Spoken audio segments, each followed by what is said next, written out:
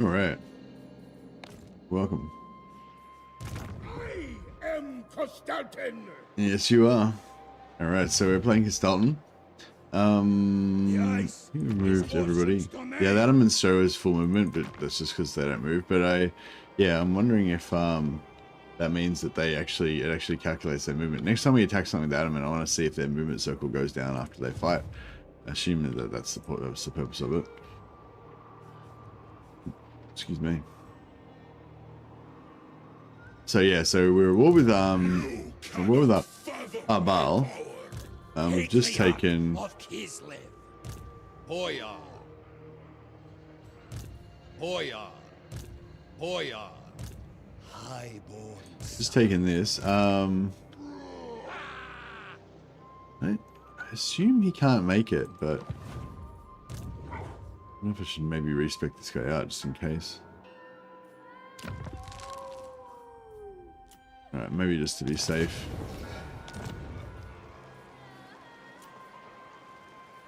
Just trying to, I've got a few pretty high level guys now, so I'm just trying to keep the highest level ones in the most so that they kind of level up more. Drużyna, champion of the motherland. While still getting the advantage of, you know, kind of constantly respecing them if we need to move our units around, switch armies, whatever. A symbol of my power.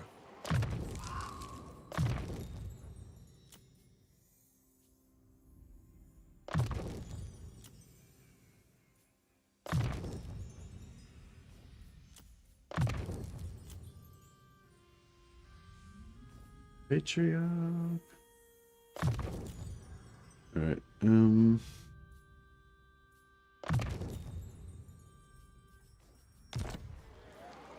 Power is my right.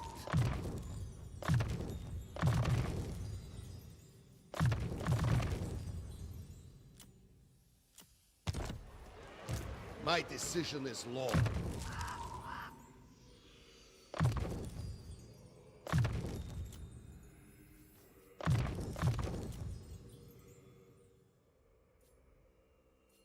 could do the summon.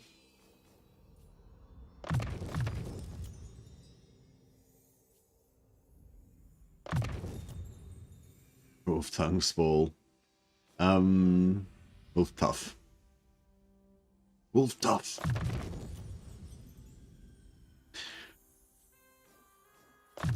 Just got a lot of leveling to do. Yeah, I just saw a suggestion. It'd be cool if you could pre-fill these. So when you just you keep you put in the points that you've got to level, and then just keep filling it up in the gray area as well, so that it'll just keep leveling up.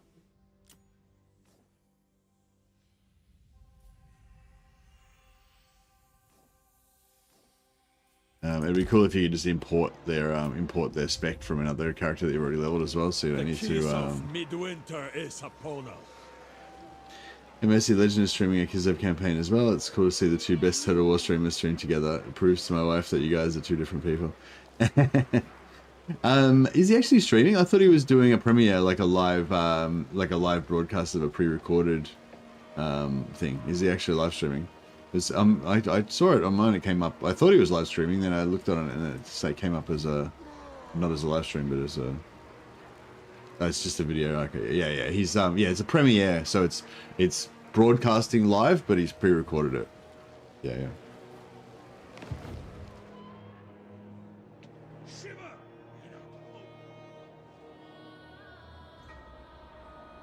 Is he doing the two-turn Confederation thing, or just playing normally? It is Winter's request.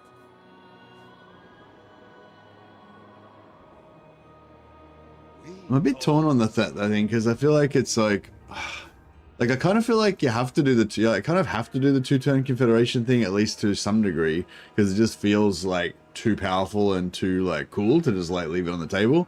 But then I don't really want to Confederate all Kislev on turn 2, because then it's just a fucking shit fest of having to deal with all these enemies and shit. Yeah, I talked about this a bit the other day, but I feel like it's good to I think for me, the best thing is to kind of lean into the two-turn Confederation thing, Confederate Dragina on turn 2, and then but then don't confederate Ropsman on turn 2. Just have them set up ready to confederate, and then on turn 3 or 4, like as soon as Throt declares war on them, then you confederate them, which just fucks Throt so he can't attack anyone because he's blocked off by your land that you just confederated. And then you get ready. Either you start selling it to Kostaltyn, or you sell it all to Kostaltyn straight away, so that Kostaltyn's ready to confederate, but you don't actually confederate him, and then you make Kostaltyn deal with like Throt and fucking whatever else, and then you then you kill Azag or whatever, and you come back, kill Throt, and then like you've still got Throt there, like at that point, like guarding your north, and just Kostaltyn, sorry, and then kind of when you're ready, just confederate Kostaltyn as well. Once you're kind of, I feel like that's better, like a staggered way of doing it.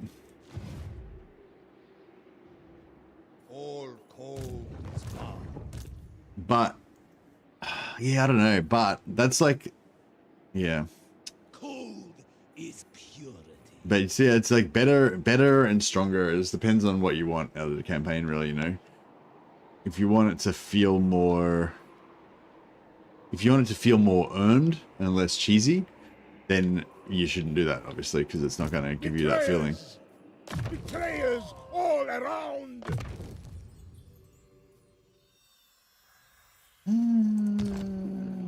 How many? What do we got so far? So we got healer. Of Kislev's judgment. Not leveled yet. Healer. Not leveled yet. Okay, I reckon we could, since we got 4, I reckon we go 3 healers and 1 Tor. I don't know if we need another Draz, because he's already got Draz, which basically gives everyone their vigor back, like fixes up everyone's vigor. So I kind of feel like you don't really need it. You only need 1 Draz for your whole army.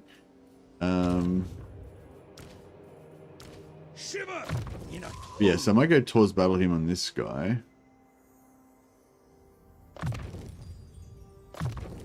Just have one other guy. And then we'll just go heals on everybody else.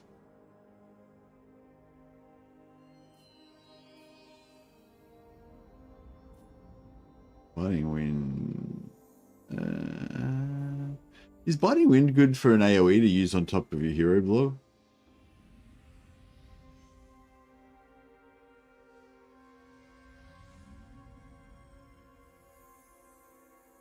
Seems expensive.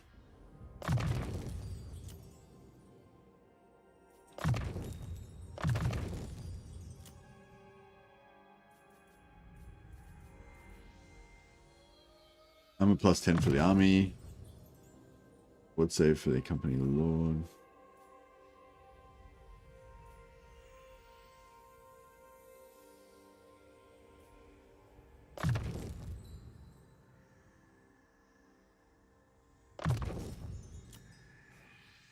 Sharing various. Kostaltyn. All right.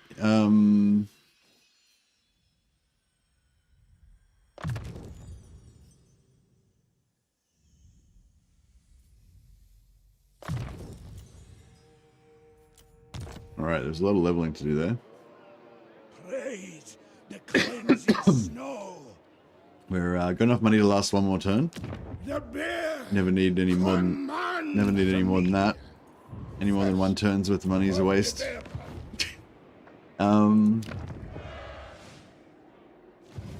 Yeah, I have been last like 3 or 4 turns. I've been actively trying to build up an economy so that one day we might not be as in the red. We'll probably always be in the red, but maybe not as in the red.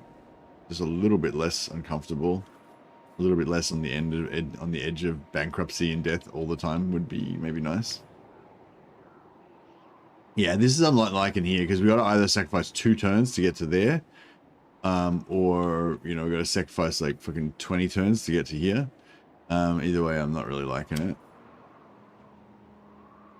But I don't really want to leave these guys alive.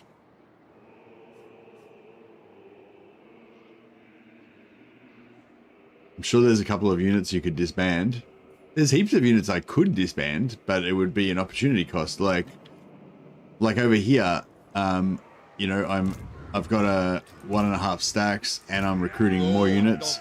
But I'm about to go to war with Arbal, and then go up into Archaon and fucking Tamarkan and shit like that, you know what I mean? So like, is this the army that I want to have less units in? You know what I mean? Like, and then over here we've got Kostaltyn. He's got a full stack, and he's not fighting anything right now. He's not going to be fighting anything next turn. But then, you know, he's going to come over here and take Serpentjetti. Then he's going to invade over here to wipe out the last of Norska. And then he's going to be fighting Malice and or Sigvald. So is he the one that wants to disband units? You know what I mean? Now this army, I could potentially disband this army. Because this army is here to take out basically these guys. But it's going to take him like fucking 10 turns to get there. It might be almost better just to recruit a new army over here and just come from this direction. Yeah, this army's a bit fucked because it's like... But the only thing about this army is it's fully elite, and it's got my beloved horse archers in it. So I don't really want to disband it. But it does cost me like 3,000 gold a turn. But it's not strong enough. This is one other thing I hate as well, like having armies that are like not strong enough.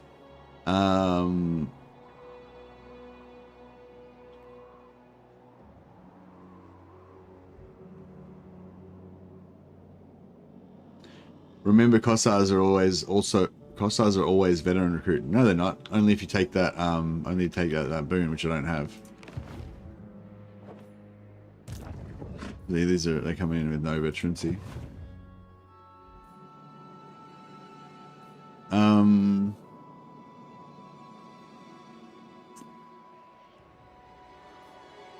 Governor of Kislev's lands.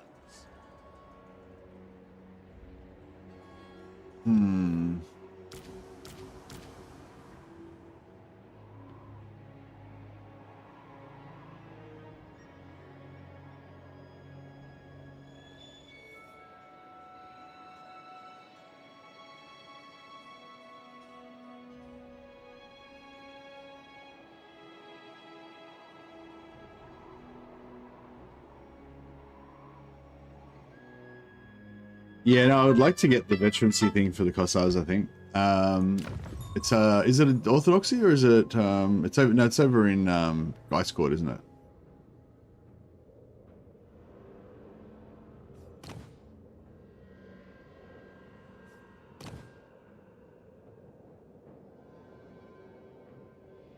Orthodoxy? +5 rank recruit rank for Kossars and armored Kossars. Yeah, nice. Yeah, I should have got that one earlier. That would be good to get earlier. That's cool. We've got 1 point already, so we'll get it in like 1 turn.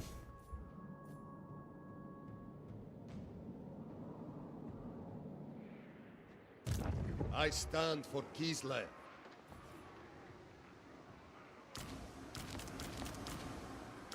Feel the chill of Kislev's judgment. Drużyna, stand ready.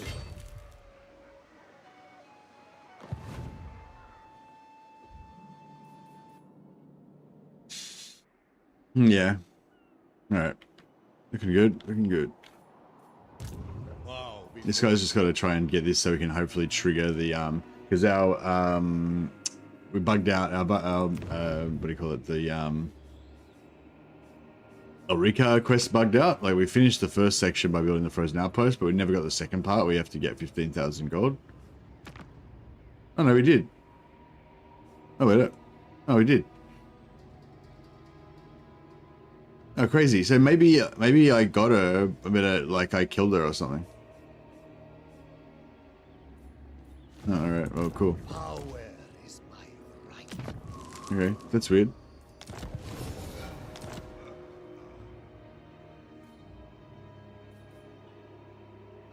Will you play a Stankier at all? Plays potential for a double region start. Yeah, I don't know. I was thinking about it. I was thinking about doing that today, actually. But yeah, I don't know. This is like my third or fourth campaign of Kislev in a row. So it's like, I mean, I am planning on doing the double start Stankier thing. But yeah, I don't know.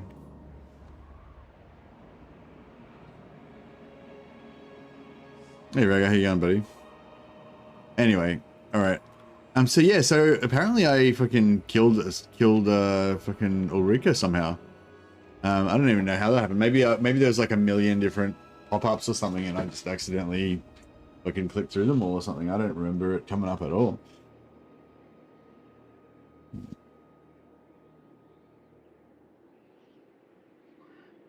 When you take those last two settlements from Wulfric in the Chaos Waste, sell them to Malice and have him fight Sigvald and the others up there for you. I did it before as Malachi and it worked great. Okay, nice. Maybe it's time for an Emperor Vlad campaign. That it's always time for Emperor Vlad campaign, isn't it? I love Vlad. But yeah, but I kind of want to start a new Ostankia campaign because I want to try that stuff out. I kind of want to do a new restart as Katerin, so and like figure out how I like to play that campaign. I kind of want to do another restart as Boris and go like full Chaos Crusader this time, and just try to see what that's like. You know, so yeah, there's like so many campaigns I want to play, but at the same time, I'm really liking this campaign, and we've kind of got through all the early part, and now we're about to get into the part where we get all the cool stuff. So it's like, you know, I kind of want to enjoy the cool stuff as well that we're about to get.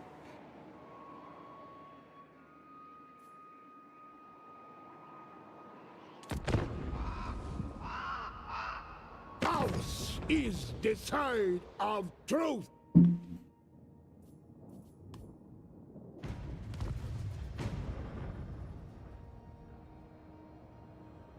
You can declare war on Prague with Katerin without stupid penalty anymore, which is cool.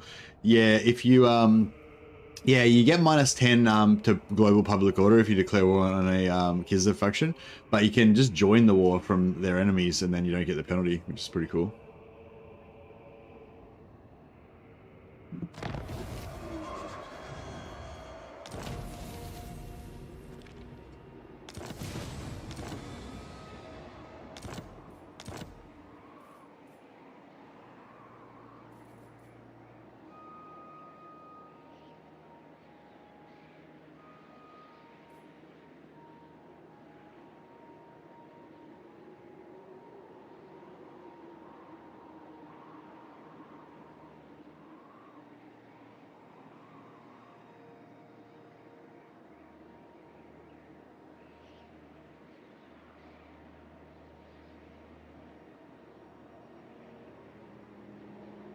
Oh, one sec.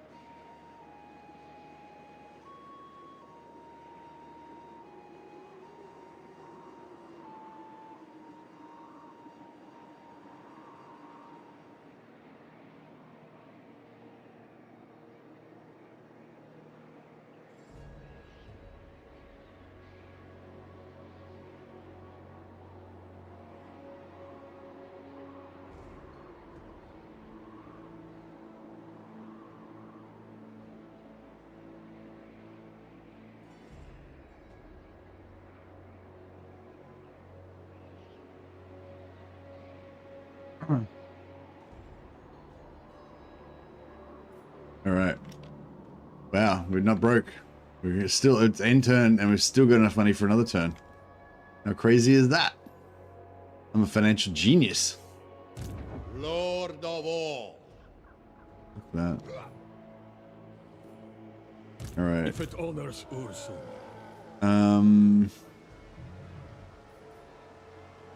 Guardian of the land. Another time, perhaps. So I'm just gonna move this guy. We must consider our options. So he's I adjacent, will not be hurried. adjacent to the settlement. Governor of Kislev's land. So I can move these units into him without wasting any movement. I stand for Kislev. This guy I'm going to disband, I'd say. Just going to check.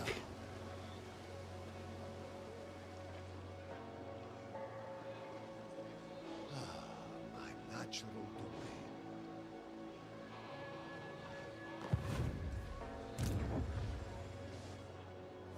domain. 10,000 lashes for you!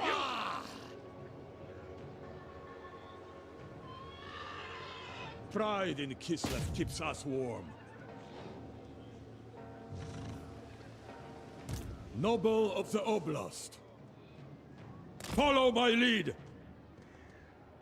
Alright, if we can get a fight here, that'll be good. In Kislev, snow is a welcome ally. Live and die for Kislev! Stay healthy, Kislevites. Have we run have we run into Astrogoth yet? We ran over Astrogoth, bro. This is Astrogoth's lands we're in right now. I was gonna wipe him out, but it looks like he's getting his ass kicked by Grimgor now anyway. Yeah, I crushed all of his stuff, and then it looks like Grimgor's just come in and be like, oh, well, since you're getting fucked up, I may as well just jump in and finish you off. Opportunistic Grimgor. Yield.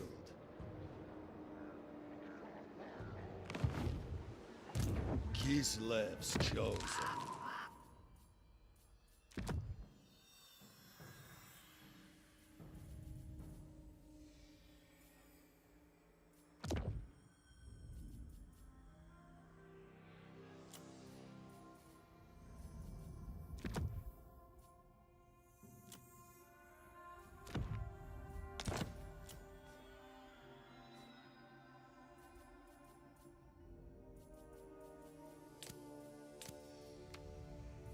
Infuse up some of this stuff. Luckstone we can fuse. Another Saint and Ashkas, very good.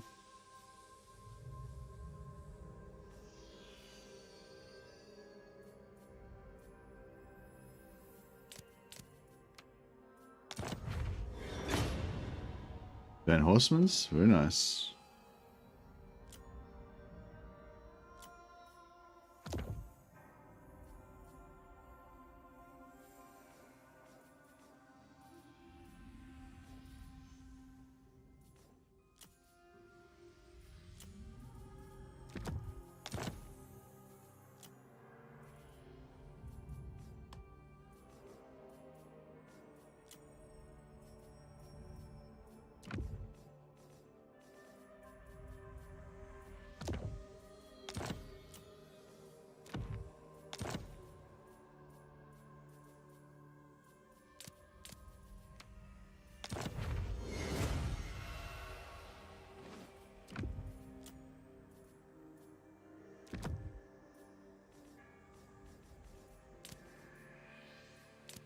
Can't take the bare-faced torso armor seriously.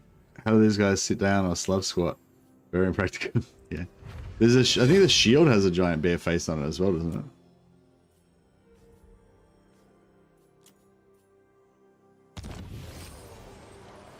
All right. I think we're geared up, ready to rock and roll. This guy's got this guy's got Mad's map on him, which is pretty cool. Pack them apart. Oh, he didn't run. All right, cool. Fuck.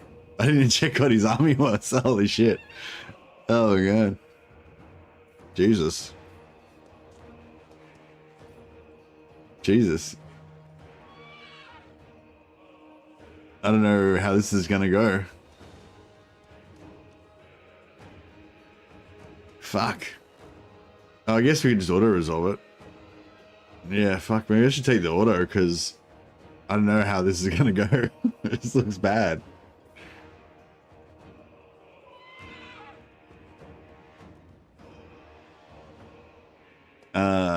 Yeah, I kind of feel like we should just take the auto.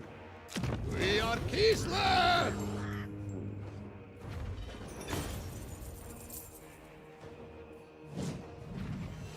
Looks like the heroes tanked everything.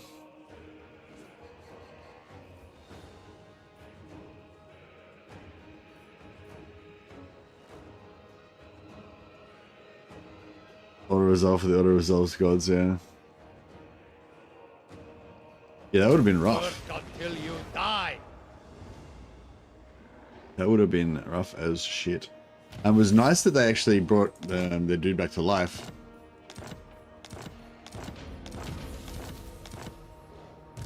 Bow to me.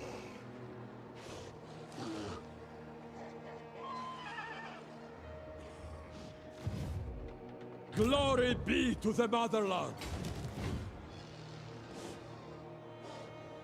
Let us advance. A bold stratagem. Lord of the provinces.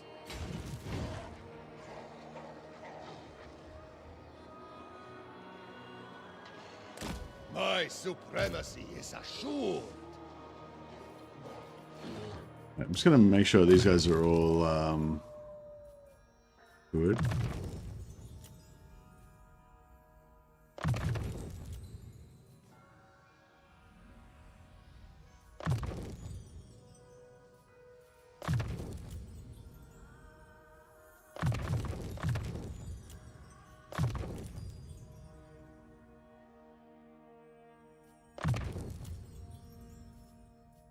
Boyar.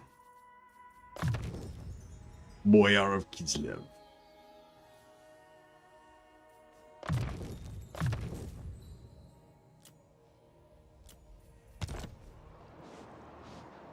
Bow before me. Leader of Kislev's warriors.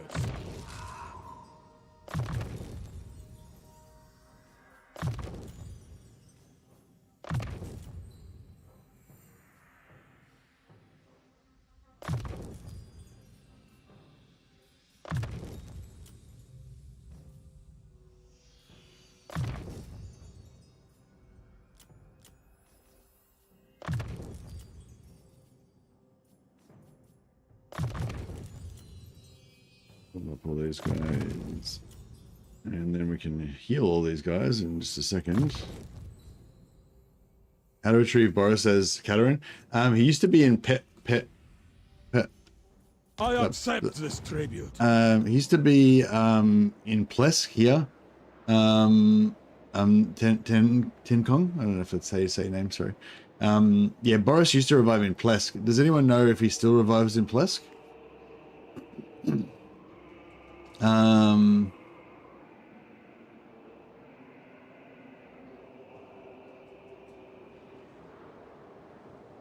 Trying out a Stanky She has such an easy time with the turn two confederations. Yeah, yeah. This one here, Plesk. That's where he used to confederate. Yes, he does. Did it in my Kostaltyn. Oh, cool. So Anthony just confirmed you can still revive Boris in Plesk. Oh, is it Nachovsky? Nachosi, sorry. Novchosi. Is it Novchosi or Plesk? Do you remember for sure, Anthony?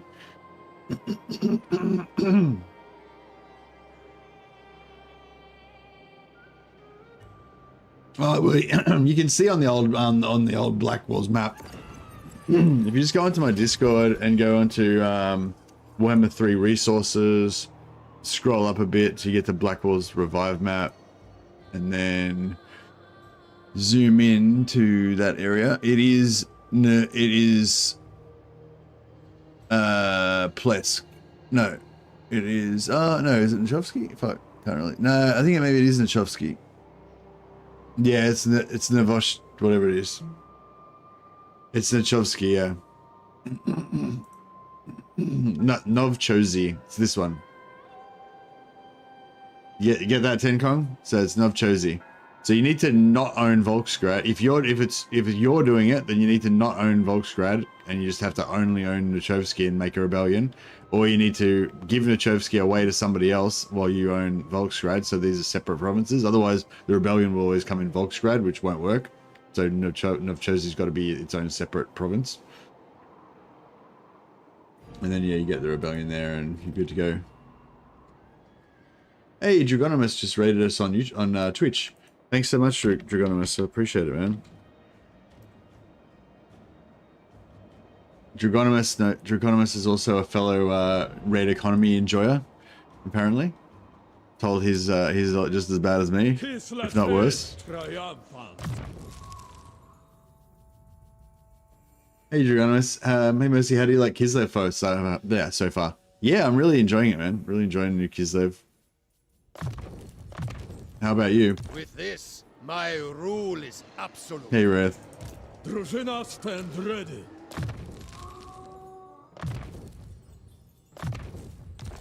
All right, everybody is leveled up.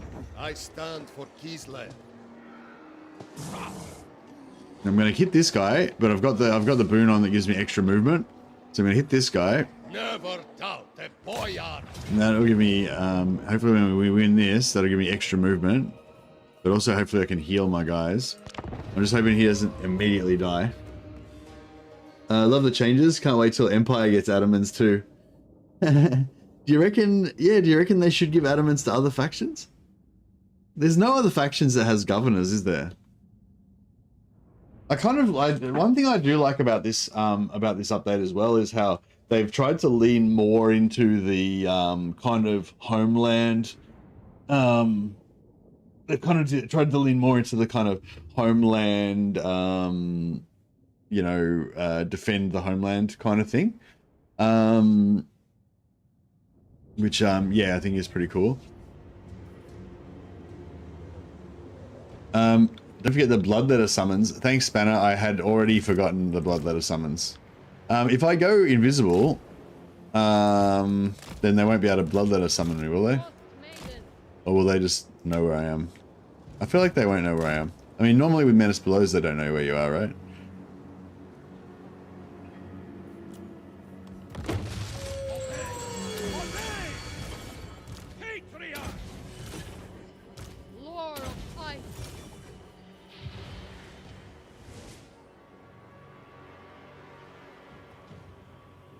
They'll definitely go for your units, but they won't be able to summon the bloodletters on me because they won't know where I am. I reckon they'll summon it on my reinforcements when they come out.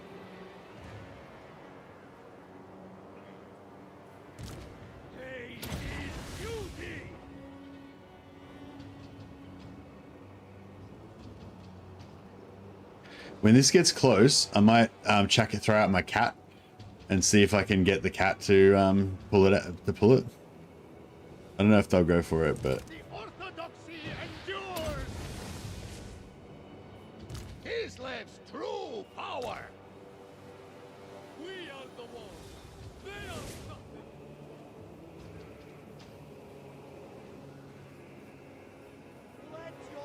the heal does last a long time, doesn't it? Yes. We are no Bringer of penance. Wherever I'm needed. At the forefront. Fear is dishonor. Dishonor is treason. Patriarch. Fear is dishonor, and dishonor is treason. Patriarch moving. Fuck yeah, it is. All right, how much time we got left? 10 seconds. All right, let's do it. March through the streets. I am the storm. I am Kislev. Ah, fuck. The motherland's finest. In Kislev's name. Beautiful. Fucking textbook. I couldn't have gone any better if I planned it. Right. Move stats. Seeking heresy. Priest of Kislev. Drużyna.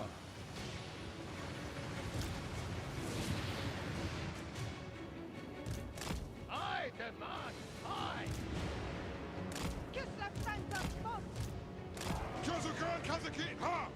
Patriarch. Blessed by the Orthodoxy. Born into power. Need to try and get all these guys undercover before the next summon comes in. With reverence. Pain is duty.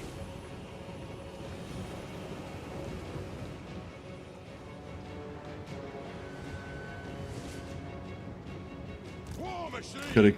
Trying to come to the terms with my fear and desire. So I want to heal everybody as much as I can, but then I don't want to get fucked over by their summon. Oh no, I think we're gonna die. We're gonna shoot him. For Kislev.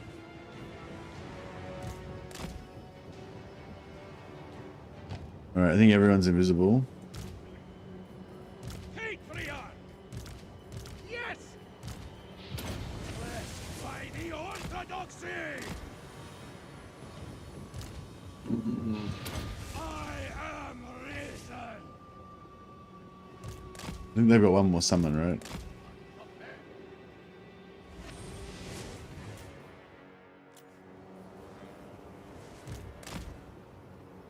Oh, the cannons aren't. Fuck. Right? Thanks, bro. Move now! Oh, fuck. Where they? Oh, they spawned over here. Cool, cool. Oh, good. Fuck, that was lucky. I was too late. When I saw your message just then, I was like, oh, fuck, the cannons. It's like, yep, not too late. Too late, bro. Nothing can stop That's alright. They're good. And we're healed. We're fully healed up.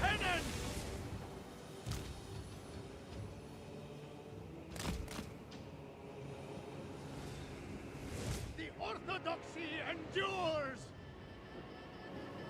It is my duty! Move! Power of wind. Well, and might! Obey! Obey! Just top off this last tiny bit of heals. Austin! Alright, beautiful. Dash! The work here is done. Attack! Maiden, moving. Take to the air! Daughter of ice.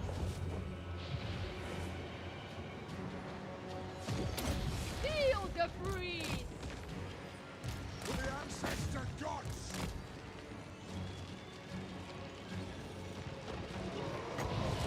Ice and good. Yeah, that worked out well. Yeah, you think it'll go core mechanic and every faction will get adamants? Yeah, nah, I don't know. I don't think it will. I mean, it'd be cool if it'd be cool, but yeah, I don't know. They just don't seem to like. Yeah, there's been heaps of factions that like. There's been heaps of things like that, like with Chaos Dwarfs. Like I feel like Chaos Dwarfs, you know, they could have gone like, oh shit, we should do this with every faction and made every faction have, you know, like those mechanics.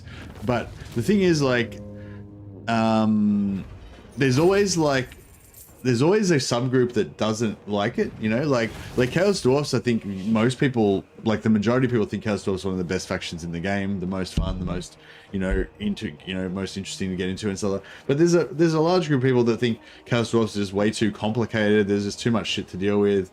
It's like all this busy work that you got to deal with, you know, and like I can sort of see that. Like I love Chaos Dwarfs, but I can sort of see that it is a bit like that. And so, you know, so I think yeah, I think they sort of,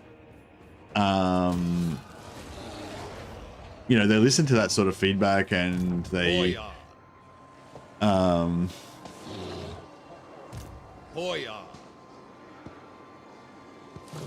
can't get these guys in, but I can get an extra battle if I fight this guy solo.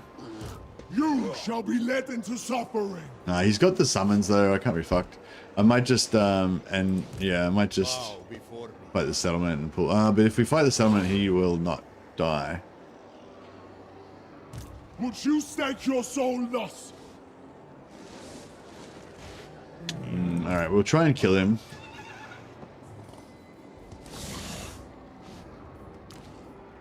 Lord of the provinces.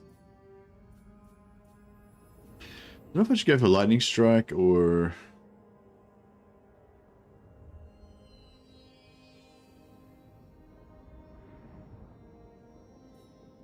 I don't consider Chaos Dwarfs one of my favorites because it takes too long to get proper Chaos Dwarf armies and you have to Lord spam and Hobgobo spam for too long.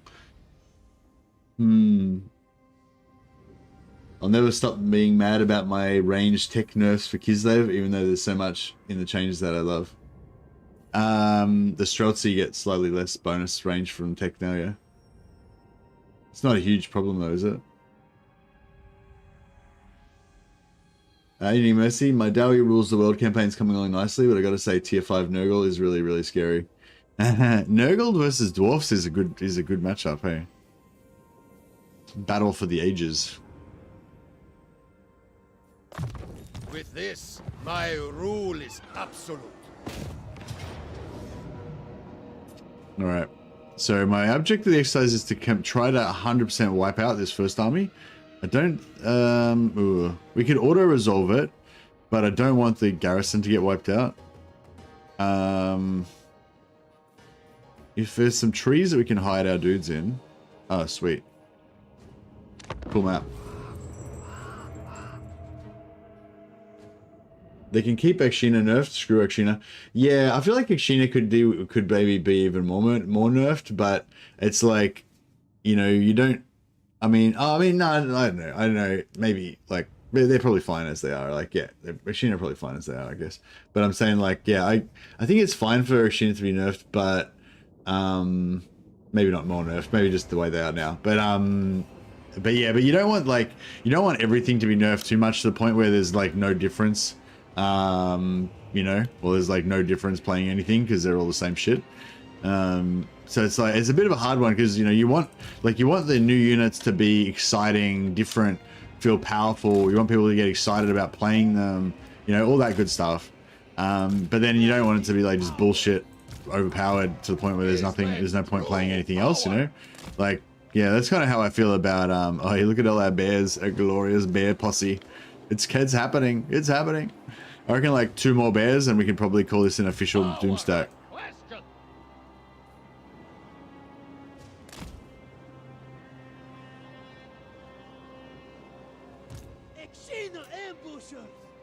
Where's our oh, we don't have any extra reinforcements. Yeah, I might just try and bait out the... Yeah, we don't need to kill the second army, we just need to kill the first army. So for starters, we might try and bait out their summons. 45. There we go.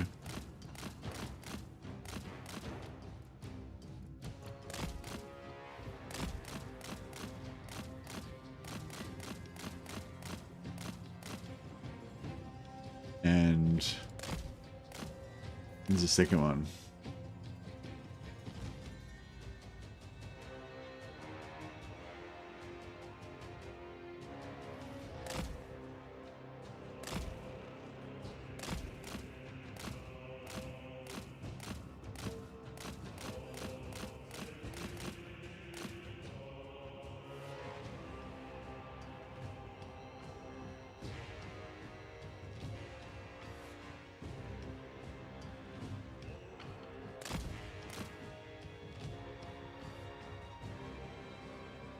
Well, this guy's casting his kill himself summon, kill himself healing.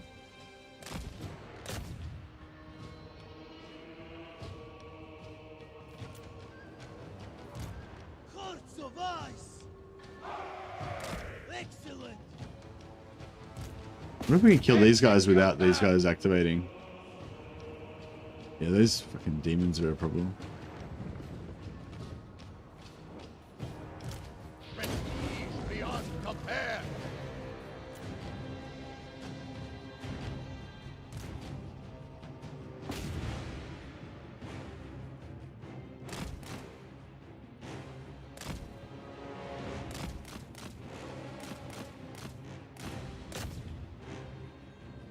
I like this little, like, weird search pattern they're doing over here.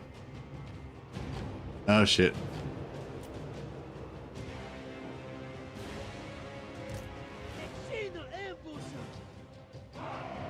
Yeah, I don't know. This seems bad, actually, now that I'm thinking about it.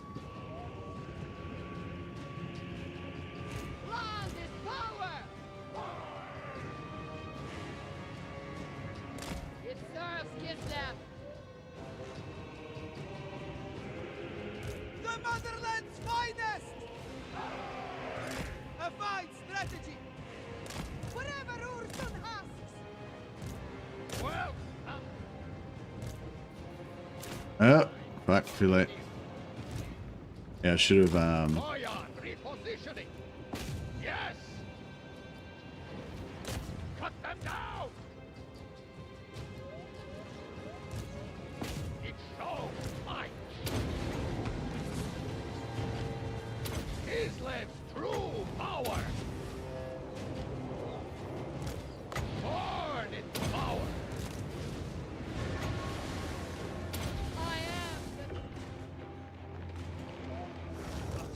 ambushers! Hussars! Kislev endures! By the Orthodoxy! Kislevites! Moving! I need to. Lord of the motherland! Patriarch! I demand time! We can just pull out of this, can't we? Because we got that mass. With that sweet mass. Okay, we got a fair bit of it. That's alright. These guys can handle this. Maybe. Hopefully these guys can handle this. Fight! I am Kislev! Stand and die! Total destruction! Oh, bro, these guys get fucked. Oxina ambushers! Yeah, those dogs are nasty. Feel the free! Daughter of ice!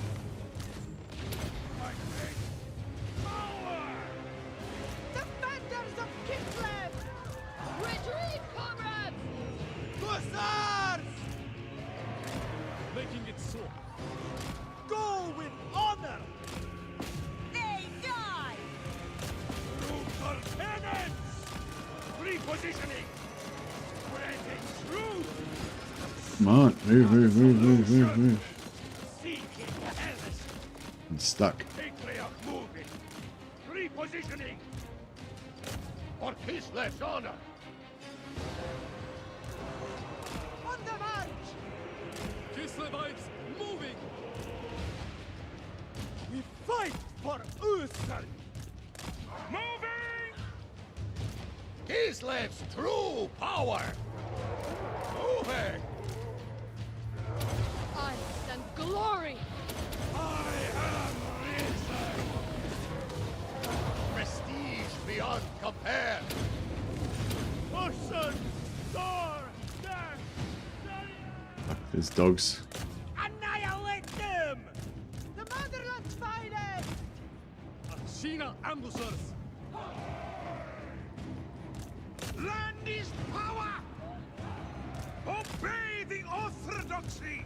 Oxina ambushers! Feast of Kislev! The power of winter! I am the storm! Feel the free!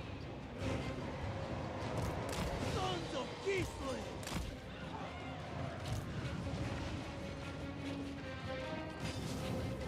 Oxina ambushers! Wherever Ursun asks! Moving! With honor! We fight for Ursun! March with pride! March with pride! Oxina ambushers! Well, that was a lot more brutal than I was hoping it was going to be, but there you go.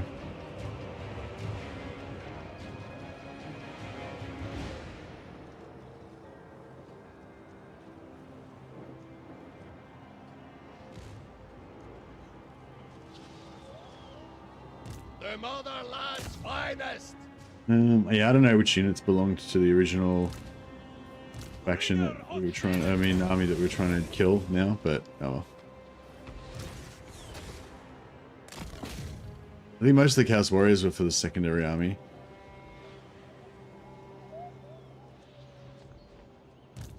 Wolf stuff! Kislevite! Wolf Duff. Oxina ambusher!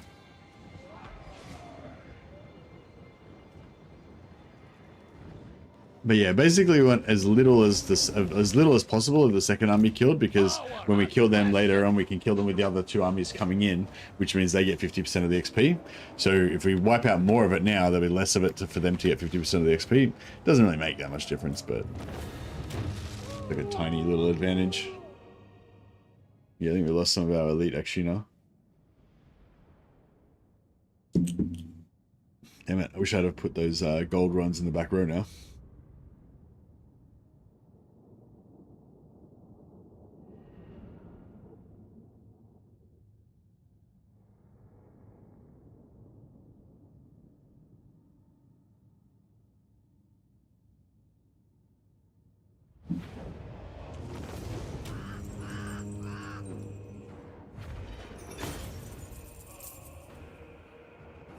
Is what performing better after the update? The game, you mean? Or is Kyra, you mean Kyros's faction performing better after the update?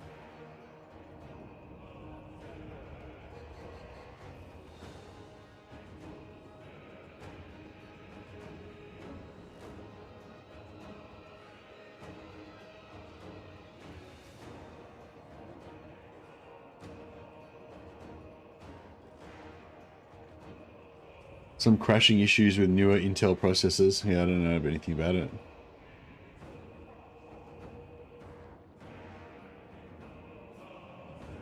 Yeah, still got dogs left. We lost. Oh, we didn't lose the 5. Nice. That's cool.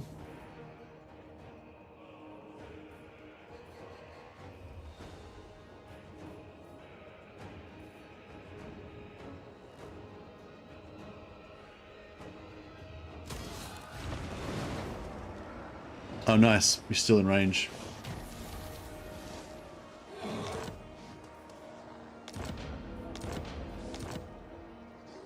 Boyar. Oh, in fact, we can still attack him again.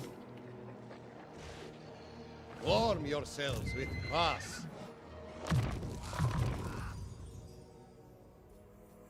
This time with more magic item drop chance. Boyar. And we can heal these guys.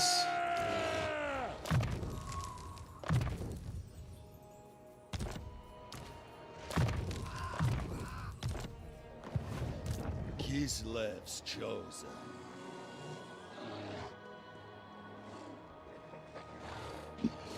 Kislevites feel not the cold. This So the garrison, like normal armies can only retreat twice, but garrisons can retreat an infinite number of times as long as you don't wipe out all their units. Oh, the other army's not even... Oh. Okay. I thought the other armies were going to reinforce.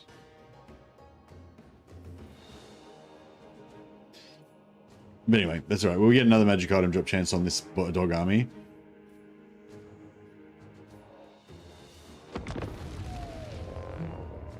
And then we can get another battle again with the other two on the garrison finally. So how many battles did we get this turn? 1, 2, 3, 4, 5. Yeah, 5 battles out of this little area. Just got the healers camp unusual location, best one in the game. Yeah, it's pretty good. I like the knights one as well that gives you the blessing of the lady or whatever, like the is it ward save or physical resistance? I think it's physical resistance, but yeah, that one's pretty cool as well. Oh shit, I guess we aren't hiding in the trees this time.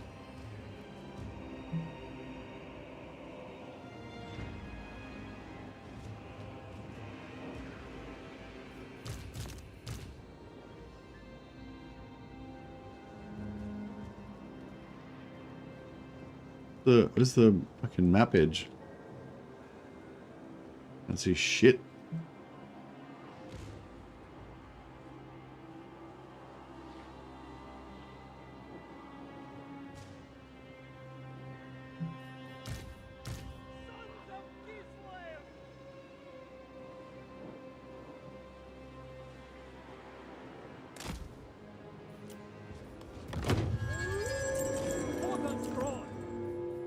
Alright, let's just go full hero hammer now. Let's test out the bear stack.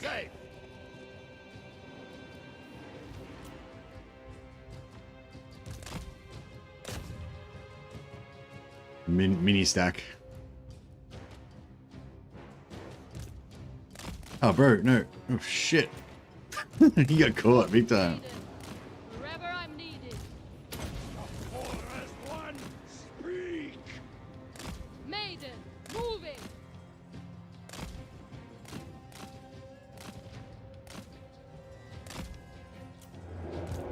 Forward to ice. Beyond Kislev! Born into power! Daughter of life. Feel the breeze. Ice and glory. Kislev's true power!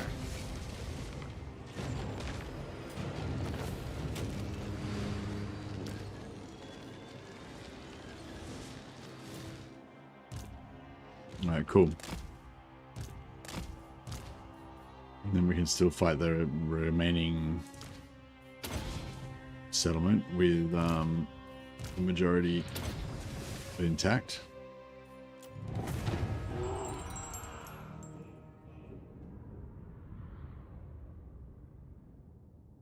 If they just added back in the range bonus for Streltsy and Ice Guard, I'd be content. Why? Yeah, is it really that big of a deal though? Like,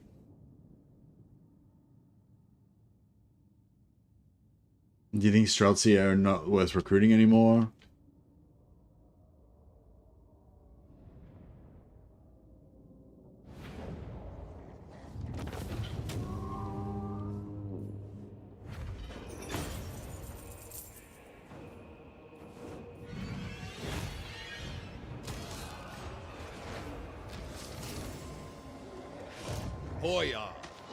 I've got 3 turns of plus 10% movement range now.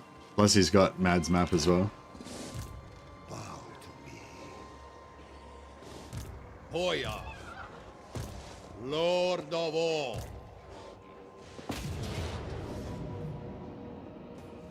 My So you want to sack this or occupy it? Character arm is tier 3, so we can occupy it at tier 2. So yeah, I might do that. Oh, we got no siege taker. Which is why we recruited the cannons. However, they cannot reach. Bow before me. March with reverence. Motherfucker. Pride in Kislev keeps us warm.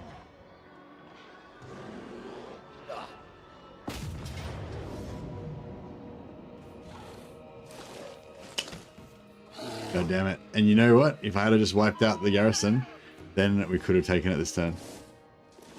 So I screwed myself out of that. I could have just auto-resolved one of those battles, and then we would have wiped the garrison. We could have taken it with no siege. I was too excited about the idea of just getting like more and more and more battles, you know? Just got too excited.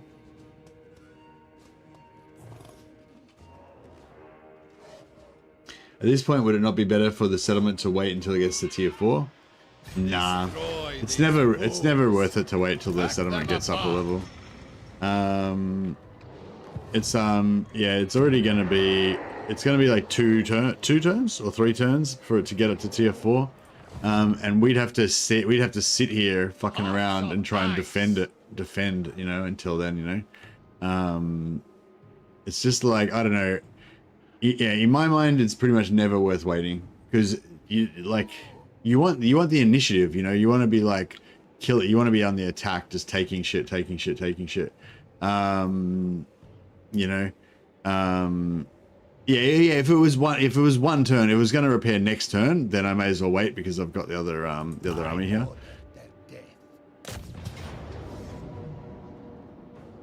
Too reckless. But in general, I don't wait. Yeah, it's 3 turns. It's like, yeah, I'm not going to wait 3 turns. Never Fuck yield. that. It's just, I don't know, I find it's too, yeah, you want the initiative, you know, you don't want to be like sitting around waiting for shit. Like this army cost me 4,000 gold a turn. You know, this little group's cost me like 8,000 gold a turn. I can't be sitting around. And also, I need to take this and move on and take that and wipe out this army and take that. Like, I just, you know, it's like, yeah, you want that. I just keep saying initiative over and over again. You know, I don't know. I can't explain. I don't know. I'm still a bit. I'm just still kind of waking up. I just woke up like a little bit ago. So, but yeah, you get the idea. But yeah, no, I'll admit there could be a situation where you could wait. But yeah, most of the time I'm not gonna wait, and I'm not gonna wait in this situation.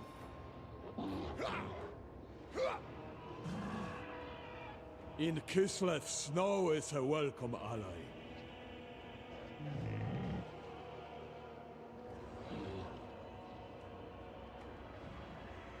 It depends for me. I don't mind raiding for a turn or two if it's going from 4 to 5 later in the game. Yeah. Yeah, I suppose, yeah. Yeah, like I said, yeah, there could be a situation where you would wait, but yeah, majority of the time I'm not going to wait. Like I've thought about waiting maybe like a couple of times in the last year, and both times I've like not done it. Yeah, but I'll admit there is potentially a time when you might do it.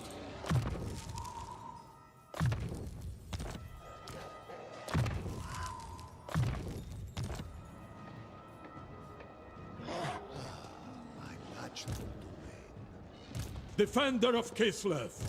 Lord of all. I stand for Kislev.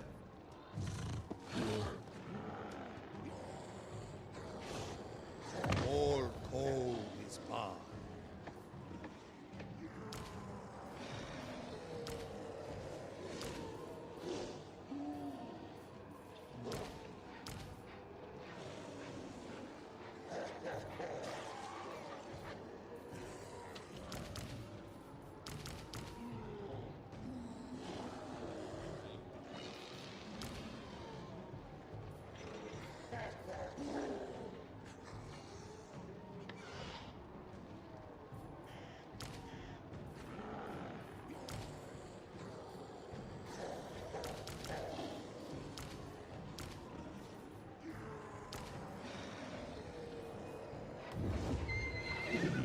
All right. A stiff drink will warm us, yes? Yeah, this the cannons are a bit of a liability, really, aren't they? I mean, we need them, but Commander of the soldiery. Lord of the provinces. Highborn son.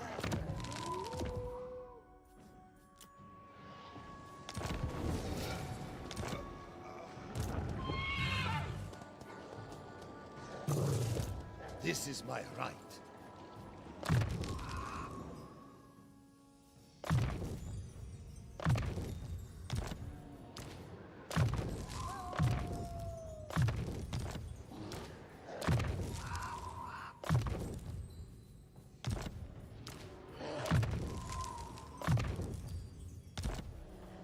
yeah, I think a lot of the time in the early and the mid game, I'm a lot more. I'm pretty much on the edge as well. Like I'm on the edge of bankruptcy. I'm on the edge of getting fucked up. You know, I'm like trying to conquer as much stuff as I can, or wipe out as an enemy or whatever.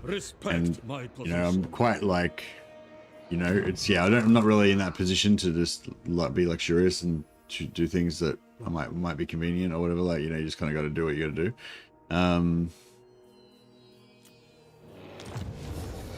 But yeah, later in the game when you're like kind of just rolling, then you can just kind of fuck around and do whatever you want, you know.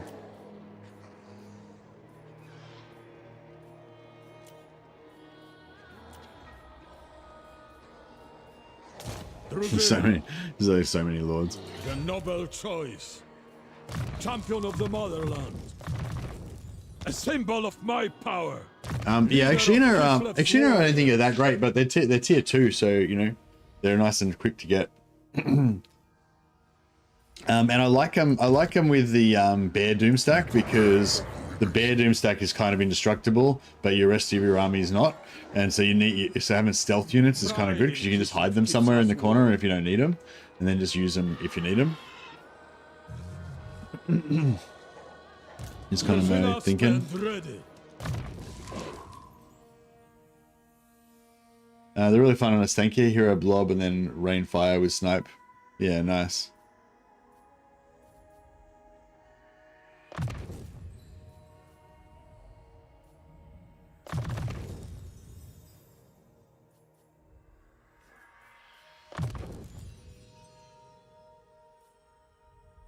Can we get the Golden Knight without DLC playing as Karina? I'm not sure. Sorry, buddy. You'll get the quest pop up. You know, when you get to rank, I think it's level 15. You get the quest, so you don't really need to worry about it. Like if you can get him, then the quest will pop up. But yeah, I'm pretty sure the Golden Knight was part of the DLC. But I mean, it might be a free DLC, but I'm pretty sure it's a DLC, so you wouldn't be able to get it.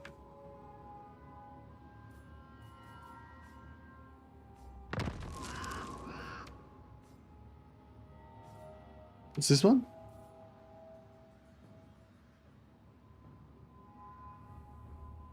Oh.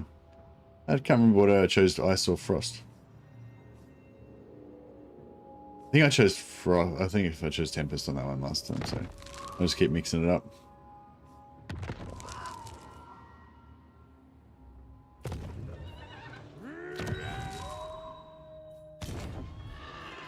We fought another hero lord. Yeah. Okay, let's do it. Question. We got 2 points of orthodoxy now, so we can. I don't know if I'm going to really recruit that many more Kostals now, I prove my power. but you know.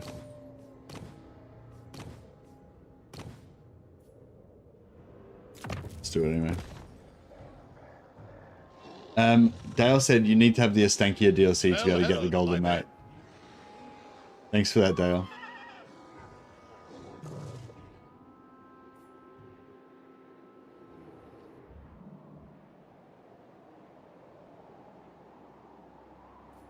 Yeah, yeah, alright, well, do your deal, guys. In future, when there's a settlement about to level up, I'll consider whether I'll consider waiting. Maybe I was wrong on that. Maybe I should wait sometimes. But yeah, I've kind of almost fallen into the habit of just never waiting. I think I waited a couple of times back in the olden times, but then at some point I just kind of, my priorities changed, I guess.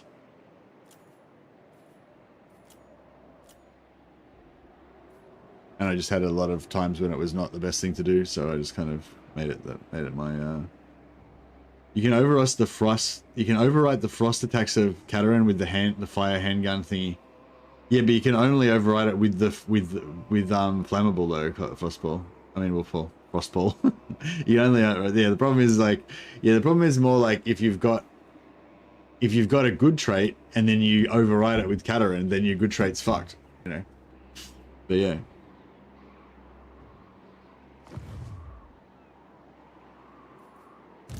Hoya. But yeah, good to know. Thanks, Wolfswell. Denied. Good to know. I am Kostaltyn. Replenish. Yeah, I think we should hit this. I mean, there's some tree treasure over there, which is pretty enticing, but.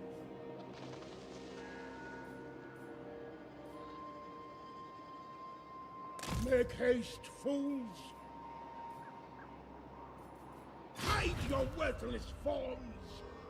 First, we pray. I might give her the Book of Ashur. The Snowflake Pendant's not really that good, is it? I mean, it's okay, whatever. It's not that good.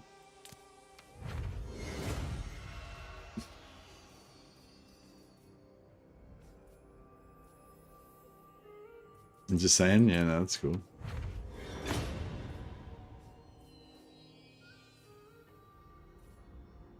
I hate this item. What's the other -4 corruption, -+5 melee defense? Yeah. Yeah. Is the other is the Manus of Urson any good? Thank you, Mr. Mad. I got Boris back from the dead. Okay. Oh, nice one. Glad to help. It was a team effort. Thanks, Anthony and Vasily, as well, for your knowledge on that front.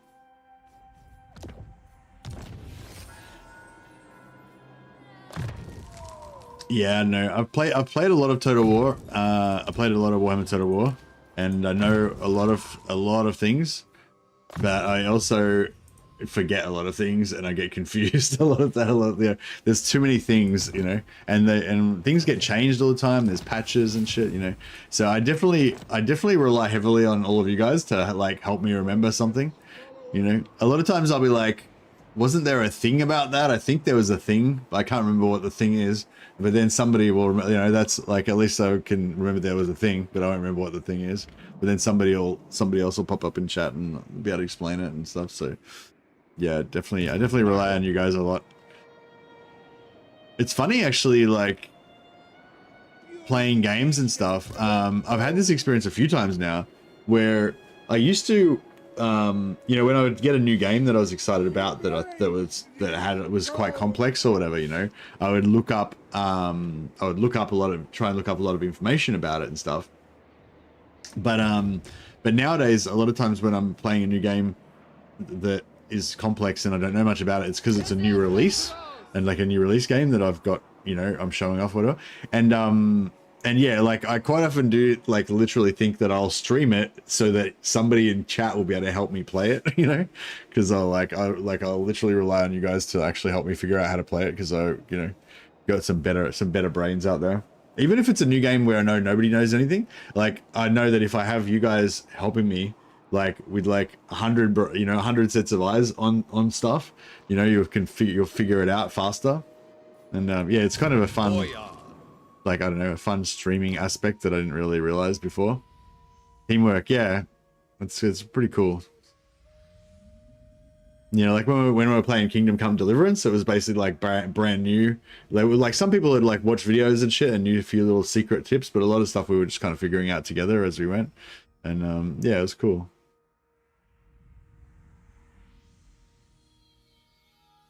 Shout out again to Games Planet for getting me a free copy of that game. That was awesome. I wouldn't have been able to afford to buy it otherwise.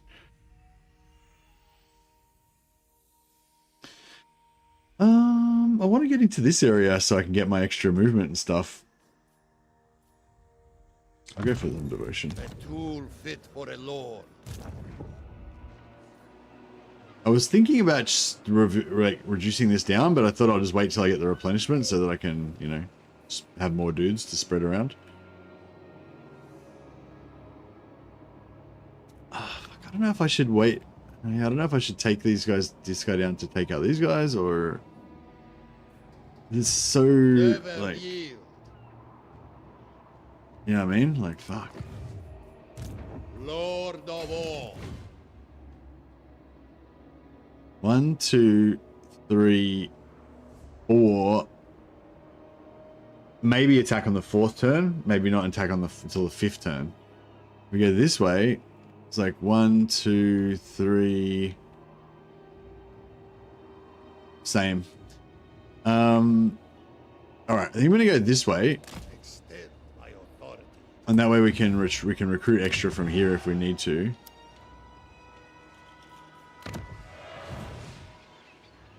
I'm trying to reclaim this inner area here. Negophali and Doomkeep. Good timing. Could you pass the double flange sprocket, please?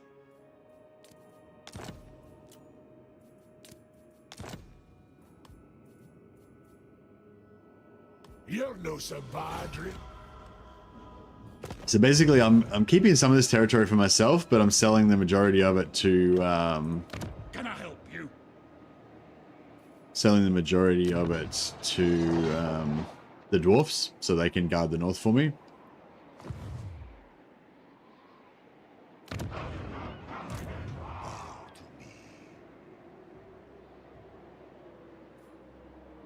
Kept all the trade goods and gave him the rest, yeah.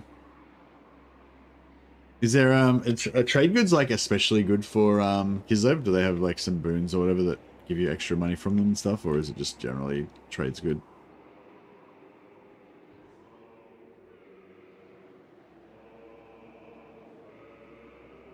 Teach me how this economy stuff works. I've never done economy before. No. But yeah, I am definitely an area I don't tend to concentrate too much on. Estanki gets more wins for all armies for every trade goods building. Oh, nice. They have landmarks and technology that increases the trade income a good amount. Okay, cool.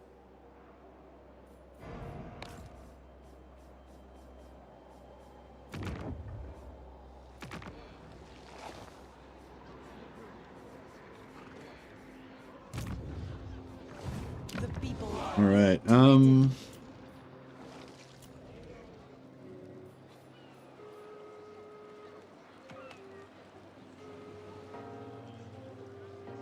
I guess more growth is always good. Doom keep.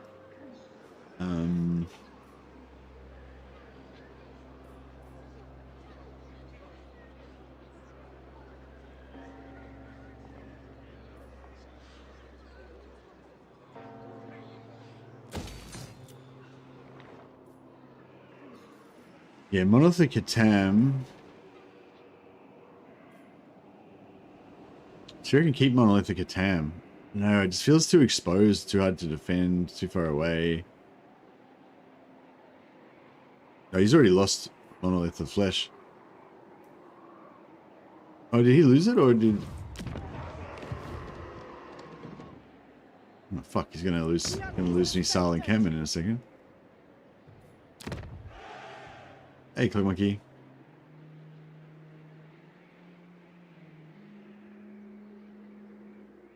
They level Adamants now? What, trade goods level Adamants, or are you talking about something else?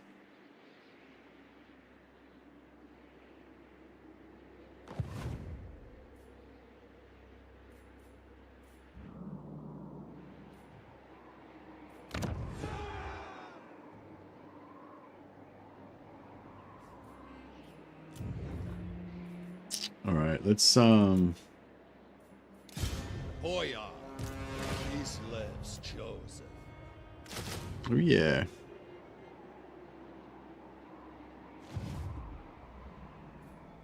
Kislevites grow restless.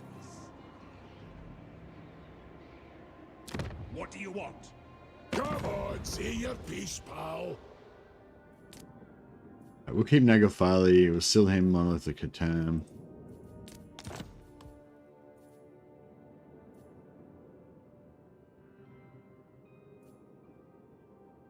I'm not going to get all the money back that we deserve for it, but that's alright.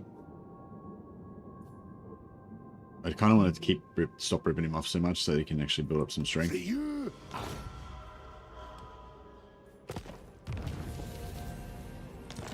Alright, we got another full province now. People are ill-treated.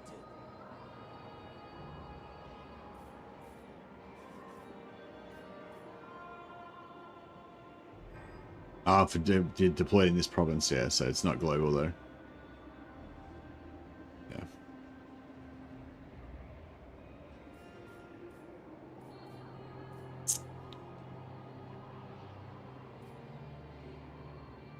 Construction cost minus 6% for this province.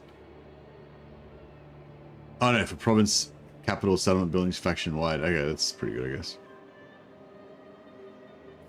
It'd be kind of good if it was like plus 10, it was like construction cost minus 10% for all buildings in this province and construction 2% for all capital, settlement, province, you know, both. But, oh well.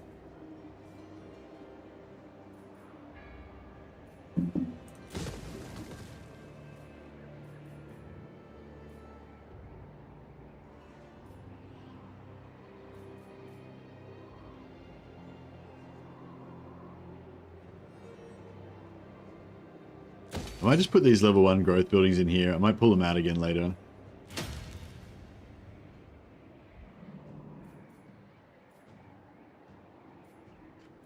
We Kislevites grow restless. Their income building and adamants can each double the amount of trade goods produced in a region. Their income building. Oh, you're with in the capital, yeah. That's cool. Alrighty, I think everything's looking pretty stable. We're still just relying on the goodwill of Goldfag to not take out our capital, though. He's been sitting there like absolutely fucking hating my guts for ages, and just like I'm just ignoring him. Like he's like on minus 400 relations or something, minus 354. Oh no, we're turning around. He's heading towards minus 323. We'll be best friends in no time. They are friends of Kislev. Yeah, if we stop trading regions to Katarin, she'll confederate us in a few turns. But I don't know if I want to actually take the Confederation or not.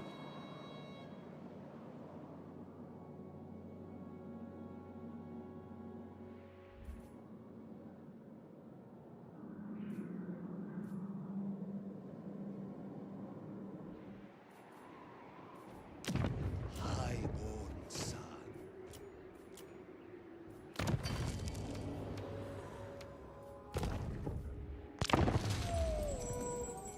Yet another turn of not being broke after one turn. I think I've mastered this economy stuff. At this rate, I'm gonna be rich.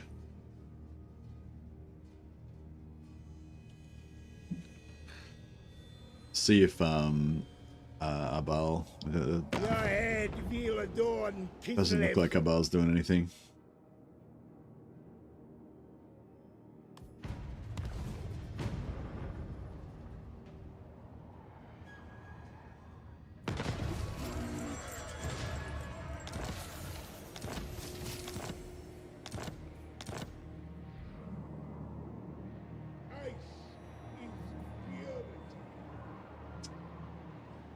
Oh, he's heading this way. Oh, that's good. That's good. I was worried he was going to come after Silent Encampment, so that's cool. If he can just handle his own business, like that's the whole reason I gave him like fucking all of Norska, so he can handle this demon bullshit. Like, get it together. Hold up your end of the bargain. A step too far. What's the sack value? 3k. Yeah, I will sack it. I'm just gonna sell it to what's his name anyway. So I might just fight it manually. Can the other Kislev factions get hag witches? Yeah, I've got hag witches right now.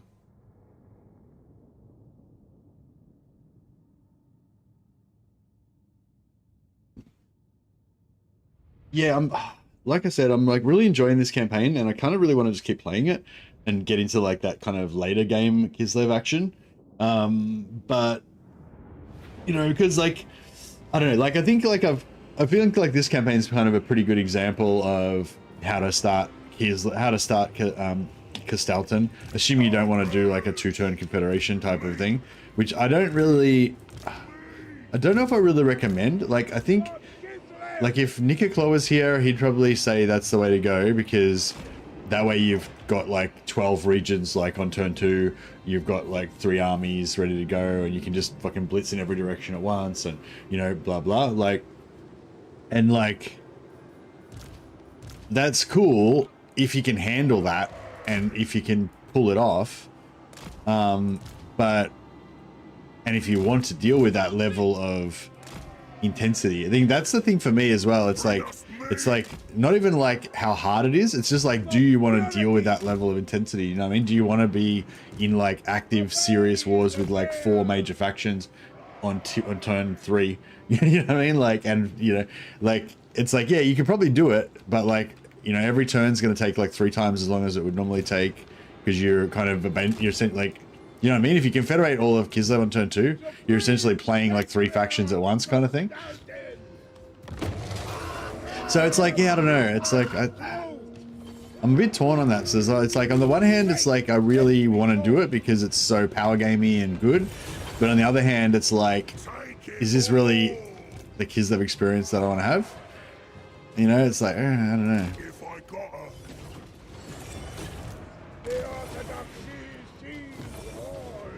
Alright, so we've got our sort of doom stack going on. Natasha's on, what's it, Nariska? Sorry, Nariska's on foot, so she's a bit like, if you're tanking like pretty close to where you start off, she's all right. But if you're trying to like use your mobility, then like, you know, probably not the best.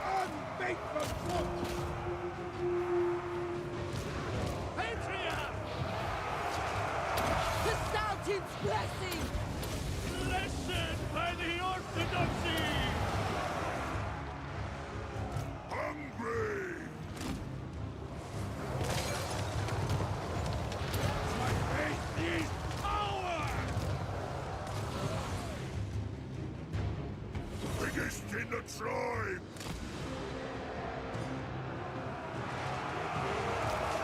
Yeah, we need better magic.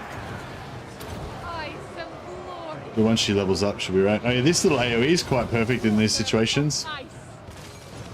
First among Ulsenites!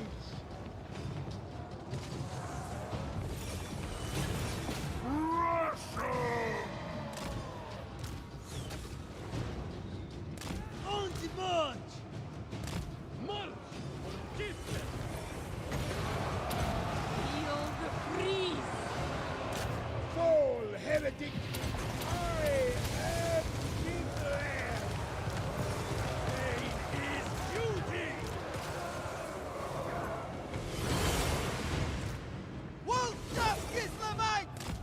Wolf tough Kislevites. Comrades of the bear. Follow the Moor's call. As we went through trade resource building effects, almost all resources give faction-wide bonuses to basic income buildings, farms, and markets. So Kislev likes those a lot. Ah. Yes. So they buffed that barrel building, whatever it's called. Is that the markets? I am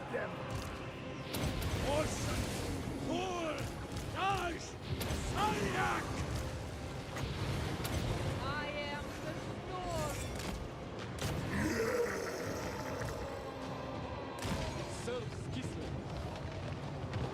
I don't like the cheesiness that's required if you play Super Optimy. Like, I just wouldn't have fun part of wintering everything.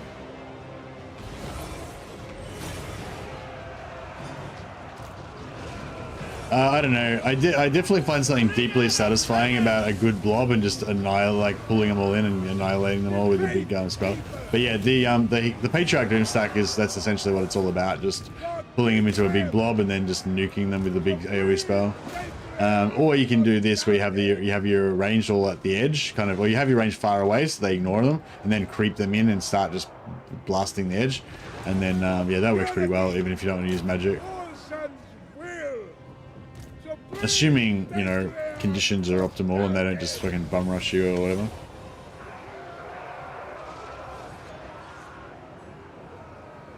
Obey the bear. This was not meant to be.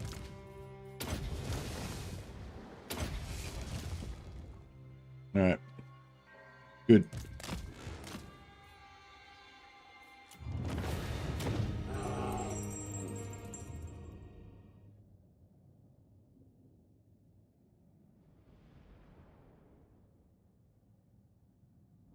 Yeah, see, the thing is, I don't know, for me as well, like, I guess when I'm streaming as well, I think, like, I don't know, for me, like, if I'm going to do a stream and the stream is like, you know, we're going to do 2-turn Confederation, fucking ultra power start, whatever, you know, I feel like that's, like, pretty cool. People are going to be interested in that. They're going to be seeing how you can do it. They're going to be like, oh my God, that's crazy. Wow.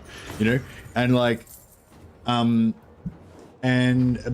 but if I just be like, oh, I'm just going to play, but I'm just kind of like not going to take advantage of all the optimization things I could do. I'm just going to play like a bit shitter than I normally would play. You know, like that doesn't really, you know what I mean? It's not very, people are like, oh, wow, he's just playing normal, nothing exciting here. You know what I mean? Like it doesn't really do it. But like, but if you do it like a challenge, so you'd be like, right, no region trading, no diplomacy. This is total war, you know, then all of a sudden it becomes exciting again. But then also at the same time, you're missing out on like half of the game because you got no diplomacy and stuff. So it's like, yeah, I don't know. I feel like I feel like less cheese is not really an option. Like, you know, like like go hard on the cheese or like, restriction challenge, like those are kind of like the two options. Like just kind of playing normal but a bit less cheese than normal. Like I don't feel like that's really one of the options for me, you know, when I'm streaming. If I was playing privately by myself, I could do whatever I wanted, you know.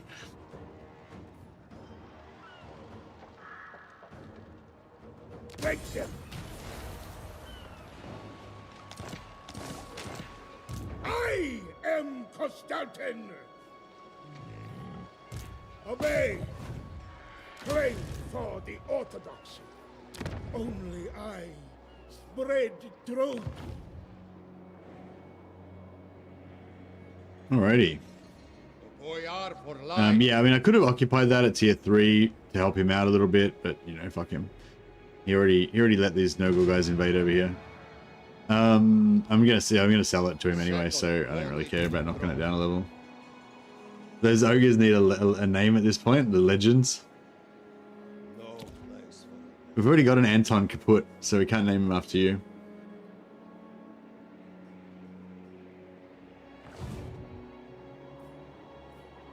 poor to power. Who is Kneel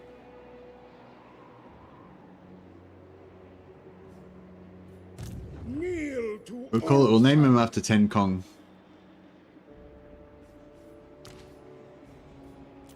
I am Kislev. Ten Kong's Brawlers. There you go, Ten Kong. I don't know if you're still around, but you have Brawlers now. But yeah, good call. They do need a name. Yeah, their other rivals died, but they're still around.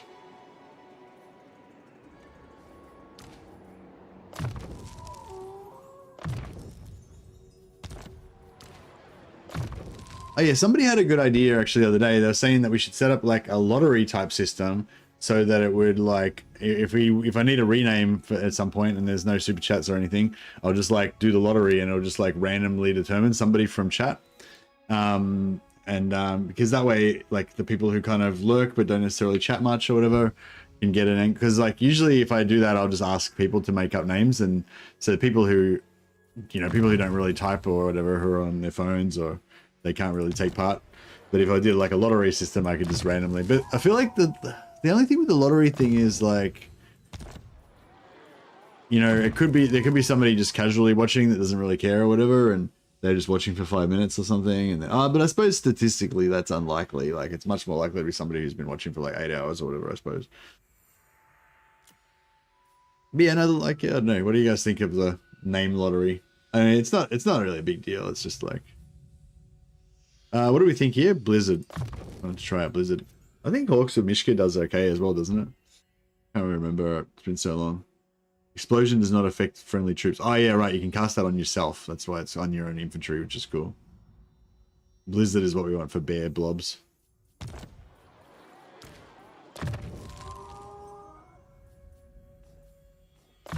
We don't really need replenishment anymore as we move into the time of the bear.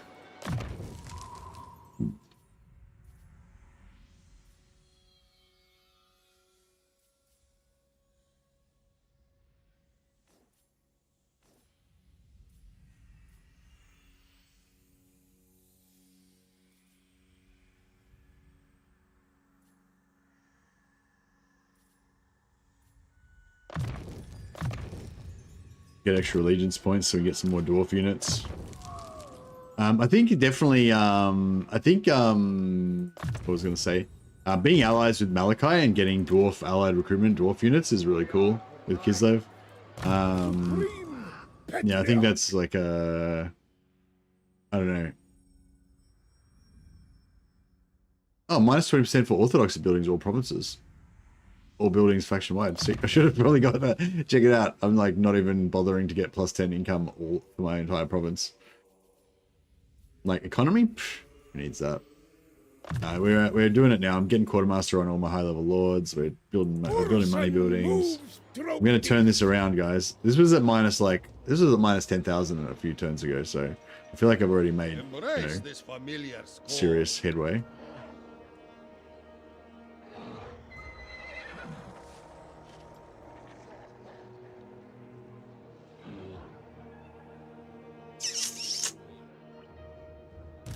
Boya. Drużyna. I don't know. I'm a bit. Cannot fathom my power. I'm fucking a bit scared of this shit. Drużyna stand ready. Bow before me.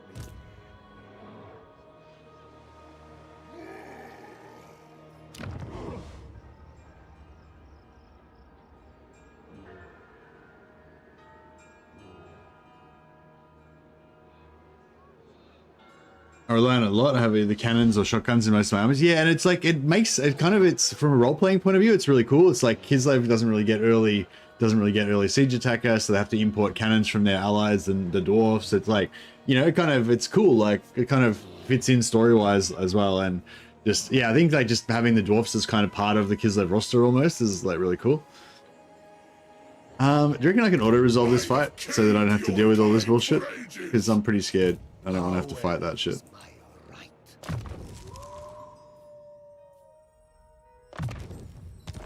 What level is Zabal? Level 15, yeah. Zabal's a monster, he's terrifying.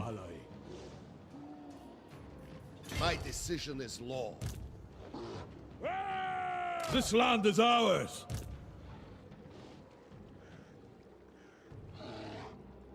Warm yourselves with kvass. I am. Oh yeah, this guy's gonna die. What the fuck? Why is that guy gonna die? That guy in particular.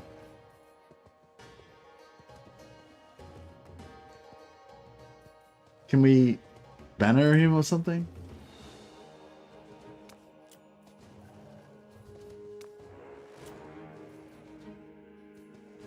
Fuck, I feel like that's like vindictive. It's like, what the fuck did that guy do wrong? Like, this guy's got less health than him.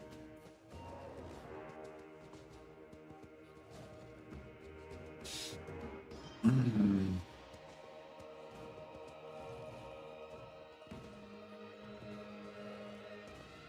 you reckon I'll win this battle?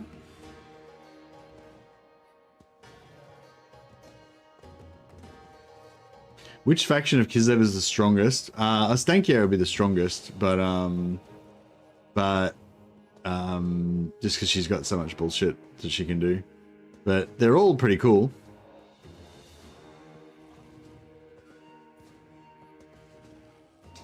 Bloodletter summons are very annoying, agreed.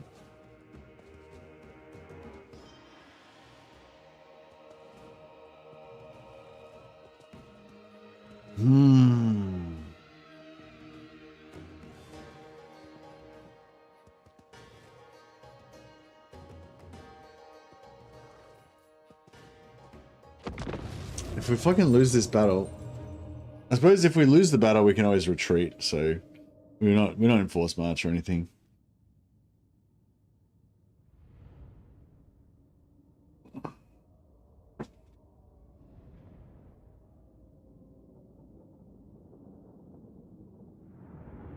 Stankia can delete armies before the battle begins, or send them to Lustria Cathay for no apparent reason. Yeah, yeah.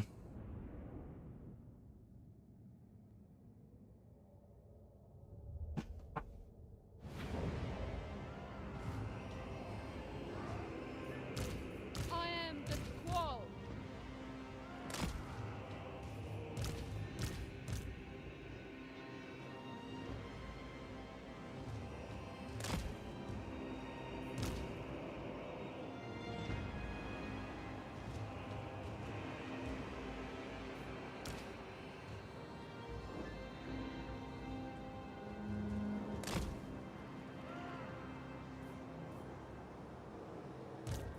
Frost Maiden.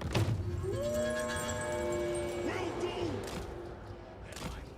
Supply of prey to whoever fell. Gods!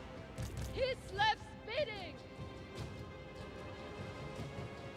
Yes. They got 2 summons, right?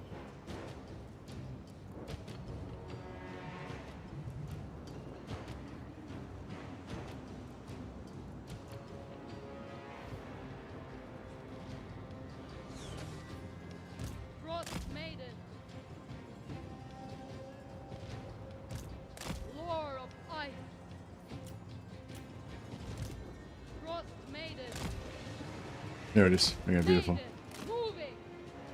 So we'll put the cannons over here so that if they get popped on, it'll be far away from my Akshina at least. Ice. But hopefully we can...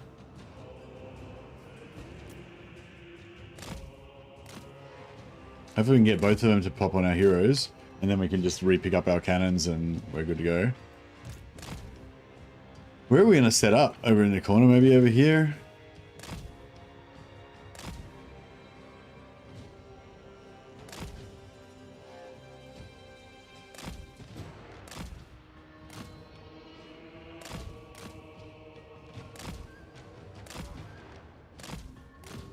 We've still got another one, right? There we go. Cool. Okay. You guys go pick up your cannons again.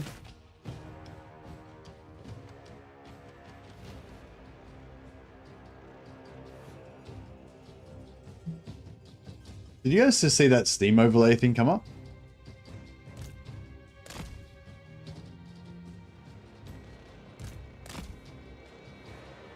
I noticed that Steam overlay did some new thing the other day that fucking popped up all the shit all over my screen that I just frantically clicked to get rid of.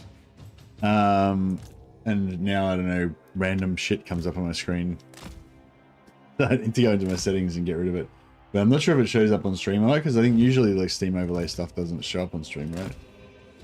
But yeah, I don't know. There was, on my screen, there was something come up in the left-hand side here. No, that was right. That's cool. It's not really a big deal, but it's just like, I guess, privacy and stuff, because it was like on somebody on my friends list. Not that, you know, they would care, but... Discord had an update that's been particularly annoying. Oh yeah, maybe it was Discord actually. It was one of those too, yeah.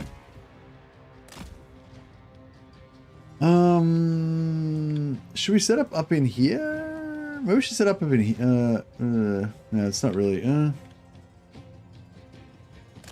It's sort of.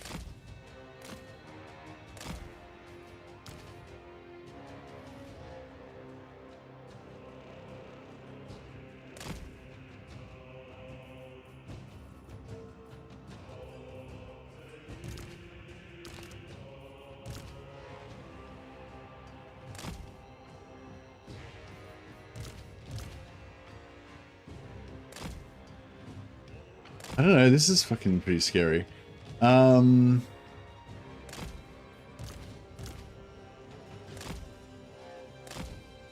Because like... I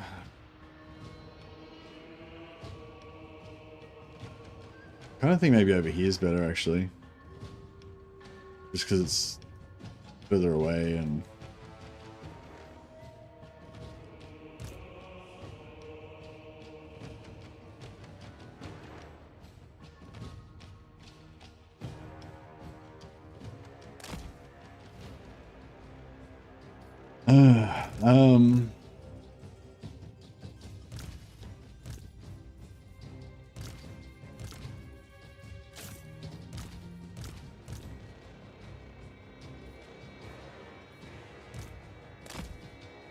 It's like I want to tank far, far away from these guys, but at the same time, I'm worried that my hero squad will get absolutely fucked, and I'll need these guys to help them. So it's like it's catch-22. Do I just tank like over here and hope these guys are good, or do I tank over here but all their chariots and shit will fucking go onto my shit?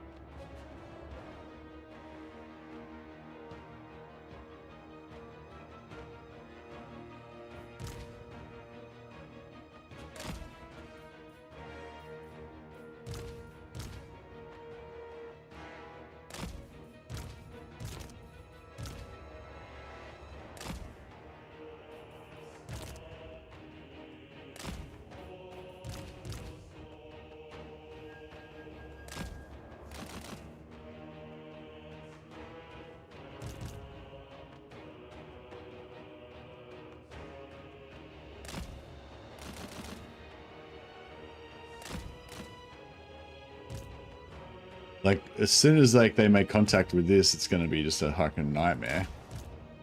The horror. The horror is going to be real.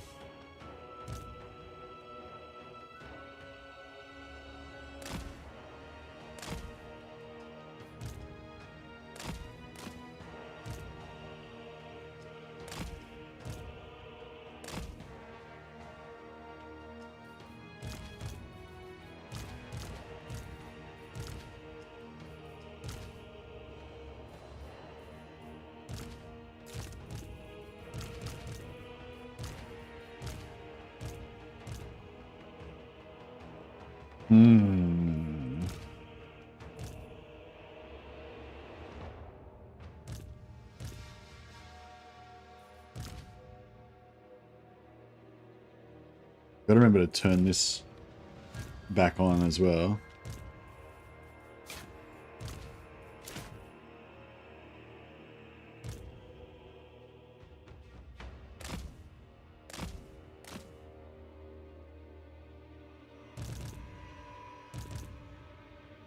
Alright, let's see if we can pull out some dogs without pulling out our bale.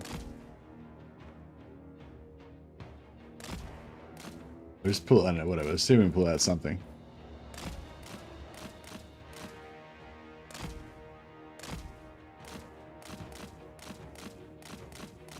The 2 stacks.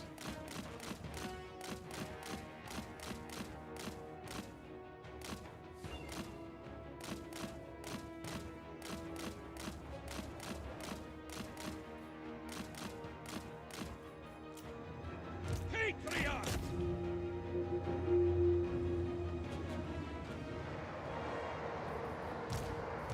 Bring out a penance! Ocean, Thor, Dash, Zodiac! Patriot!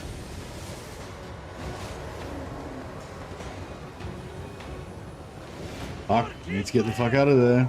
The motherland's finest! The Orthodoxy endures! Yeah, this is bad. I don't think we're gonna make it. Retribution! Patriot! If these big fucks would rout, we could probably pull out. There we go.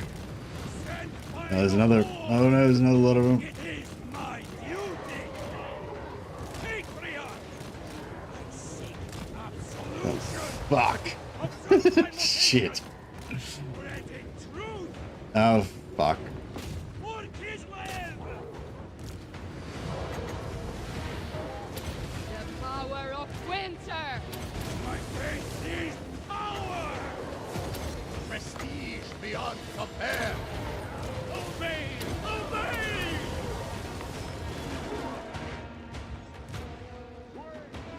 Yep, we need help. We need help. We need help. Oh, shit. Help. Help. Bringer of penance! I must! Bringer of Orthodoxy! I am the storm! Daughter of ice!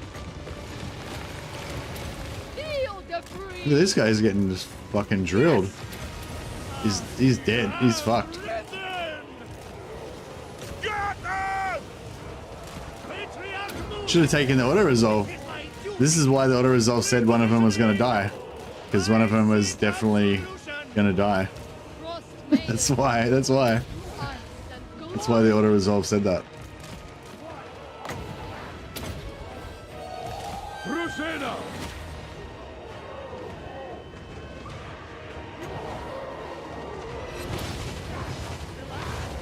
Oh, he's fuck. Oh, he shattered. I mean, he routed. That's good. We are Kislev! My faith is power! Range far! Range fast! Oh fuck. Defender of Kislev! Spirits, come! Give them an Bro, just run. It's actually really good that he's getting kited. We might live through this. The power of winter! Then plow through! Oh, he died, did he? Crusader advancing! For Kislev! Follow the bear. Ready for battle! priest of Kislev! Blessed by the Orthodoxy! I am the storm! I am the storm! So thou was it! Champion of Kislev! Follow me! Patriot! Feast of Kislev! Daughter of ice! Feel the breeze!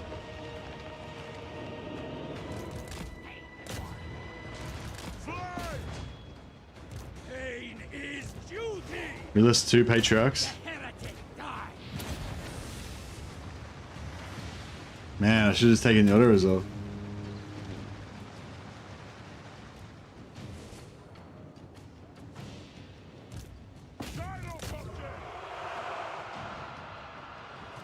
Let's fucking kill that bastard.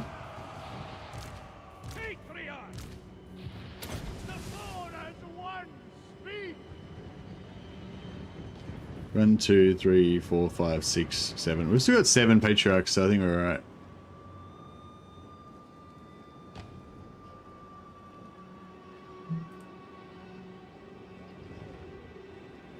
Yeah, you got away.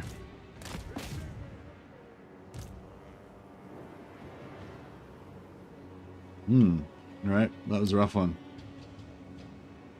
That was a rough one.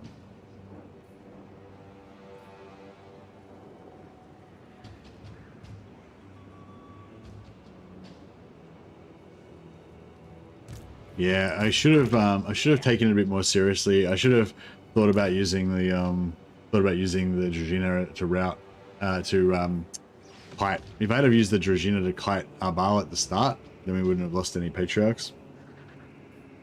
But I wasn't really sure we were going to be able to. I wasn't really sure they were going to even be able to tank the beasts.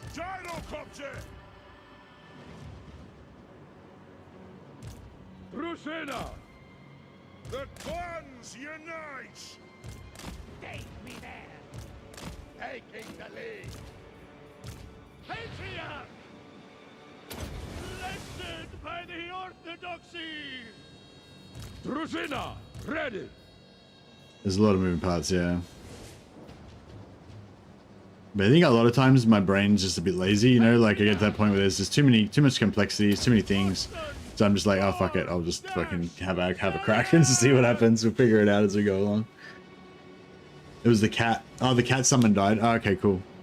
So we only lost one, we only lost one patriarch, you reckon? I think all of our patriarchs were named almost, so it's probably one of our best boys. I don't know. Maybe he'll demon reforge. Was it yesterday that you did 15.5 hours of streaming? No, I think yesterday was only 10.5 hours, wasn't it? I think it was the day before. We did like the 15 hours. Yeah, yesterday I just streamed from about 2 a.m. till about 12:30 in the afternoon. But yeah, the other day I like did that, but then I had lunch and then I came back for another session afterwards as well. It's a good time. It's a good time for gaming. Patriarch. Oh, he was probably. Oh, he would have had gear on him as well. We lost magic items too.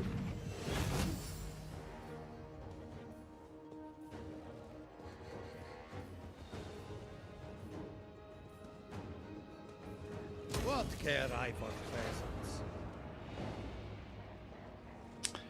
Surely a cruel jest by the gods. Yeah. Yeah.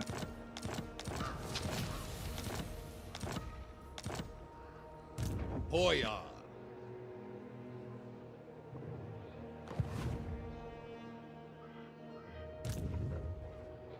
Kislev is triumphant.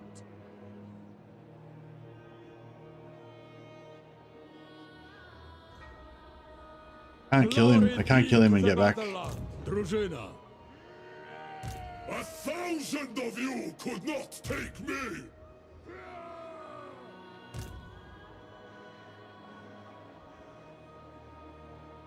Never doubt the Boyar of Kislev. Allied mission, yeah. I feel like I need to kill this fuck and get rid of him, but then I really want to take Karagdum. We might actually, well, I guess we could always wait for Karagdum to hit tier 4. Yeah, I feel like tier 4, it's not, the other thing is like, tier 4 goes down to tier 3, and I feel like tier 3 is still kind of pretty easy to get, you know? It's tier 3's, it's worth a thought, you know? But tier 2 is nothing, so I wouldn't care about, if it was going to tier 3, I wouldn't care at all.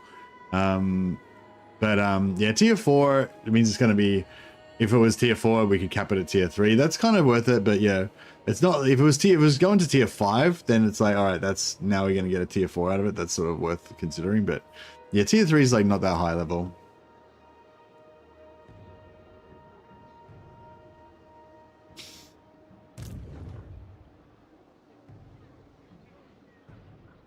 Actually, we can leave this guy behind and then force march back with the cannons. Yeah, that's fine. Commander of the soldiery.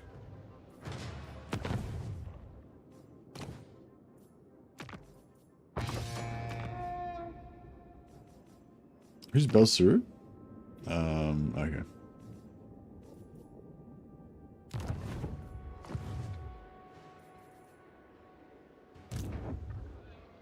Let the kvass flow freely. Although we did most of the killing on him with our other guys. Yield.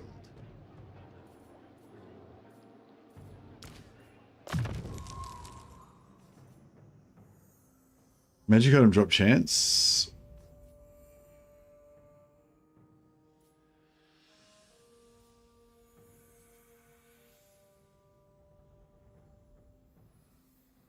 I don't know. Are these all seem pretty shit. Like, I'm not shit, but they're all like whatever. They're not. None of them seem very good.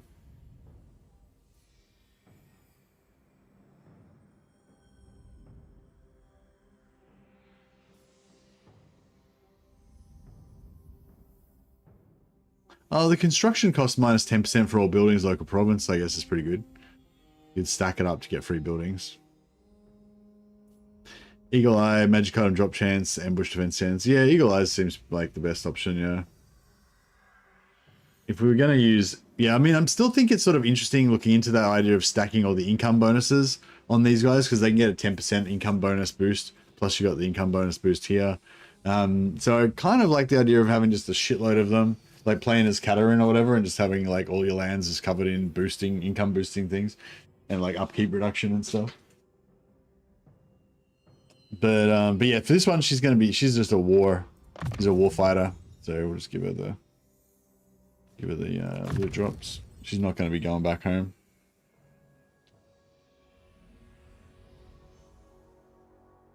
Yeah, I think that's the thing. I kind of want to play Boris so that we can actually use the fucking boons, use the invocations.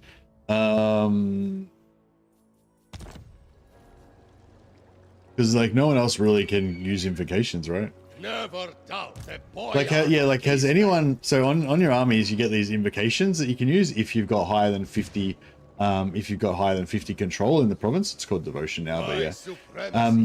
And this is my third campaign now, and I have never had a province that had 50 control. Like, so I've never been able to use it at all. There's a boon that you can get that is especially good for Boris. Where you get plus 100 devotion in newly conquered settlements. So basically, when you're in the chaos wastes, you take over a settlement, it instantly gives it plus 100 devotion. So that means 2 of your armies that are in that region can just instantly use that to pop invocations. And then next turn, you take another settlement, another 100 devotion, pop 2 more invocations. So yeah, while you're on crusade, you can just constantly be using invocations. But yeah, it's sort of like you never get to use them anywhere else. It's kind of like it just doesn't exist as a mechanic. So yeah, I feel like that's, I don't know, maybe it's a design fault. Like it's intentional. I think it's intentional. Maybe it's just for legendary. It's not balanced for legendary.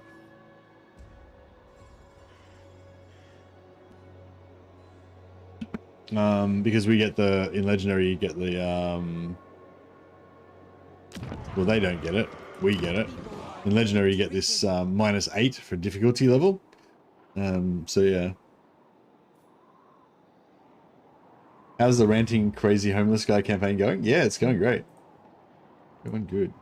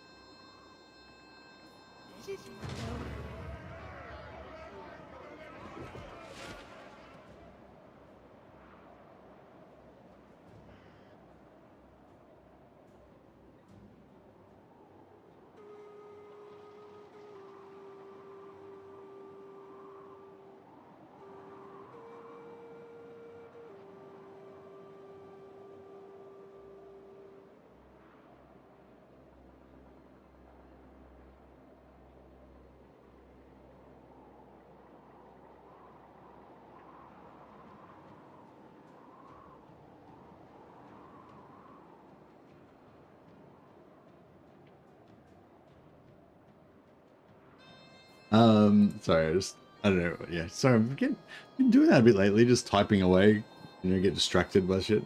Did you try the new Kairos after 6.1? Hey, Emperor Otto. Yeah, if you want to check it out at the VOD on my YouTube channel, I did a stream of Kairos. So what we did was we did the 3-turn Sartorial Confederation, and then we used the cult to teleport to Britonia, and then we confederated Changeling on turn 13, which I think is kind of like, in terms of like power start, cheesy power starts, I feel like that's kind of like my new start, Not necessarily. I mean, hopefully I perfect it better. Like 13 turns, you can probably get it on turn 9 using that same strategy. There's other ways you can do it as well. But yeah, you could probably get it on turn 9, I reckon, or turn 10. The Changeling Confederation, I mean. But yeah, but if you want to check out that VOD sometime, like you can see exactly what we did. But yeah. But yeah, I kind of want to do another Kara start.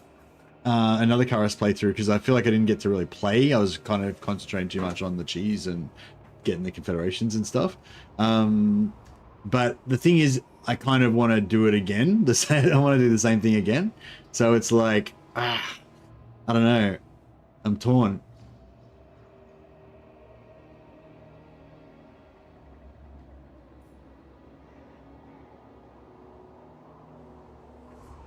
But yeah, it's because the majority don't play Legendary. Yeah. So that's what I was saying. Like, so I assume the majority of you guys don't necessarily actually play on Legendary necessarily. So you don't have this. You don't necessarily have this -8 thing. So I was just wondering, has anyone actually used any invocations? Because like I've literally never had a chance to do an invocation in any of the 3 campaigns that I've played. So yeah, so I'd be really interested to know if anyone has actually managed to get an invocation. And without using, or even with, I'd be interested, you know, if anyone else has been using, the Spiritual Conquest boon with Boris to get free devotion to use for invocations. I've only used the invocations when I got that boon, and it gives me 100 devotion with Boris. Yeah, exactly. Like that's the only time I consider I'm ever going to use it. Yeah, only when you're using Spiritual Conquest, right? That's the only time you get to use it. Yeah.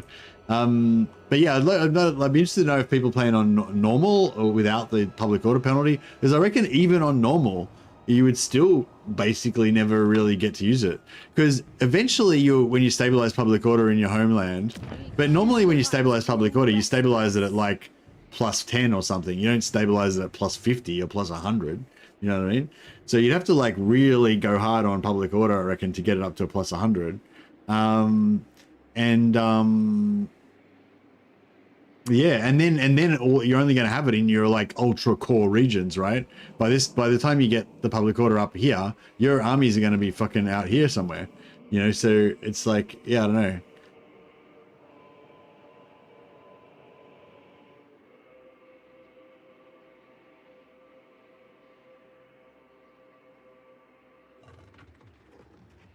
I did get a blessing without spiritual blessing as Boris. I used Tor's one to help beat back the Archie. Oh, how did you get the public order up so high?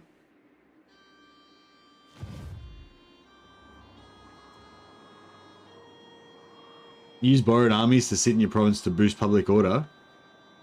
Oh, how do you do that?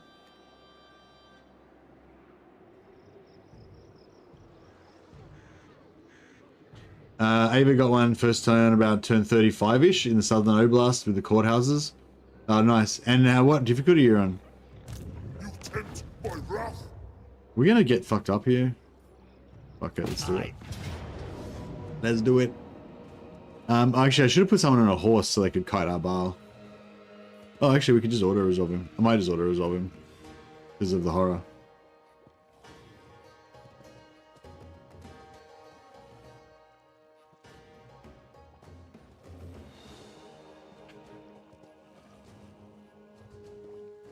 Just have them go into the settlement. Oh, you can put allied armies into your settlement. All right, cool. I didn't realize. Yeah, I just didn't even think you could do that. But yeah, if that makes sense, obviously.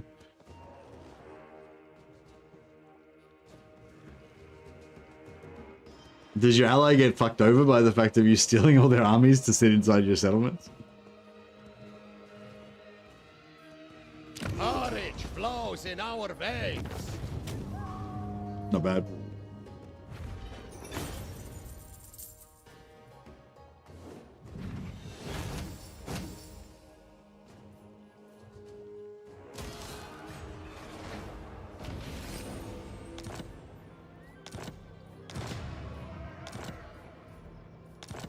Ah, oh, it's got the siege attacker. A glorious day for Kislev. We just got the bear of siege attacking. But we need the army as well. I used the invocation twice, both times defending Erengrad from naval invasion before sending the army out. Ah, okay, nice. So yeah, so it took a while to build it up, and your armies were nowhere near there, but when you get attacked, you're able to use it. Yeah, I guess maybe that's sort of what the invocations are intended for. They're meant to... Oh, fuck off. Let the kvass flow freely.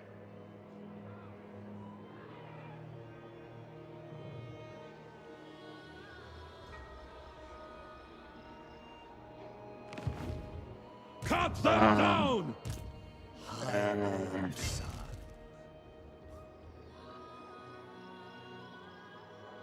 Oh no, Mad's map goes away when you... No, it didn't. No, actually. Never doubt the boyar of Kislev. Noble men do not hurry. Defend the motherland!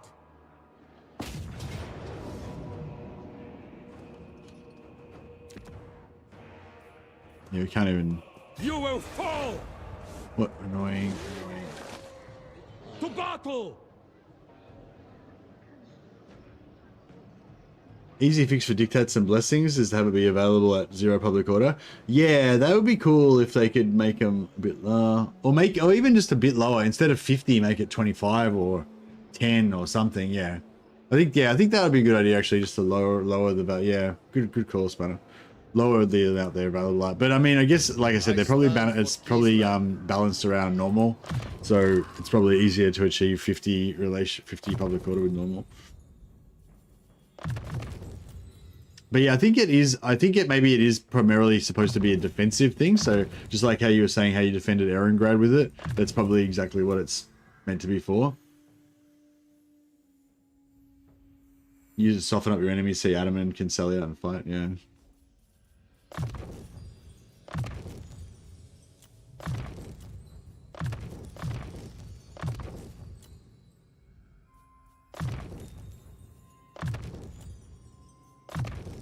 What's this doing again?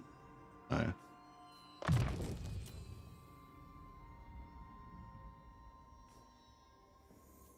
You can cast this on others as well, right? Yeah, nice. Use it to save people from our Baal. Patriarch.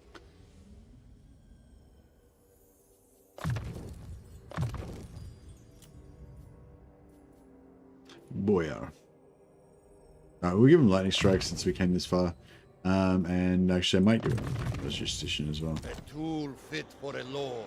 Honestly, Adamans are the biggest win from this update. Rebellion's just not a problem, whatever you have, wherever you place them. Yeah, it's really cool having your Adaman be able to sally out and kill rebellions, isn't it? That's like the coolest thing.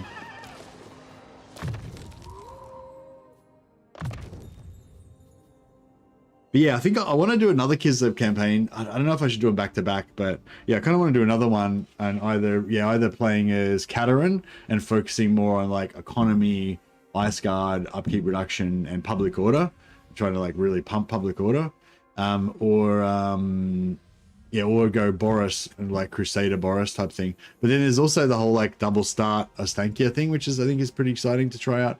But I don't really like Ostankia that much, and I'm not really that, I'm not really personally that excited or invested about the concept, but it probably might make a good stream or whatever. No other may wield it. Boyar.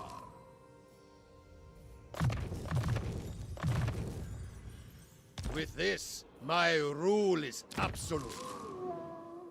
Badovich the Miraculous. Oh, what do we hear? Biting Wind. This guy's getting spells now. Fuck.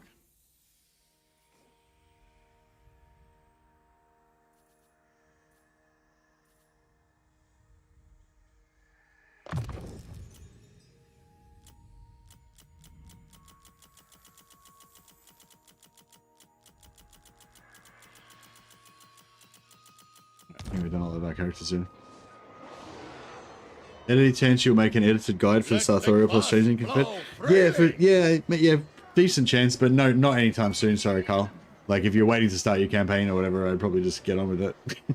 Because I haven't figured it out yet. Like 13 turns was alright, but it was really, it felt really slow to me.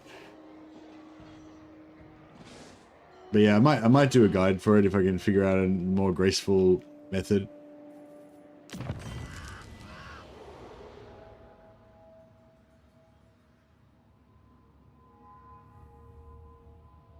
Like to keep his starting army keep changeling starting army. Well, basically what I would do if you want to do it now, it depends.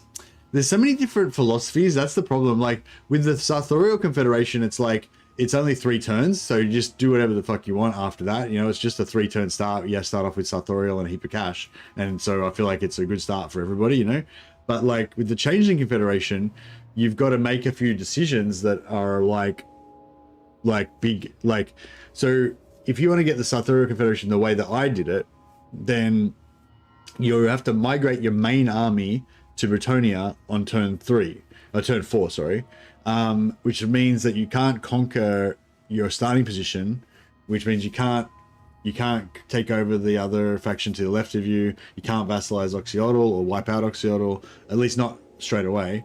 And you have to vassalize the Slaanesh guys. So basically you're not going to use that as an economic base, you know. So, but another way you might want to do it is to actually build up the waste as an economic base and conquer everything there and have it fairly secure, and then kind of like take over,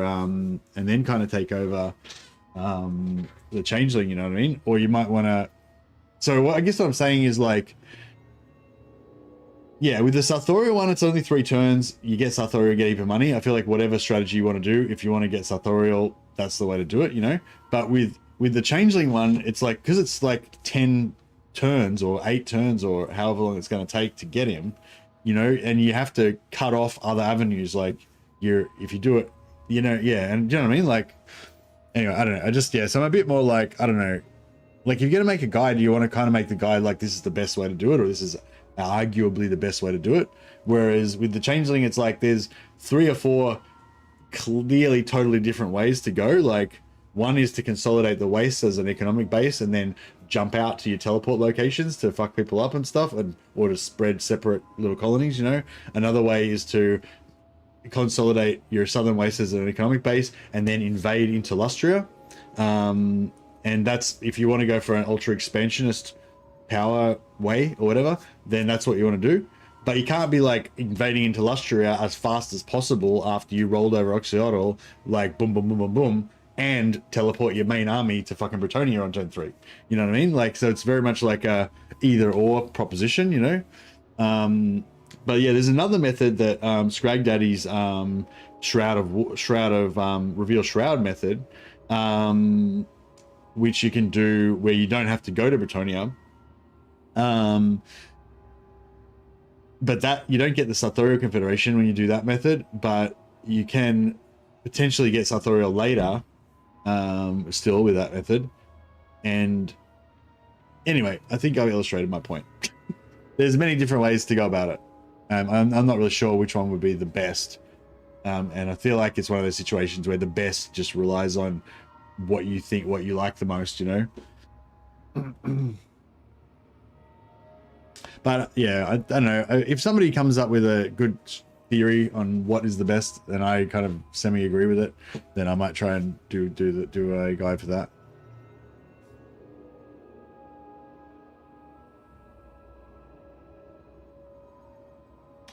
I think we'll go logistician for everyone pretty much, so we can split them up.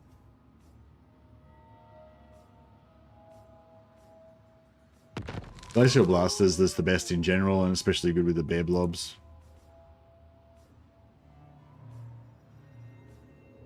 What do you think for the Ice Lords? Still Glacial Blaster? I mean, it's 20 extra wins of magic capacity. It's pretty hard to go past that. I feel like this ability is kind of better if you're not trying to tank with your caster.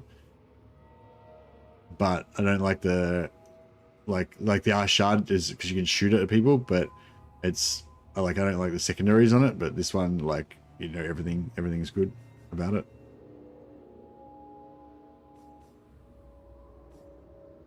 Stalk's kind of cool. Is it easy to vassalize Karl as Zeech? Yeah, it's pretty good. Yeah, it's pretty easy. I mean, it's easy to vassalize Karl playing as the Changeling. Oh no, not vassalize, ally. Sorry, vassalize as Zeech. Yeah. I don't know, actually. Yeah, you probably actually, yeah, you could vassalize Karl. You'd have to go through you'd have to go around through Marienburg. Just take Marienburg first, and then yeah, just take over Montfort, then trade Montfort to Karl for, like, you know, non-aggression pact or some shit. Then go around to Marienburg, get Marienburg, and then trade Marienburg for the vassal. Yeah. So teleport Karas to Montfort, sell Montfort to, because Montfort's connected onto Helmgart, so you can straight away sell it to Karl. So sell Montfort to Karl for non-aggression pact, then conquer Bastogne and Artois and go up into Marienburg, and then just trade Marienburg for the vassalization. It should be pretty easy.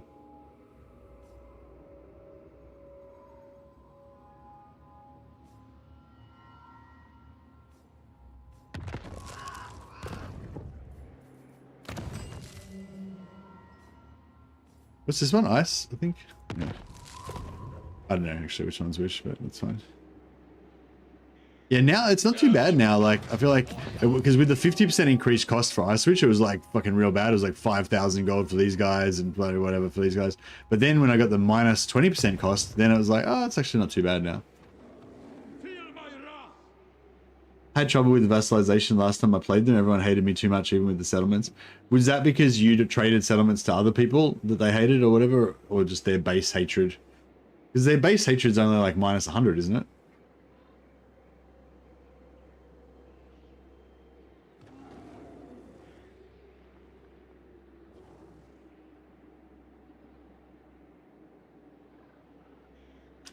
Yeah, you might have to, like, yeah, that's what I was saying. Is like sell a Montfort first, and then, like, you know, conquer those other settlements, so you can sell a few more and back and, like, trade them back and forth and whatever, you know. I don't know. I mean, yeah. I feel like you could definitely do it.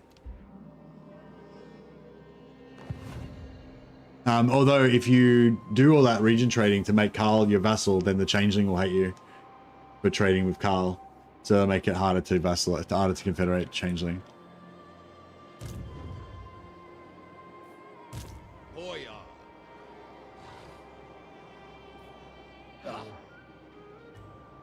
No place for power is my right. I should have gotten should have recruited dwarf stuff here, I just realized. Lord of the provinces.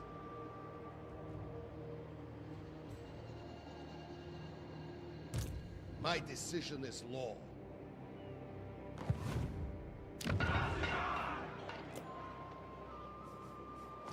Our loyalty goes unrewarded.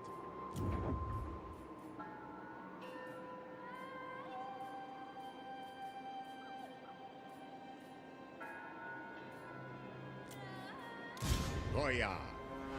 Hey Timothy, how you going, buddy? Second only to the throne. Sucks, I only want to get in for the ally recruited unit boosts. Need to do a run where you get every color of projectile in a Zeech army. Rattling guns, hellstorms, ice guard, rainbow gober. So I went blue. So you get, wait, the pink horrors have pink? So it'd be like pink, green, red, blue. Pink, green, red, and blue. Is that all the colors? Lord of all. It cements my power.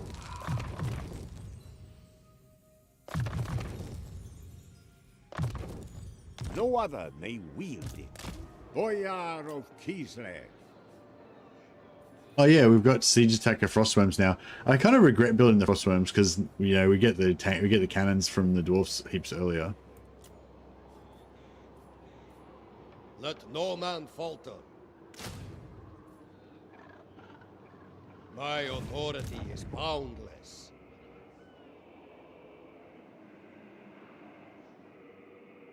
We don't really need cannons here, do we?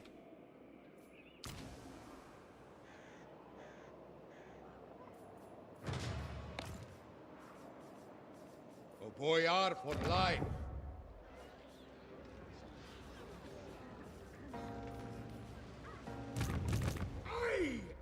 Kostaltyn!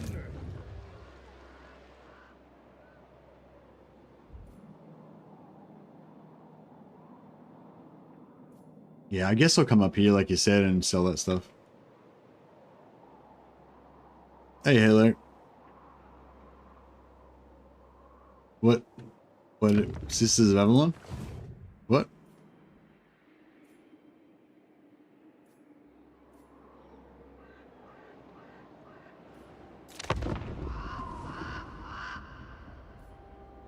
Are you just saying random words, or what's that related to? Oh, Sisters of Avalon. Oh, what color? Don't they shoot blue though, don't they?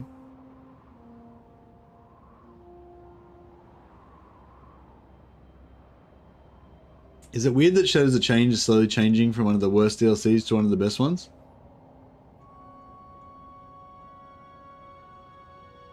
What did Shadows of Change get?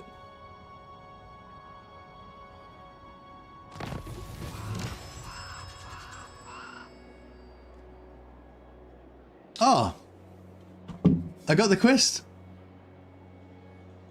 So it was bugged.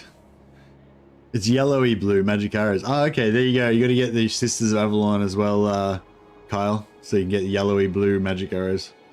Yeah, the quest finished. Like, so this quest said on my thing that it already completed, but I never got Ulrika. And yeah. Now we got to no half measures, kill her. But nah, we'll keep it. That's cool. I thought maybe I'd done something wrong and killed it or something.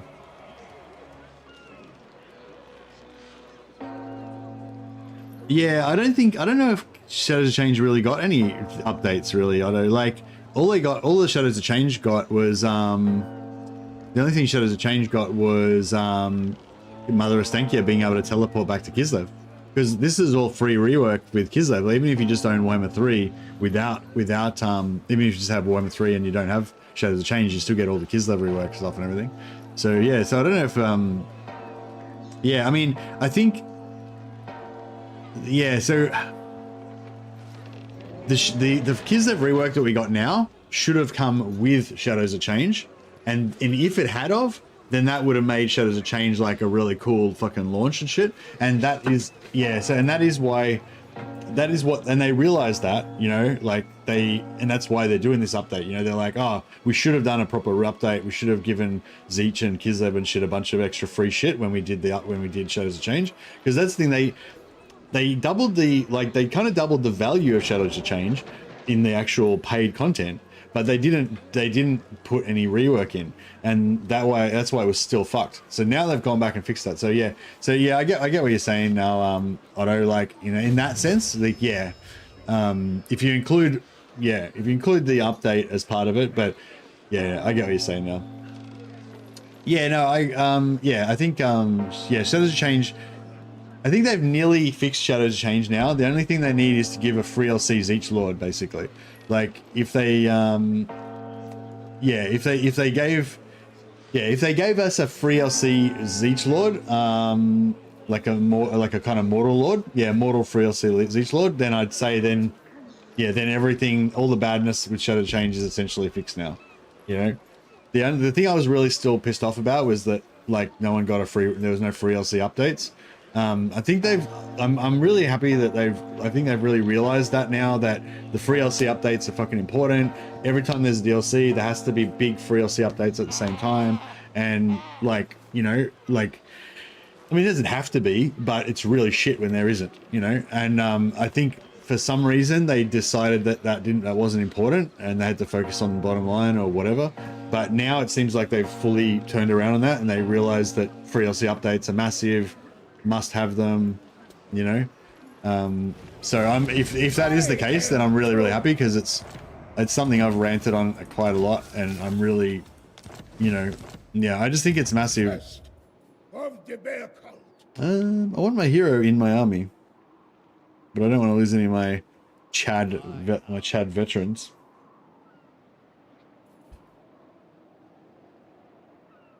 Golden Knight doesn't really fit into this army, but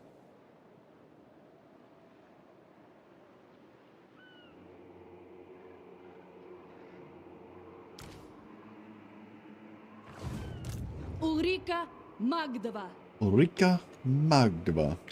Alright, so we're going to fetid catacombs. Do not think me a witch. Repel chaos. Perform better in battle. Let's go. Regeneration.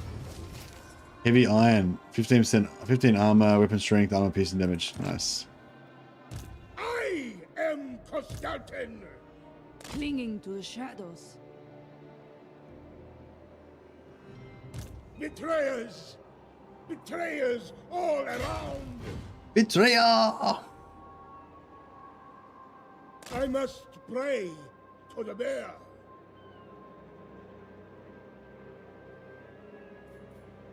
Kostaltyn went crazy in my 6.1 Kataryn run. He smashed Throt and Azazel by turn 20. Oh, wow. That's cool. Let no man falter.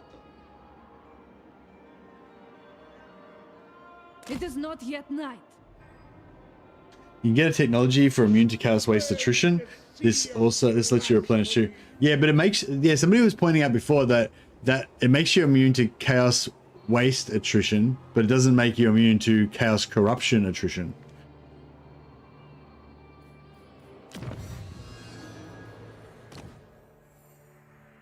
Yeah. See, it gives you immunity to the terrain, to mountain attrition and chaos waste attrition, but it doesn't give you immunity to chaos corruption attrition. But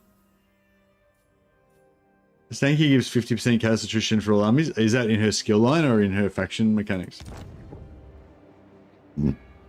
Heretics wait beyond the sea. Betrayers! Sister of Lamia.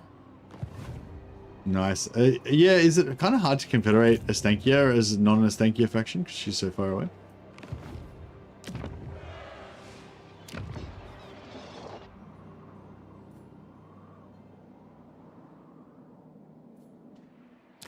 I could try and take the Forbidden Citadel, but now that he's built that barracks there, we're not really going to get it. It would have been cool to have it actually, though. Idram? No, you lost.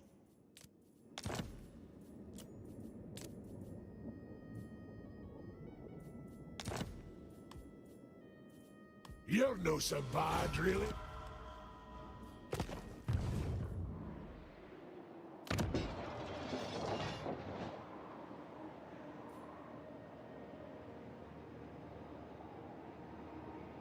Not that hard. I did this Kataryn, you need to reach her and she needs to stay alive. When you say not that hard, when did you get her? Like turn 15, 20, 25, 30? The motherland's children are overlooked.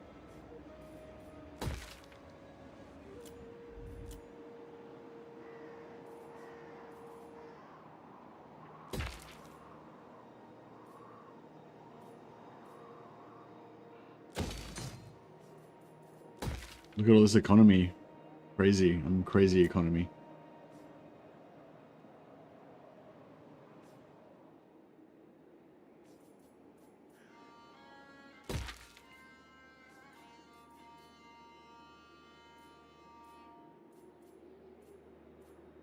Yeah, I don't feel like it's really worth it. Upgrade that more.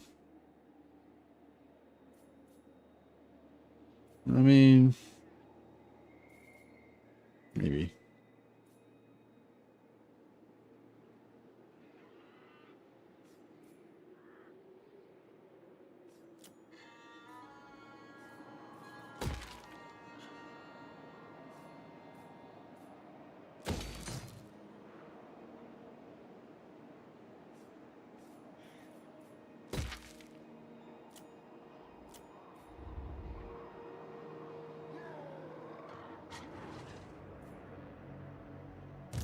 The frozen kingdom. Well,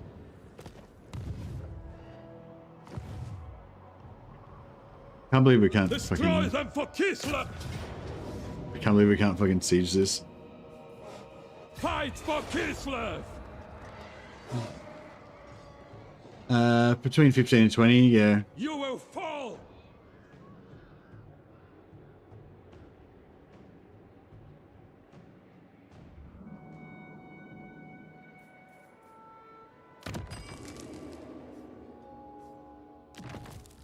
Yeah, these guys are pretty cheap now. That's not too bad. All right, what are we doing here? Yeah, we're probably just gonna keep going with the logistician. I will experiment with some. I really want. Yeah, I kind of want to go for a Cateran one and just go like fucking billions of just billions of frostmaidens, just pump them out as fast as I can. Billions.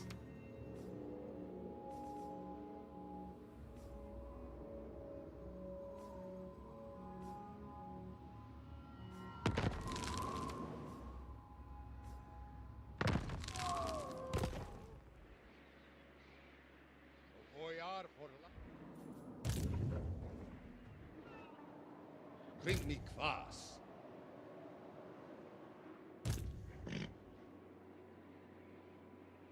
Seeking power. Bow before me.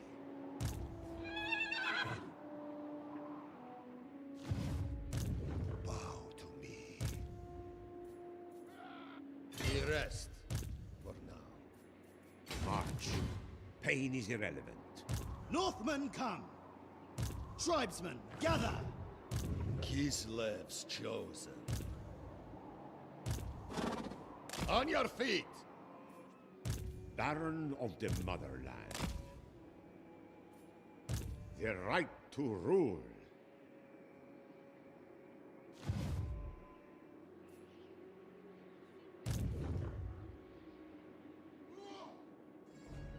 On your feet. Highborn son. Governor of Kislev's lands. Lord of the provinces. I stand So for 7, he can fit Kislev. 13. How fare my provinces?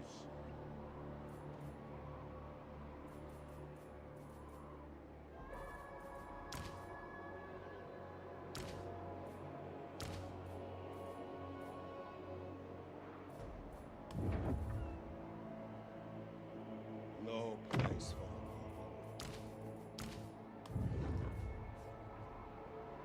I make the law. This guy's level 27. Holy shit. This land is mine. Power is my right. What are we going? Celiacs.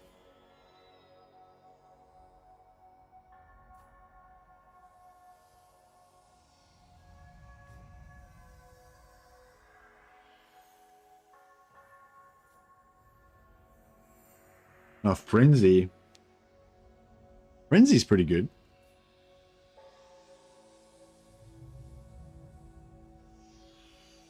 I feel like I might go Bearkin with Frenzy. Because it makes him really much stronger in melee. The healer gives is because I'm going Celiacs, kind of the natural thing is to think go healer, but the minus 25% cooldown you don't really need. 3% extra points is okay, but it's like, what the fuck?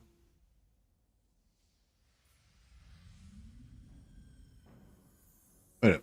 Oh yeah, 1% is 52, so 3% is 150. Yeah. I don't know. Wait, it's not that big of a deal. Yeah, I think the Frenzy is the strongest. Yeah, I'm just gonna go Frenzy on all of them. The only one, maybe if you've got one Tor battle, if you've got like one Tor guy and you've got 3 healers or 4 healers or 6 healers, whatever, you might want your Tor guy to be able to smash Tors out faster.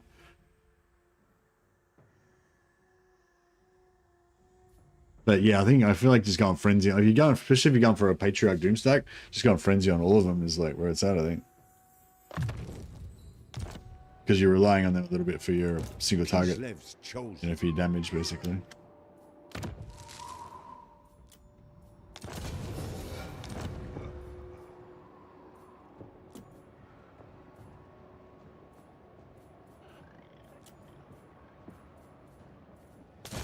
Boyar, I deserve a larger retinue.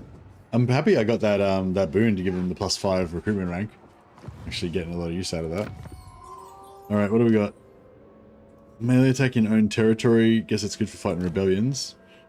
First to fight, lead by example. That's not too bad, I guess. Infrastructure, construction time. Construction time for infrastructure buildings actually is not bad. And the prayer effects is pretty good as well. I like the perfect vigor skill. Yeah, I guess if you're not going to have a vigor guy, if you're gonna have a Draz guy in your squad though, he can just replenish everyone's vigor. So I kind of feel like the Fury of the Frenzy is better.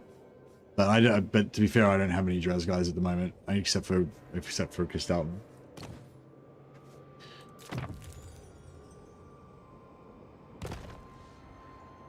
Man, these boons are so fun, aren't they? I love them.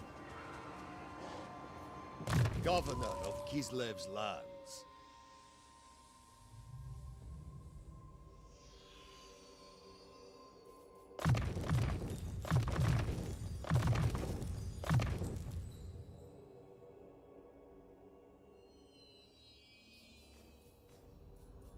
A symbol of my unparalleled authority. What's Kostaltyn's doom stack? Patriarchs, I think. I mean, you can make whatever you make different stacks, but yeah, I mean, yeah, Patriarchs, all Patriarchs is pretty good.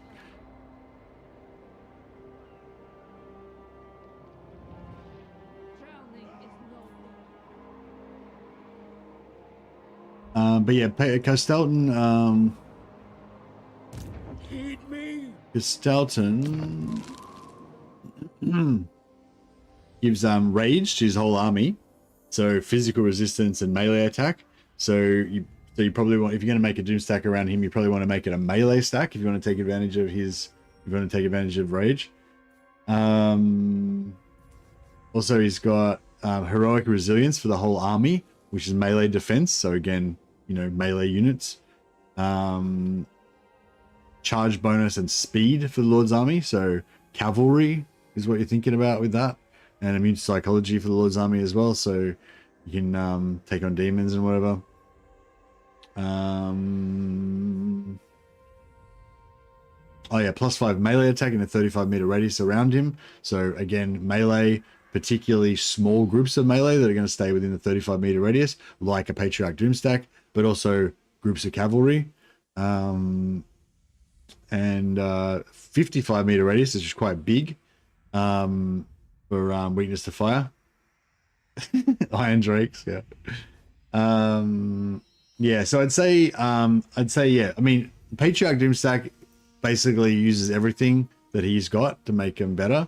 But the Patriarchs aren't really that particularly killy, like compared to like top tier cavalry or bear cav or something. He'd probably work pretty good with bear cav as well.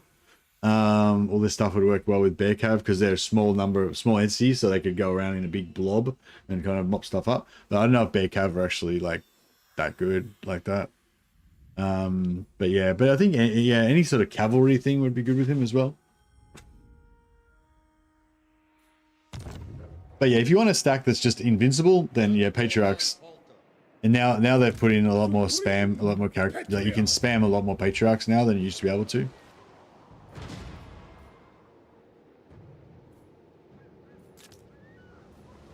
This is about to rebel, so I might just sell this to these guys. Bids you welcome.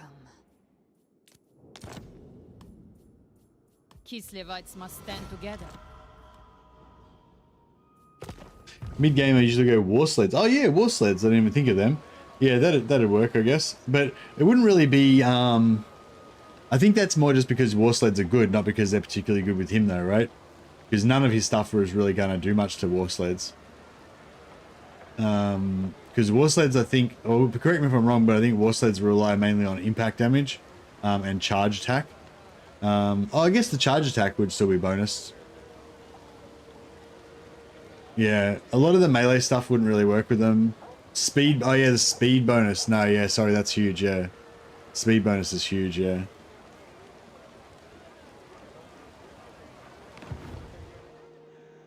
Elemental incarnation of beasts. Yeah, that'd be pretty expensive though, wouldn't it? Anyway, alright, cool. Oh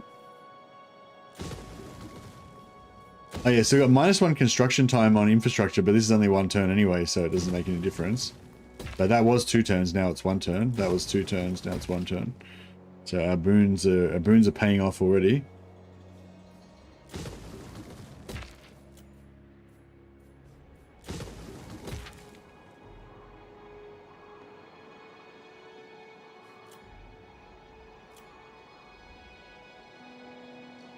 All right, cool.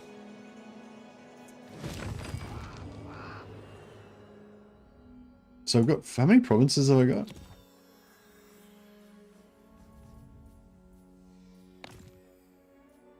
I've got 4. So I won't get another adamant unless I got 2 more complete provinces. Yeah, that's it. That's one reason why you should maybe keep Help Hit. Oh, he hasn't built up Help Hit. Oh fuck! I could have taken that back. Crap. I could have taken that back heaps of times. Oh crap. Oh, fuck. I've got to get him to invade somewhere so that I can give him some more settlements. I suppose I could give him... No, I kind of want that for myself though. Oh, fuck. There was heaps of settlements here where I gave him away basically for free because he didn't have enough money. Because yeah, Help It like is a bit shit because it's orange, it's slow to build up, it's a single province, it's not one of your capitals, so you can't build your special capital buildings there. It's like, you know, it's just everything's fucked about it basically. But it's a complete province. We can get one settlement there and get a complete province, so that's pretty cool. I don't know. I suppose we can just confederate Katarin at some point and then go from there. Help It is a decent rebellions farm spot for adamant experience. Griffinwood's even better, but usually you can't spare fighting Draco early. Ah, yeah, nice, good call, Lazy Adamant, Lazy AI. Yeah, I kind of want to play a bit more, like, yeah.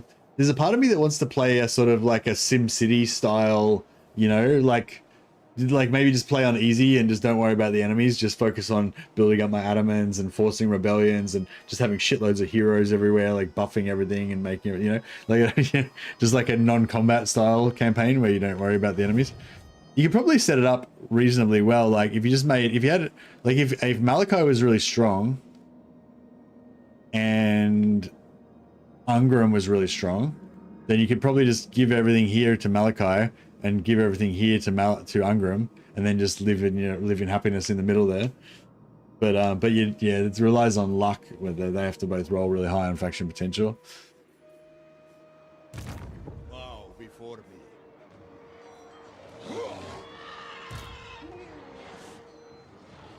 Feel my wrath!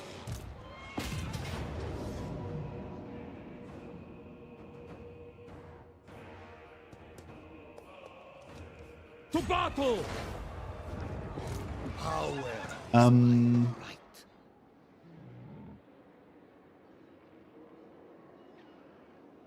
Fight for Kislev! Cut them down!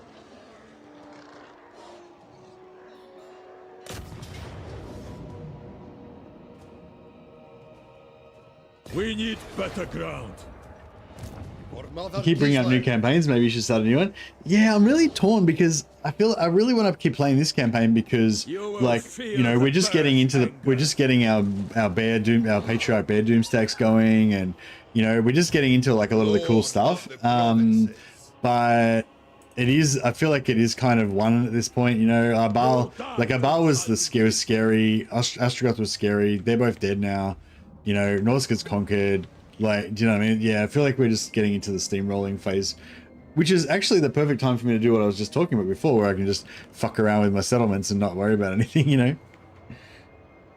I wish Kislev got easier access to Siege Taker. Well, that's what we were just talking about before, Kyle. I don't know if you were here, but it's really easy to get an early alliance with Malachi, and he has the cannon building straight away. So all you need to do is, like, you know, do like one ally quest for him, and then you can recruit cannons on like turn 3 or whatever. Maybe no, not turn 3, because you can't get your building up to, you know, turn 5 or whatever. Pretty early anyway. So yeah, and that's what I was saying. I feel like Malachi is almost part of the Kislev faction now. Like, that's like a standard. If you're playing as Boris, Kostaltyn or Katarin, or Astankia, I guess, because she also starts in Kislev now, then yeah, it's like pretty much a required part of all those factions to ally with Malachi and try to keep him alive so you can guard the north, so you can concentrate on other shit, at least at the start. It's, I mean, it's not literally. Obviously, you can do whatever you want, but yeah. Yo, what? Cut them down.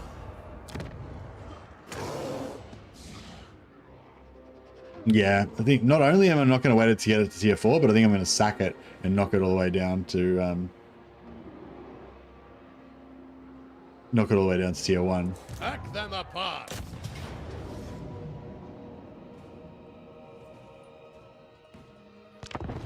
Ungrim Alliance is very easy if he plays Katarin. Yeah. If he plays Katarin, then you should be able to get alliance with Ungrim first, and then hopefully get alliance with Malachi if he doesn't get himself killed by then. If you're playing as Kostaltyn, then yeah, Malachi you should be able to get super early, and then hopefully you get Ungrim after you confederate Katarin, or maybe you can get him, you know, before somehow.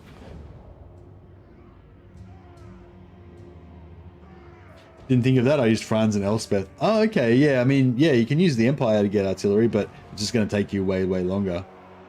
Yeah, I'd say, yeah, if you go for Katarin, just get Ungrim early, build the building straight away.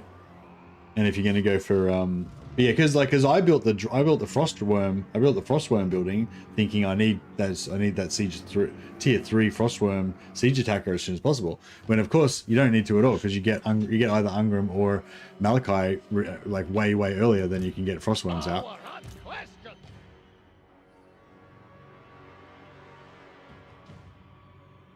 And I feel like the Ungrim artillery is actually cooler as well than the Frostworms. The Frostworms are a little bit too frozen for me. I think like gameplay wise, I think they're fun. Like I like the idea of them, and they go well with your Patriarch Doomstack and stuff. But yeah, like in terms of coolness, they're not as cool as dwarf cannons.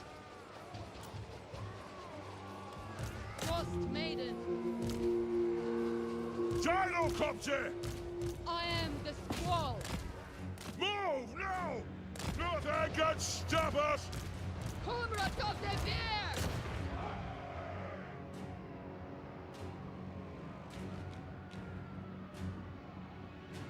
This new patch actually changed how the AI act on map and in battle. Hey, Control Warrior, no changes to battle AI as far as I know. I don't think they mentioned any changes to battle AI at all.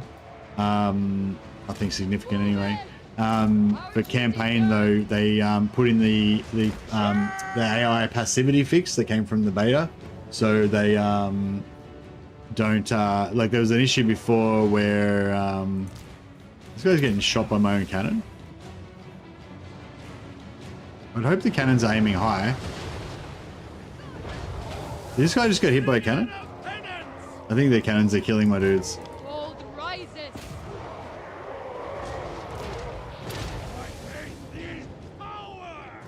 Alright, cannon, stop killing my dudes. Just blow a hole in the wall instead. Obey the Orthodoxy. Prestige beyond compare. We are Kislev. My faith is power! Feel the breeze. Vengeance! Understood, Lord. Cathay cannons have the best boom sound. Very satisfying hearing them in ranked fire. Nice. Action ambushers. March with pride. Pain is duty. Oh, what was that? For the ice. I am Just some sort of, there was some sort of AoE that just hit a bunch of our dudes. Alright, let's get this show, well, pretty much finished, I guess.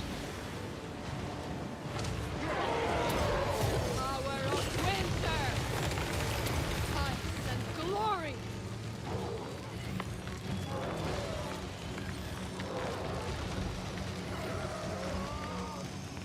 I am the storm. For Kislev! Yeah!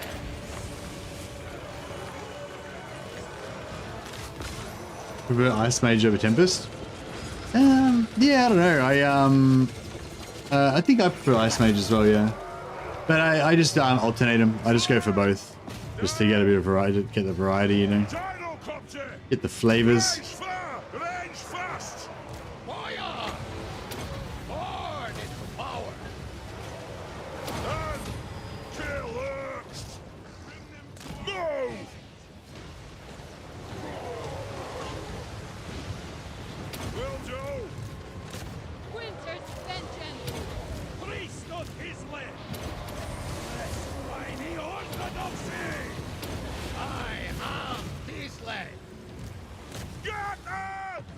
Oh, fuck. Comrades of the bear! Taking position! On the march! On the march! Akshina ambushers! Taking point! Go with honor! We fight for Ursen! Kislev sends us forth! Taking point! The motherland's finest! Akshina ambushers! We fight for Ursun! Frost Maiden! Take him down! Blessed by the Orthodoxy!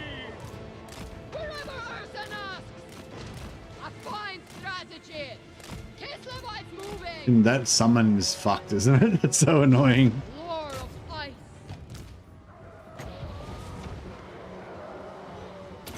Feel the freeze!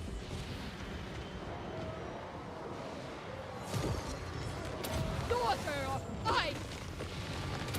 The power of winter! Patriarch! Four as one, speak! Kislev's true power! Right! Hearts of Ice! Taking point! March with pride! Comrades of the bear! Indeed! Shatter their foes!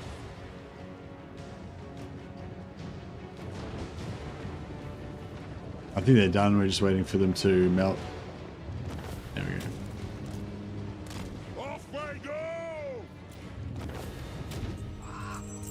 Unpopular opinion. Dervishes are underrated and underused. Squishy unit, but so useful for chasing, more captives, more post-battle loot. I don't think they're underrated. I think they're really, really shit. And everyone knows that. And I think that's very accurate. But underused? Maybe yes. I feel like, you know, especially having at least one unit of dervishes in your army just to mess with AI archers and chase routers and stuff like that. I feel like, you know, I feel like there's definitely an argument having like one unit of dervishes in your army. But I think if you have like, in order to make the dervishes like an effective combat unit, you need probably like 4 or 5 of them. So that you can like pull out, like if you pull out like a unit of infantry or something, and you need like 4 or 5 units of dervishes to charge that infantry unit and kill it before it's gonna like fuck them up. Like even if you charge against like basic archers, they'll probably kill the dervishes, you know, or the dervishes will get fucked up so badly, you know. Yeah, early game versus Skaven slingers and stuff. Yeah, but even like one unit of dervishes versus one unit of Skaven slingers, like I don't even know if they win that fight. You know what I mean? Like they're pretty bad. But you have 2 or 3 and they're all right, you know. But yeah, apparently with the bonuses versus infantry, they're really good in terms of their damage output, but they're still like massively squishy. Like if they just take a single half a volley from some archers, like the fucking unit will be like 30%, 40% gone, you know? Like they just get fucked. It's the building chain. It's just not worth for a unit that you infrequently recruit. Yeah, although in the early game, you do come across tier 1 cavalry barracks occasionally, and you can just recruit them like before you destroy the building. And I think in that situation, you know, I probably wouldn't build the building like specifically to get dervishes, although I'm thinking about building it to get the horse archers. But yeah, so I agree. Yeah, I agree. Like, you know, getting 1 or 2 early on could be good, but yeah. I usually build the building first thing to get 2 dervishes and then just demolish it. Yeah, nice. Yeah, well, I kind of want to try this horse archer thing, but yeah. Take them, coward! Drużyna! Cut them down!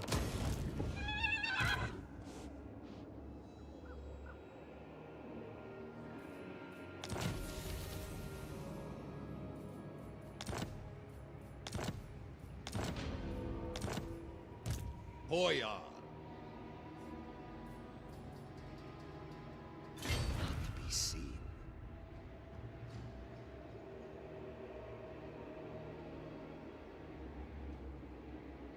Let the kvass flow freely.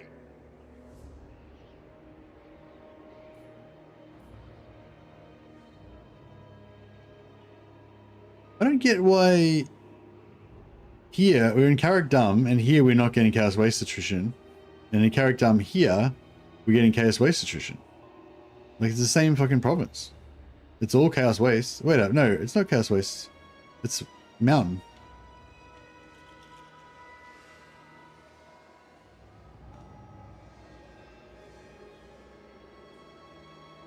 What's going on? Why? What's going on here?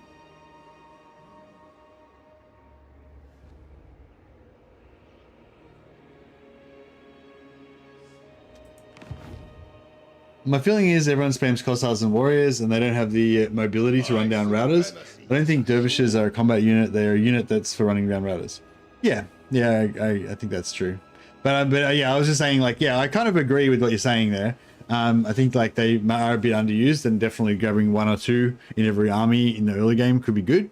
But I just don't think, like, I don't think they're underrated. Like, I think they're rated precisely as they are. They're shit. Like, you know what I mean? But just because they're shit doesn't mean that they can't be used. You know, they can't be useful.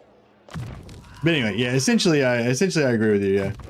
Although I just think they're so bad though, it's still like, yeah, I don't know. That's why I was sort of thinking maybe I want to invest in the tier 2 building to get the horse archers, because the horse archers are also really fucking bad and have like kind of the same problems, but at least you can shoot from range, you know?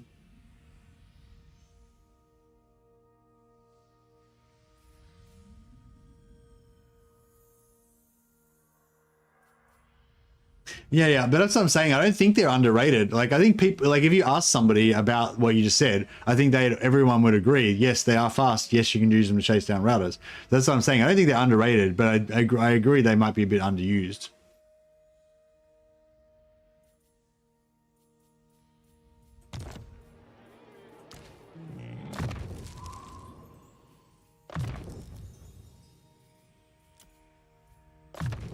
But anyway. Yeah, I'm nitpicking again, you know. Essentially, yeah, I agree. I think I agree with you.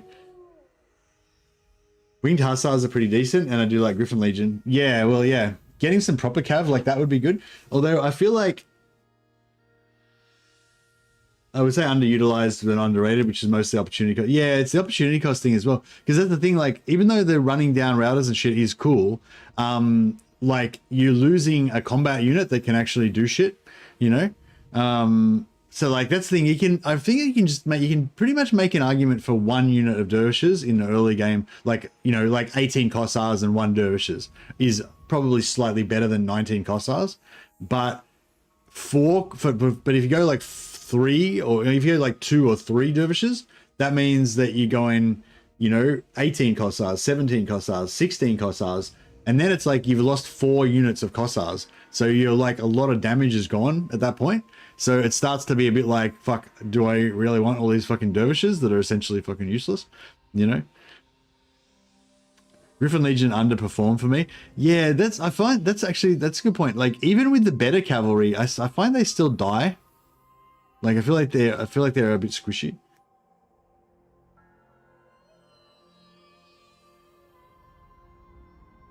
Every time I use them in battle, they die. They die the turn after I recruit them. Even more so in settlement garrisons. Yeah, that's it. They're kind of useless in garrisons, and in sieges. So yeah, but anyway, yeah, I don't know. I feel like I could see myself recruiting like 1 or 2 units of dervishes, maybe occasionally or whatever. But I would still be keenly aware of them sucking and expect them to die extremely fast. That's the other thing with the dervishes. Like, they're only gonna live for like 3 turns maximum. You know what I mean? Like, the first turn you'll be like, oh yeah, I've really got to babysit these dervishes, make sure I get a lot of value, harass these archers, blah blah. Yeah, cool. And then like next turn you're like, your next battle you're like, yeah, I gotta do these. Oh, they got shot by archers. Oh, we lost half the unit. That's all right. They still. But rest of this battle, I'm gonna babysit these dervishes. Not gonna lose a single one. Cool. They survive. You got half a unit of dervishes left. Next battle, you forget about the dervishes for a second and they're dead. Or the next battle, you auto resolve, they're dead. You know, like, so that's the other thing. Like, do you want to waste a slot recruiting unit that's almost certainly going to be dead in like 3 turns? Unless you like playing a mantra to yourself over and over again. Must not let dervishes die. Must not let dervishes die.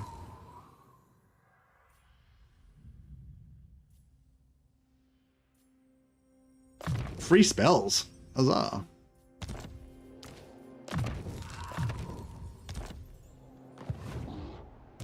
I stand for Kislev.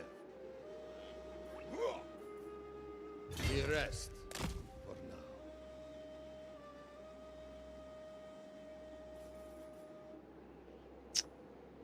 now.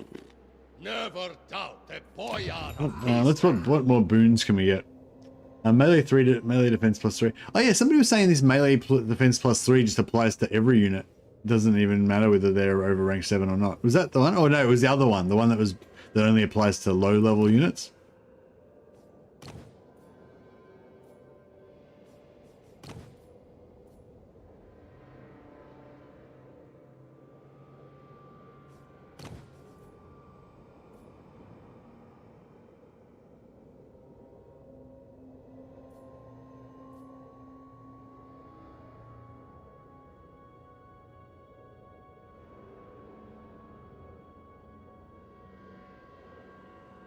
My least favorite unit on the Kislev roster is the cats.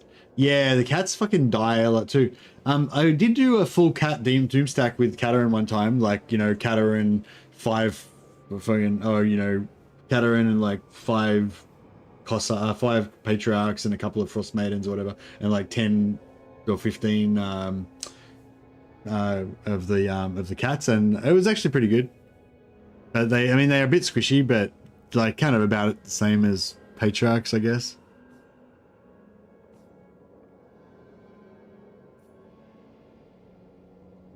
Snow leopards should be ice witch mounts. I don't know. No, I like the bears. I like the little frost maidens or the little ice witches on the mountain bear, like kind of ambling along. Pretty cool.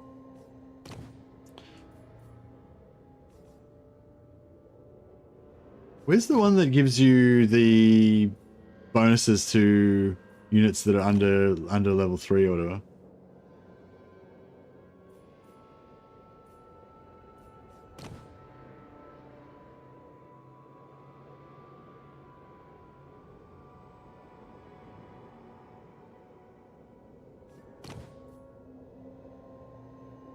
I'm sure it was, I thought it was over here somewhere. Isn't there one that gives you like extra stats on units that are low? Where the fuck was it? I wanted to test it out. I mean, maybe it's on this side. I don't know. Am I imagining stuff, or is it just that high rank one?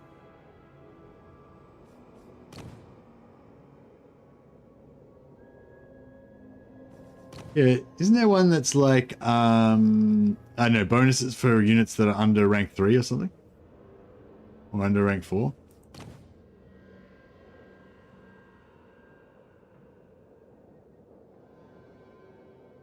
Must have been imagining it.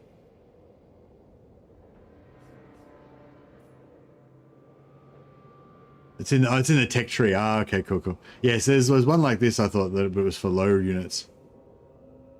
Which one's the one that's bugged and just applies to everyone? Is it this, the boon, or the tech?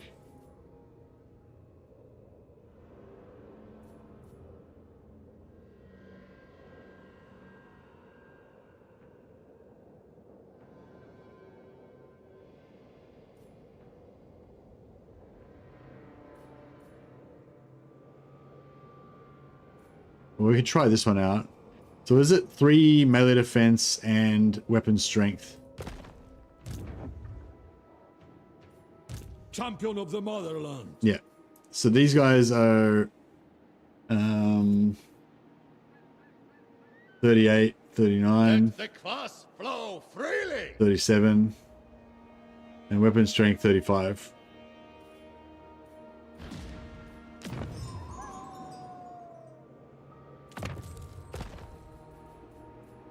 Drużyna, stand ready.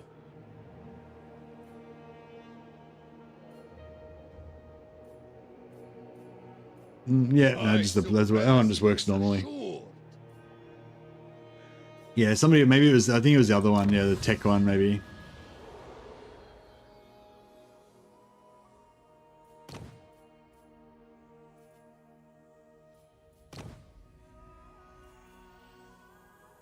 Yeah, this one. +4 melee defense and melee attack for units below rank 3, rank 3 and below. I might try it out after we get that. See if it does apply to everybody. I usually accidentally lose my starting leopard in the first 5 to 10 turns. Yeah, me too. I think with mine, I got it damaged like down to like 40% health in the first battle, and then for the rest of the time it was always like super low health, so I could never really use it for anything. It was just costing me money to keep it in upkeep, and then eventually I got it killed. Within the first 10 turns, pretty sure. So yeah, snow leopards can be pretty, they're a bit like dervishes in that way, I guess. So that's the thing with the dervishes, like, you know, they take, if they just get shot by one volley of arrows, then they get fucked. Like, they go down to like half health, you know? And then you have to babysit them and you can't use them anymore because now they're at half health.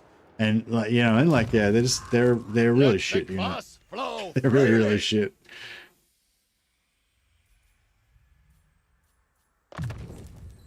Having said that, I did have an epic battle where I had like 10 units of dervishes, or 8 or 10 units of dervishes versus fucking 4 Skaven armies, and we managed to get them to kill like a shitload of stuff.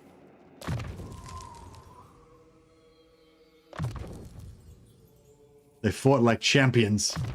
They fought like Kislevites. Hey, Andreas.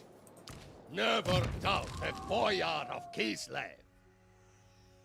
Alright, let's start mentoring some dudes. With this, my rule is absolute.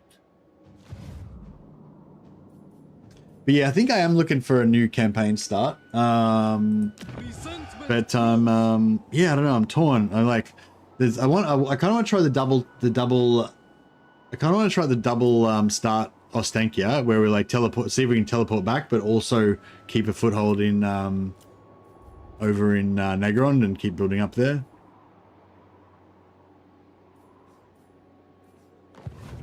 We sell that turret. The Boca Palace's doors are open to you. Next turn, maybe. But yeah, I don't really get into Stankia that much, so I feel like I need to have like I really need to get my head around her like theme, you know.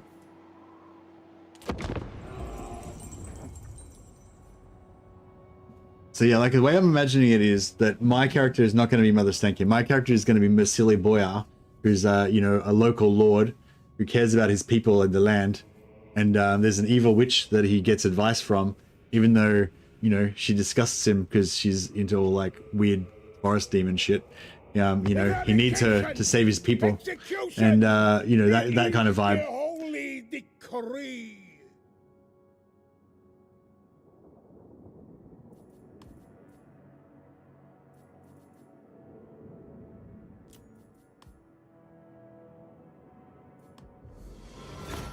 Alright, cool. And then we can trade some wars with him later on. Yeah, we're finally getting our economy turned around. We're becoming a strong faction. The other factions fear me. Or some of them do anyway. Arrange a little accident. Assassination is always the best option.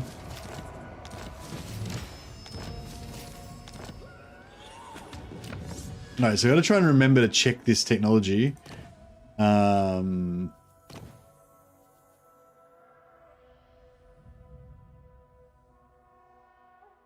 Check this technology and see if it is actually bugged, because somebody told me it affects everybody. You become a strong faction, time to quit and start again. Yeah, pretty much. The characters with support traits still give plus support. Nice Orthodox when they're not on the campaign map. Yes. Sorry, yeah. Yeah, they do SG, yeah. So you can see here I've got character traits plus 33, and on here I've got character traits plus 16. Like, that's all of my character traits on all my disbanded lords that I've like got here, like +3, +1.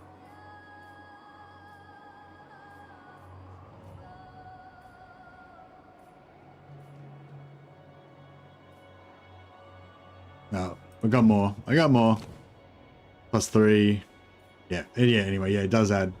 Yeah, that's right. I just try and, at the start especially, I just try to constantly cycle the lords so that I can get as many of them as possible.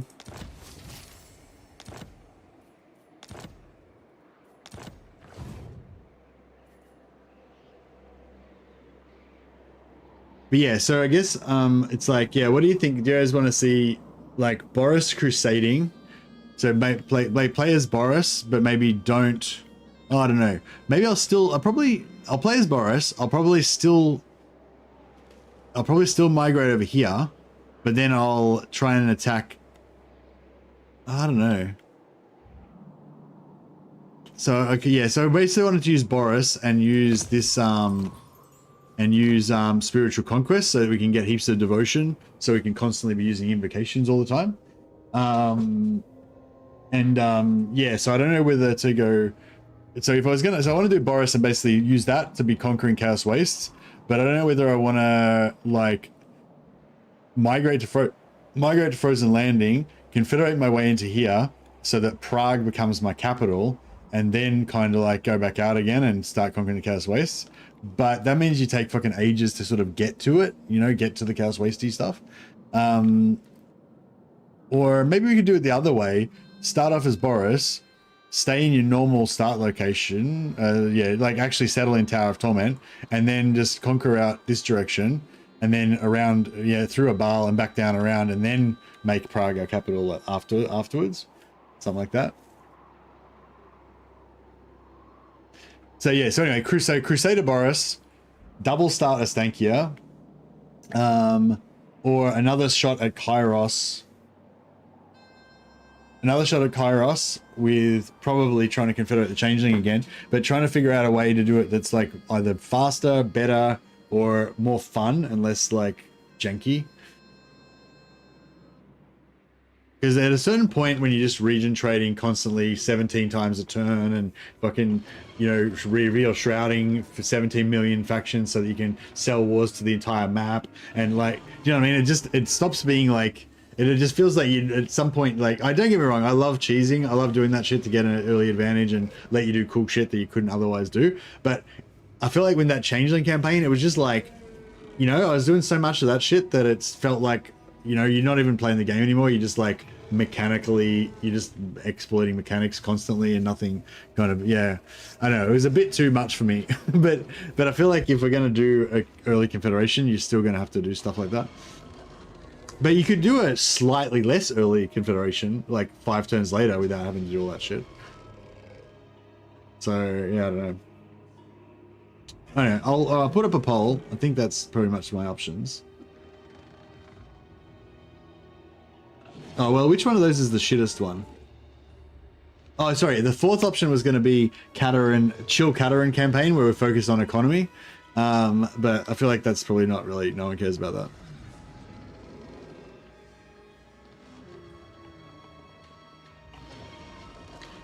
Can we do like Emperor of Vlad, but we ally with Kislev or something? Like Kislev vampire faction? We should play Emperor of Vlad, but then get a Stankia. Like bring another Stankia, what's her name?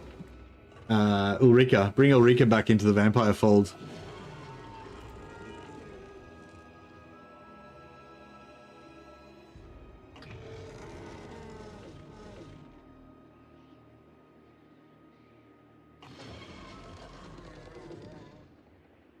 So we got a Stankia double start location, Boris the Red Chaos Crusader.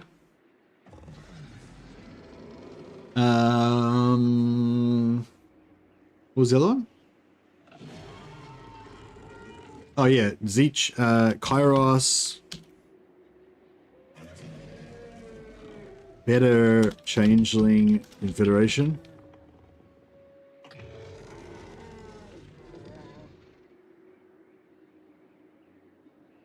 Or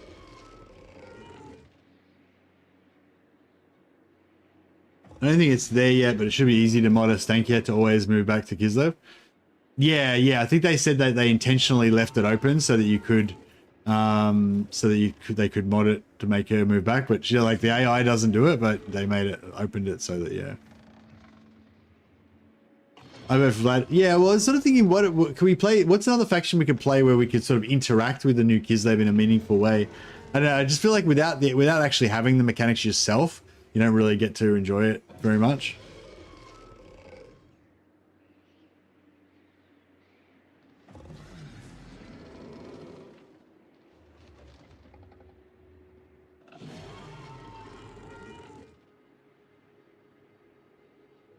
So okay, so we've got, so these are the 4 options. It's either like Mother of Stankia double start location. I've had a lot of people asking me about playing.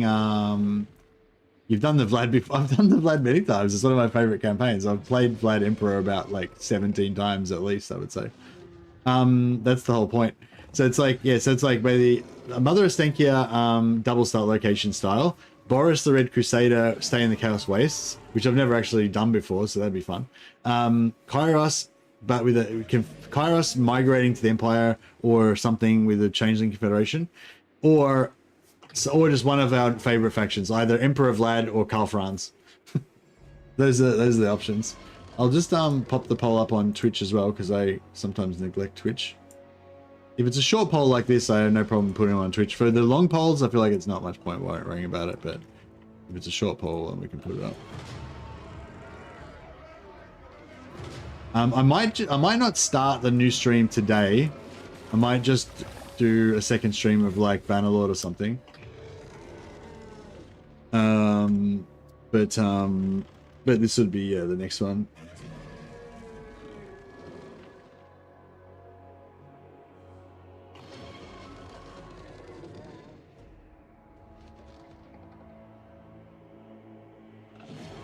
Alright, I just gotta go to the toilet, so I'm just gonna give you guys 10 minutes to vote on this poll, and then I shall be back. No, not 10 minutes, like 1 minute.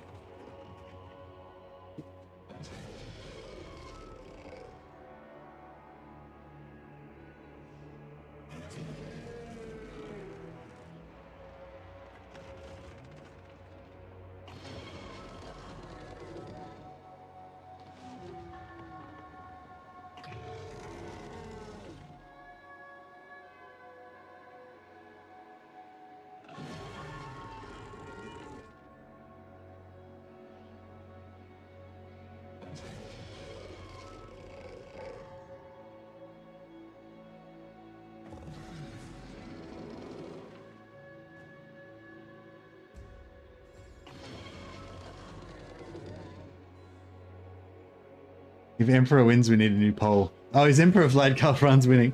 Alright, well, yeah, maybe we need to split. Oh, wow. No one cares about Mother of Stank.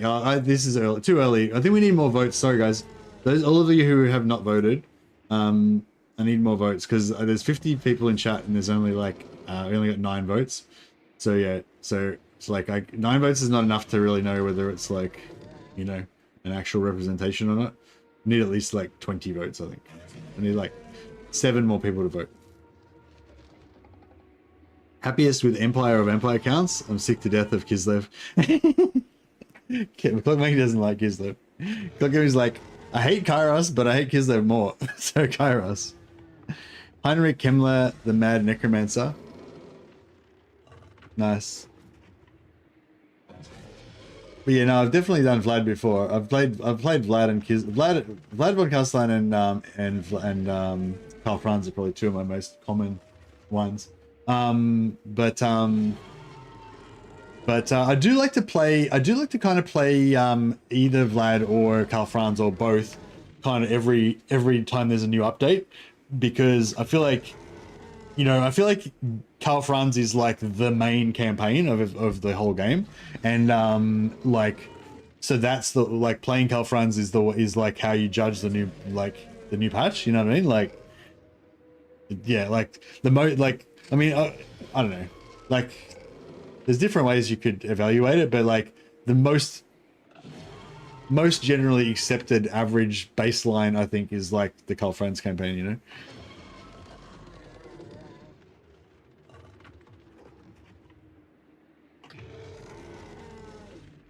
How can Karl Franz be the main campaign when Gelt is supreme? That is true, that is true. Alright, I'm gonna play a bit more of this while we let that let this poll percolate for a bit. I am Kostaltyn. Yes, you are. Damn right you are. Ulrika Magdava. Betrayers! Betrayers all around! Anything. Everything! Let me fight. On course.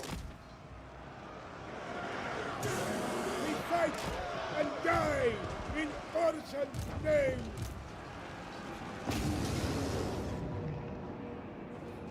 Serve Kislev! Serve Father Orson!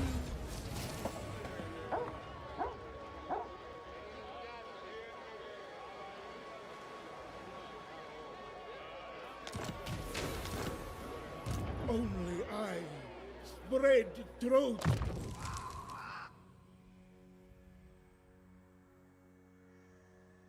Oh.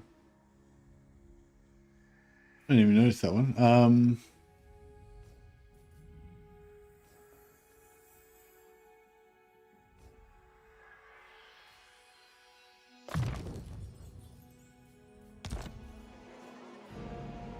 Boris is winning. Yeah, Carl Franz is winning now. We got 16 votes. All right, let me get 20 votes. Give me 4 more votes on YouTube.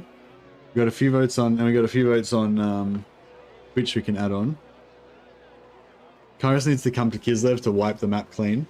Yeah. Let me get 4 more votes on YouTube if anyone can be asked voting. And then I'll redo it between Changeling, Vlad, and Karl Franz and see who wins. I feel like Changeling will win out of those 3 once we split it up. I am Kostaltyn. Or maybe I'll just do it now because I don't want to make you guys put too much voting in. Boris the Red's kind of in there as well. All right, we'll get rid of Ostankia because no one seems to like Ostankia. Maybe me just talking. I feel like it's me just talking shit about Ostankia all the time. That's like making everyone not like it. Do you reckon early Tempest magic is better against Chaos than Ice because you get the Searing Doom type spell? Kneel to Orson.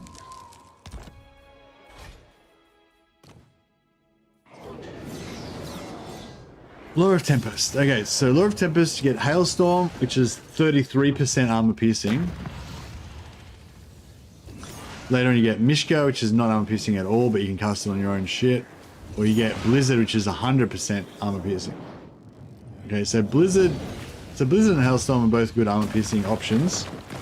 Lure of Ice has Maiden's Kiss, 0% armor piercing. And eventually you get Heart of Winter, which is direct damage. Direct damage is not affected by armor, right?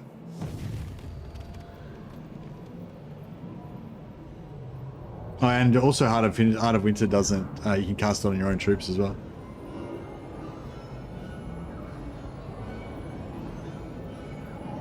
Yeah, Death Frost is really good because, yeah, for killing enemy characters.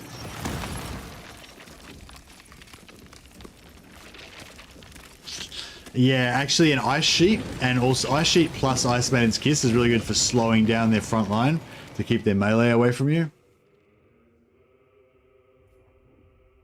I don't know, I feel like I like Ice better overall. At first I used to like Tempest better, exactly for that reason. I'd make blobs and drop hailstorms on them, and have like 3 or 4 of them, so you're just like hailstorming the fuck out of everything with like mad damage, with you know, mad rate of fire on your hailstorms, just continuously laying them down. But yeah, I don't know, I kind of like Ice better now, I think. It just got more utility, like the slowdowns on the Ice Sheet, and even just the Ice Sheet, like the super cheap slowdown. It's just a nice, and it's long, super long range, super big area of effect. It's such a good spell, you know. I find myself casting it a lot. It's like I don't really cast like non-damage debuffs much, but I pop that down a lot, you know.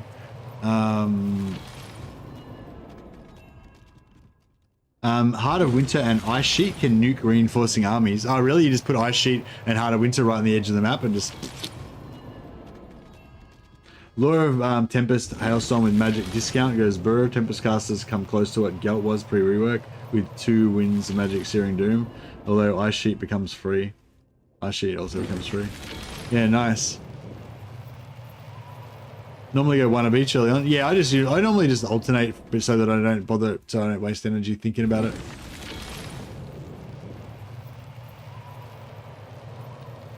Overcasted Blizzard will destroy any infantry in it. Yeah, Blizzard's pretty hot. Really hot.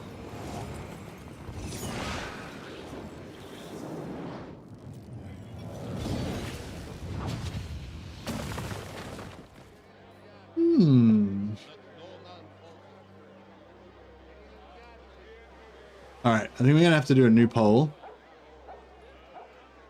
Gonna get rid of a Stankia. I think a Stankia did not win.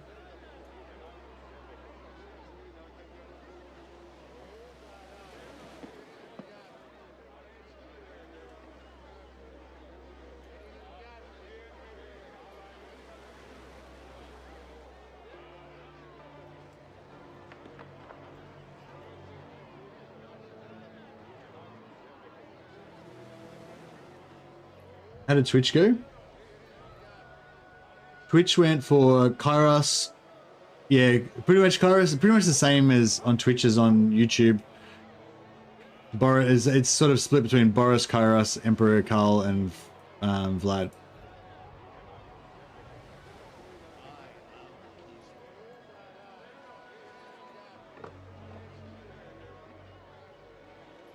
What was the other option? Oh yeah, Kairos.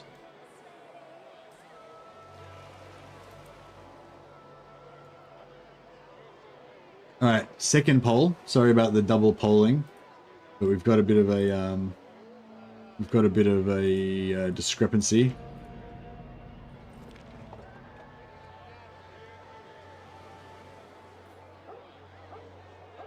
See, Emperor Vlad might be the same as every other Emperor Vlad campaign, except this time we're going to be Emperor of Kislev and Empire. So, totally different Empire Vlad. Alright, another poll. No rush though. I'm going to leave this poll up for a little bit while we have a think about it. I'll leave it up for at least 10 minutes. Give people on Twitch the chance to roll it to vote as well.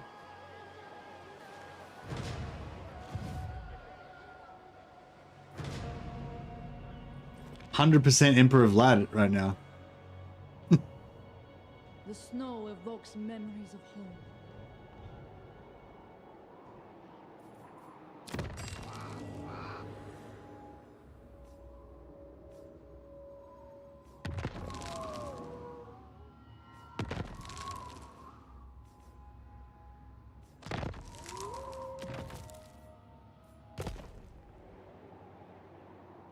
Bring me glass. Boyar.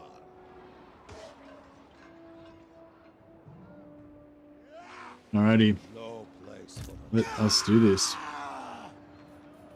this is my right.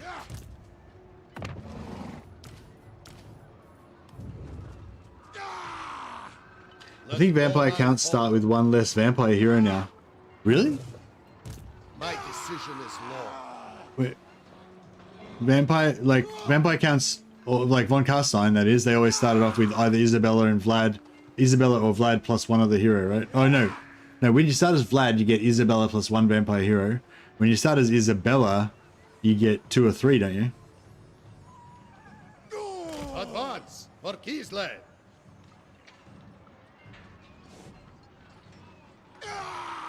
Boyar for life.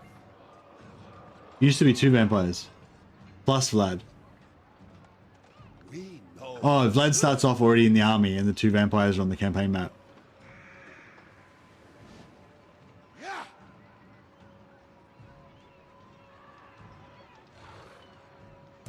Boyar. Take me there. Boyar. I said march. I encountered a weird bug playing as a Stankia and choosing to go back to Kislev. I got my technology locked out. You got your technology locked out? Wow. No, I just booted up a campaign just to test out the you know, teleporting thing. Been looking forward to this. But Prepare to be ripped to shreds. your technology button is gone. Okay. Did you try like ending did you try ending turn? Or reloading or whatever? You got any mods on? I can arrange your execution.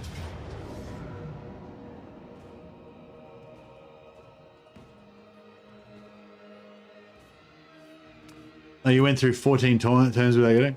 Maybe you got to do a sea treasure. That's what worked for me. No, actually, no, I didn't actually do the sea treasure. Yeah, I did the teleport back, and I didn't get any. I didn't get any issues. Maybe just restart.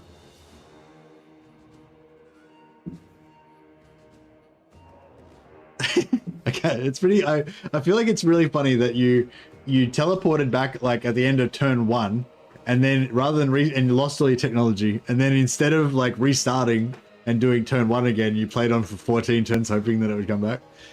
Sorry, I shouldn't laugh. I shouldn't laugh. I don't mean to laugh at your misfortune, Nikiko, but you can see how, from a reasonable person's perspective, just going back and redoing the first turn again would be the smarter move. But yeah, no, you can definitely teleport back without losing all your technology. So yeah. Maybe that's why my Eureka fixed too. It wasn't the sea treasure, but it was my sea treasure putting me over 15k. Yeah, it seemed to work when I went over 15k, didn't it?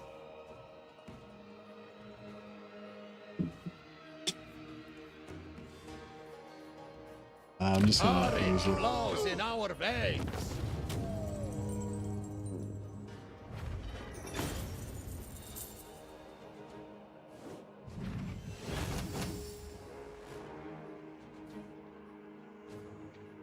What care I for presents?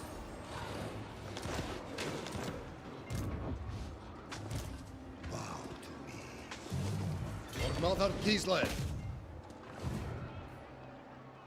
Render them peasants.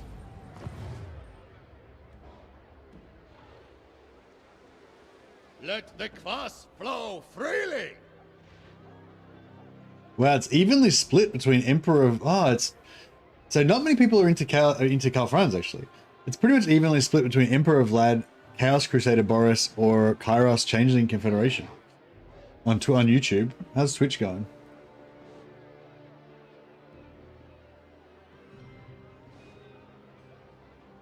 Twitch is... got 2 votes each for Emperor of Vlad and Changeling Confederation.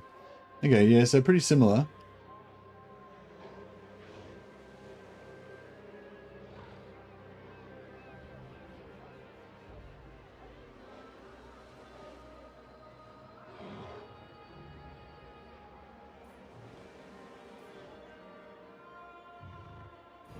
Karis is winning still. Oh, Karis is winning at the moment. Vlad was winning before.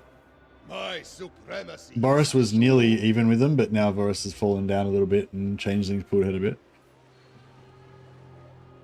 I feel like you should get more for staying in Nagaron. Teleporting back just seems the obvious choice. Yeah, exactly.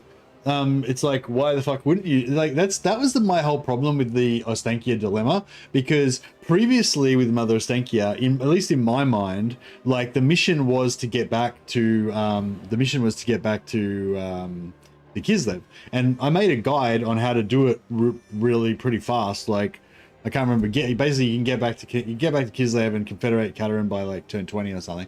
Can't remember how fast it was, but pretty early. And maybe it was faster. I don't know, something like that. But yeah, but like that was the whole mission of playing for playing as a Stankia. The mission was to get back to Kislev, Confederate Katarin, and like, you know, become like and take over Kislev, you know. And now it feels like, and it wasn't just me. It was like once you do that, like that's when you unlock all the different units. That's when you unlock all the different buildings. Like that was like your whole goal was basically get back to Kislev, Confederate Kislev, get all the major cities, and get all the stuff, right? And so that was an achievement. And like now it's like you can just take a dilemma on turn 2 to instantly get back to Kislev. You can fucking turn 2 Confederate the entire of Kislev, and you get a buff on top of that. And like, do you know what I mean? Like, it's like the dilemma is like, do you want to play on as Mother Ostankia, or do you just want to win the campaign now? Just don't worry about playing the game, you know. That's what I feel like. That's my main problem with it. Like, I think it's good in that it gives people what they want, which is to get back into Kislev and everything. But the thing is, like, that was the whole point of the Mother Ostankia campaign. So it's like, it's basically just a win the campaign now button, or you know, yeah.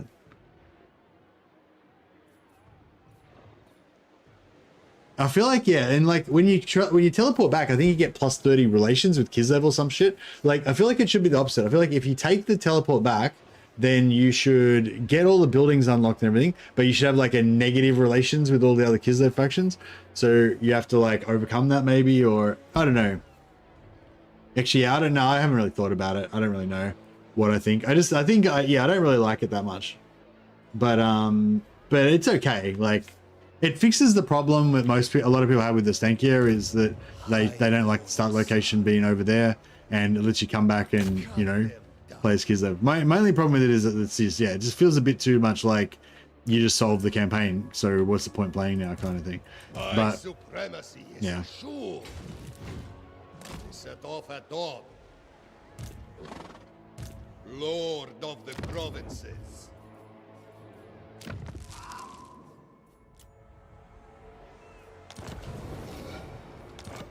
The motherland's purity is tainted.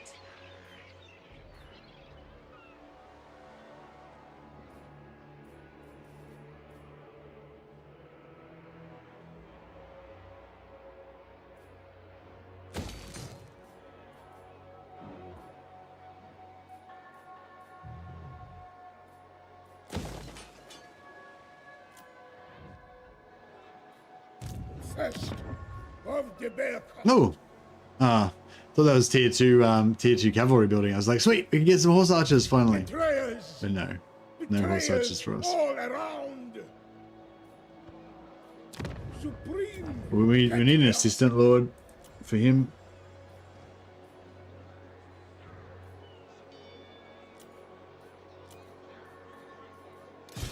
Hoya, governor of Kislev's lands.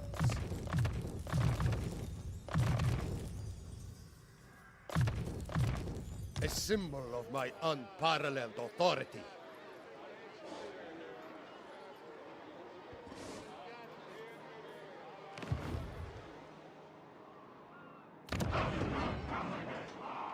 I think CA did it to satisfy all the people screaming that they did that it didn't match the Stankia's law. Some people were really annoyed and vocal about it. People are still complaining about the dilemma, saying that she should just be there and there shouldn't be a choice. Yeah, that's it. I don't think I'm playing on the IA version beta, but hey, Yukiko, there is no AI beta. They got rid of the AI beta. And I don't think it's a bad idea that they I don't think it's a bad idea that they gave her the option to get back there. Like, I think giving her the option, giving her a dilemma to get back there is fine. It's just what the dilemma actually is, you know? Like, I don't know,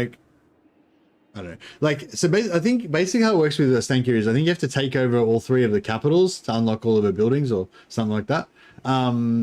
But yeah, if you take the dilemma, then that just gets rid of that, so you don't have to worry about it. So yeah, I reckon if they changed it so that they made it that you have to get a military alliance with Katerin to unlock the Ice Court buildings, and you have to get a military alliance with Kostaltyn to or wipe them out or take over their capital or something like that. Like, and then when you teleport back, it doesn't solve that. Like, you still have to do that. Like, I think that would be cool, something like that. Confederation and the other Kislevites is pretty hard, so you get a solid 50 turns of having to 1v1 the Chaos factions. When you teleport back, no, I don't think so. I think you can confederate them pretty easy.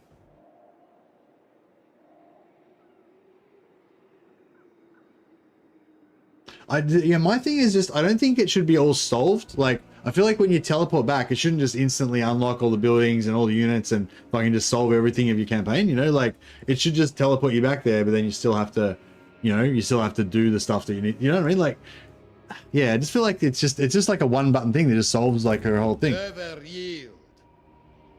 It's super easy when you teleport back to confederate everyone on turn 2. Yeah. You can just like region trade it, Spanner, I think. Have the thing locked until you control one of the big cities. Yeah, I feel like they should still make you either control the big cities or confederate or do something to unlock all your stuff. Or, I don't know, or something. Or just change it. Yeah, I don't know, yeah. I just don't think that it should be like a one-button dilemma to just solve everything. That's my main issue with it. Lord of all. So either they should make it not solve everything, or they should change her, like, unlock conditions to be a bit different or something. I think that's what I want. But I honestly don't give a shit because I don't really care about a stankier anyway. Fool fit for a lord.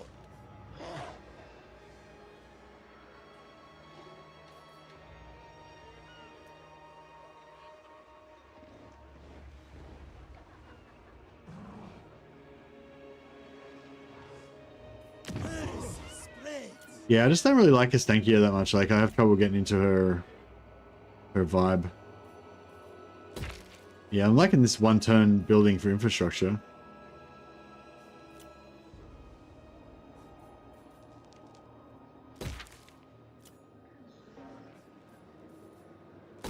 Minus one turn.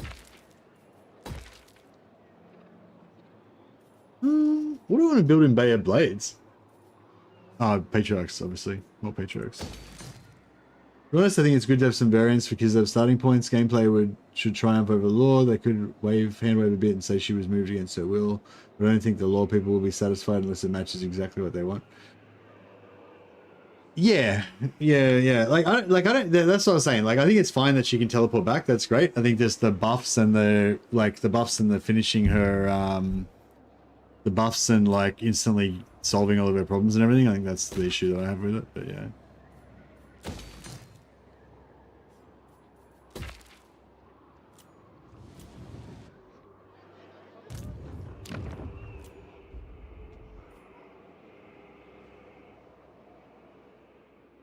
I was like, where the fuck's my army? It's like a Mad's map. So this guy's got a Mad's map, so he can just teleport to random regions around the map. Which is awesome when you've got him in camp stand, so even if he teleports to some house attrition place, it's still cool.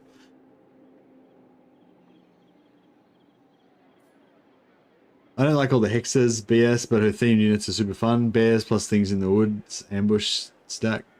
Yeah, nice.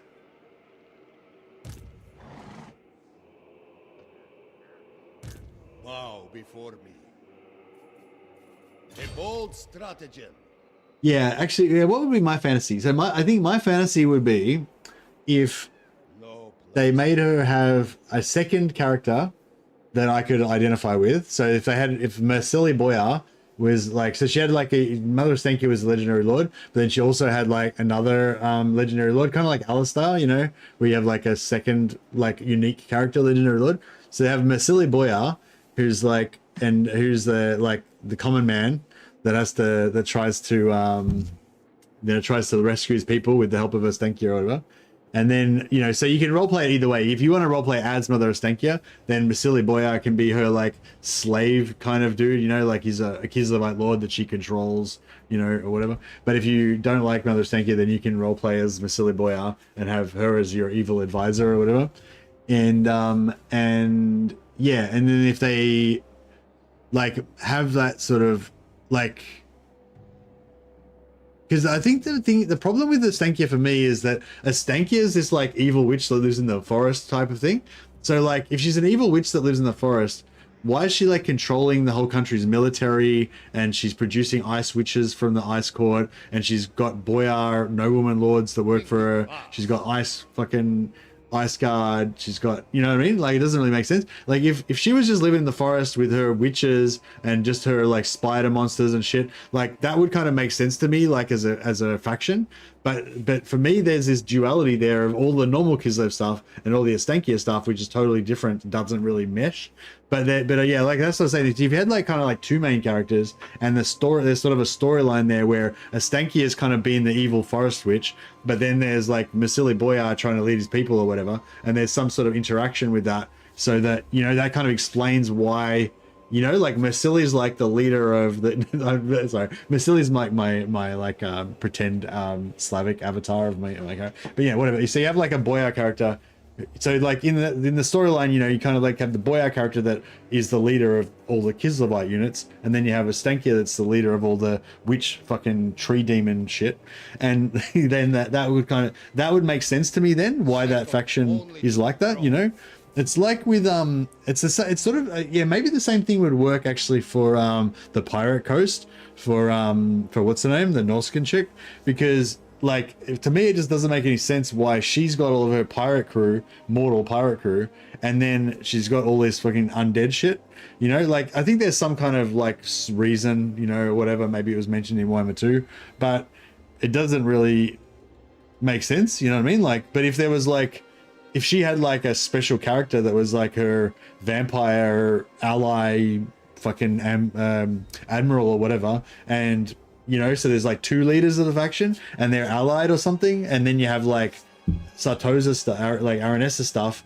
You know, Aranessa has her own little posse of living dudes, and then there's the vampire dudes, and then, you know, then it sort of makes sense then somehow to me, like, but it doesn't really make sense that she's just come and taken over this vampire faction.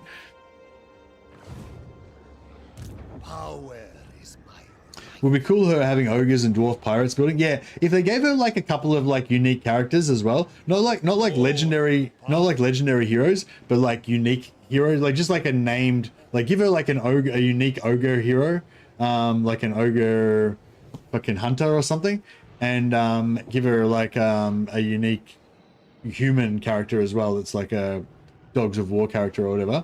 Give her a couple of unique heroes or whatever, and then yeah, and then she can have like, so she's like, I don't know, yeah, but anyway, yeah, whatever. I'm rambling. Lord of the You guys, you get the gist. So Tribe Slaughter's tier 3, Pillar of Skulls is tier 3 as well, right? Yeah, both tier 3. Champion of Kislev. We should have recruited here last turn. I didn't think about it. Can we go here without getting any? Yeah, cool. My province. All right, you go take the big one. Kislev's chosen.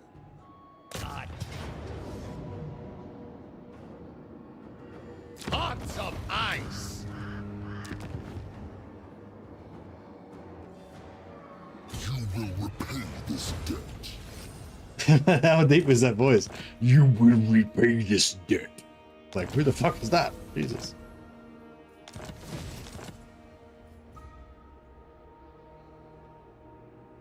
Mercenary heroes from other factions would be cool. Yeah, well, I feel like they could just give her like an ogre firebelly or something, and he could be like one of her pirate crew. Like, do you know what I mean? Like, just to create like a bit of a vibe that she's got like her like mortal pirate crew of mercenaries and ogres and shit, and then she's like somehow merged with the like, you know, maybe she doesn't like the pirates, she doesn't trust them or some shit or whatever, and but there's like pirate characters as well, and I don't know, whatever.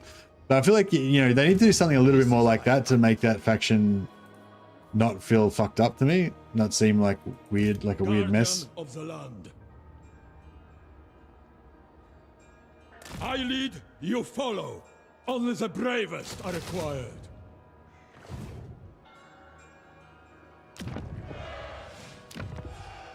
Sell a character dumb like next to actually we could keep this for ourselves, I guess.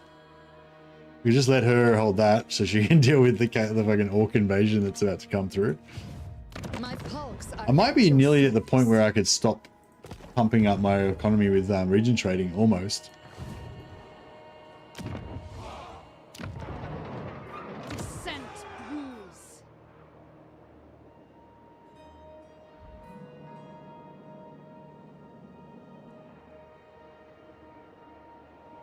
What do you want?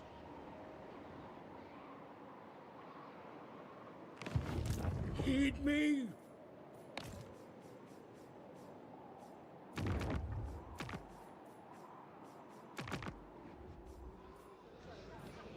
Hoyar. No other may wield it.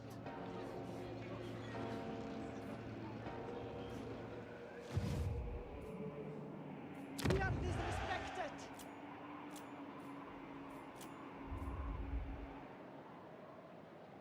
Oh yeah, we need some more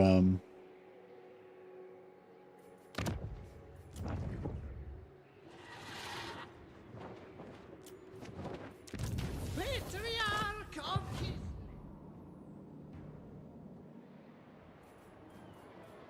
Obey! Patriarch of Kislev. Patriarch of Kislev.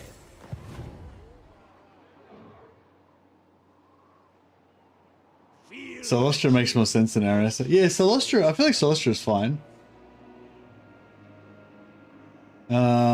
But yeah, Aranessa just really it doesn't gel with me. But the thing is, like, there's probably no point fixing her faction for me because I would probably still not care even if they did all that stuff that I said. And so it's not really worth it. Commander of the soldiery, Ruzina ready. Also, if they need to make some more of those intro videos, like those intro videos that they made for the DLC factions for Warhammer 3. Like, you know, when starting from who got the intro video? Oh, yeah, I think yeah, all the factions that got introduced in Warhammer 3 got intro videos. Yeah.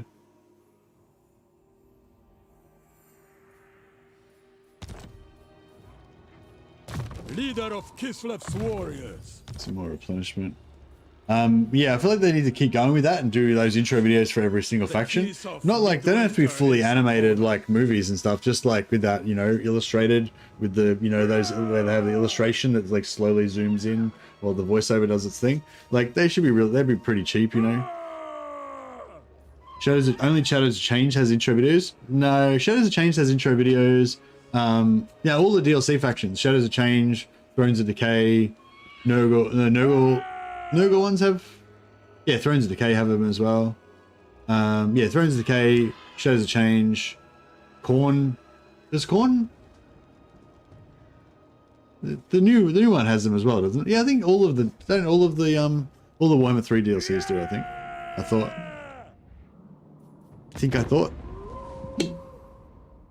All right, Chaos Crusader Boris has come back.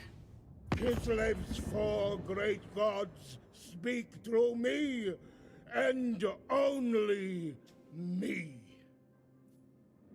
Oh, this has been, I've been waiting for the, I mean, I'm not waiting, but he's been at like negative 300 for fucking so long, like forever. Shit.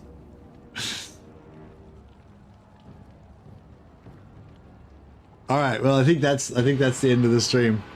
That's the end of the stream now. Can't, otherwise I'm gonna lose my capital. I've noted multiple times like, oh shit, he's probably gonna attack me at some point and I'm gonna have no armies nearby and I'm gonna lose my capital. And I'm like, and then like a few turns later I'm like, yeah, he really hates my guts and I've still got no armies there and he's gonna attack my capital. And like eventually he did it. Rip Adamant level 10 too. Yeah, I know, level 10 Adamant as well. He's not immortal or anything. Yeah, actually, I feel like the Adamants should be immortal, like from start. Like, if you can't pull them out of the settlements, they should just be immortal straight away, I reckon. I don't know. Do you reckon the Adamants should be immortal, or should we fight this losing battle as our last hurrah?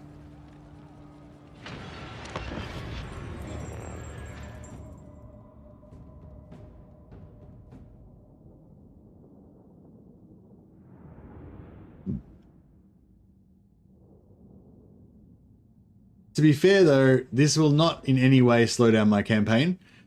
All that this means is that Golgfag is going to get absolutely fucked like immediately after this. Not immediately, but like, you know, very soon. Like, he just signed the death warrant of his entire people. His entire civilization is going to be genocided, burnt down to the earth, destroyed. It's definitely not going to stop the dominance of Kislev. It's just going to increase the pissed offedness of Kislev. And these fucking legendary heroes of Kislev will be martyrs. Their names will go down in history. The glorious defense of Erengrad. When we reconquer Erengrad in 3 turns, monuments will be raised in their honor.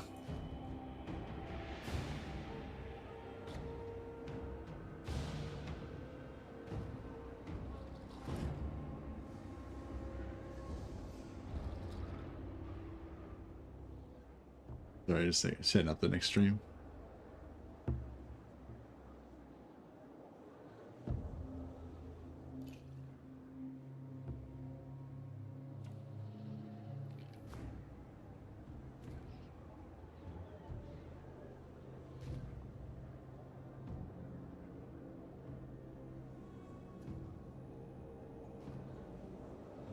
All right, we're taking bets. Who's it's weird that Kislevs don't hate ogres at all, but the ogres do hate Kislev. Yeah, I don't know why that would be the case. Hey, how did the Twitch poll go? Twitch poll got 4 votes for Kairos, 3 votes for Emperor Vlad.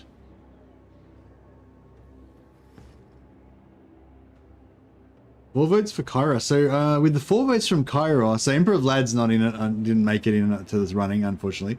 Crusader Boris got 38% and Kairos got 27%. So big difference. So Crusader Boris won. But with the 4 votes for Kairos from Twitch, that kind of gets them pretty close. So I'm going to say that Boris and Kairos are kind of even. But I think Boris still wins. But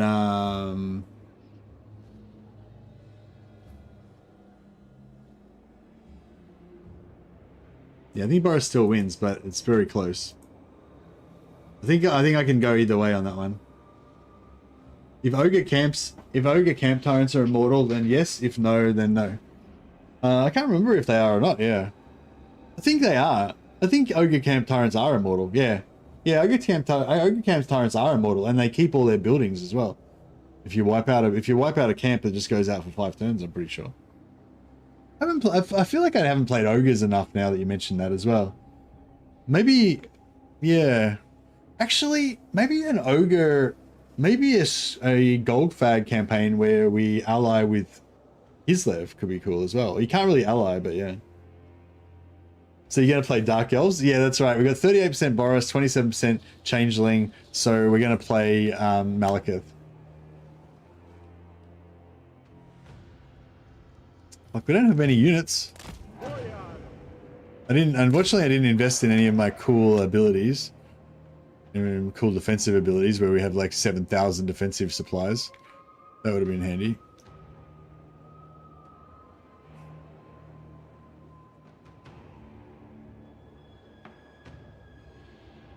I feel like this side we can pretty much wipe out. This side's going to be a bit harder. Is that a scrap launcher? Yeah. Scrap launchers are pretty bad, aren't they?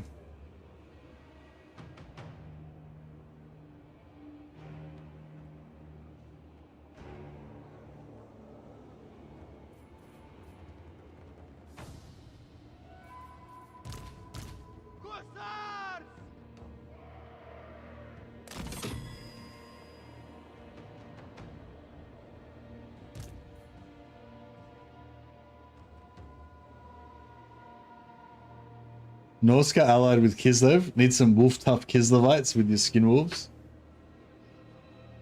I feel like you could do a Kislev. You could do Kislev allies. I mean, I think you'd do it the other way around though. You go Kislev allied with Norska, yeah. But you could. Isn't there one of the Norskan tribes that's like a bit more chill than the other ones? Like is it the Scaling or the Bjornlings or something that are a bit less, fucking, bit less psycho than the others?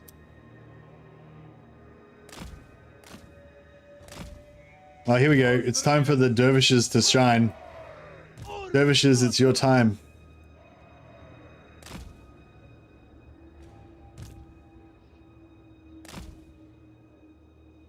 Land is power. All right, where are we going to put a tower? Should we try and hold the final bastion? There's a lot of choke points, but all that dude's going to be dead by the time that happens, so.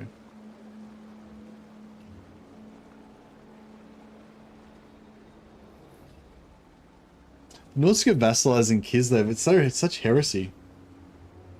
Heresy. I feel like Norskan units and Kislevite units kind of almost go together though, don't they?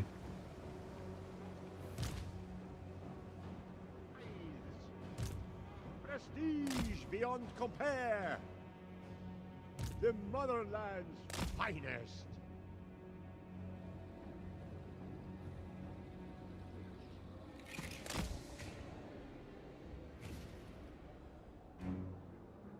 I don't know if I want to build a tower or not. I think I might just wait till build it up from the back. I just wait for like 2,000 and put this one down. But the thing is, I don't think we're gonna have anything left to survive.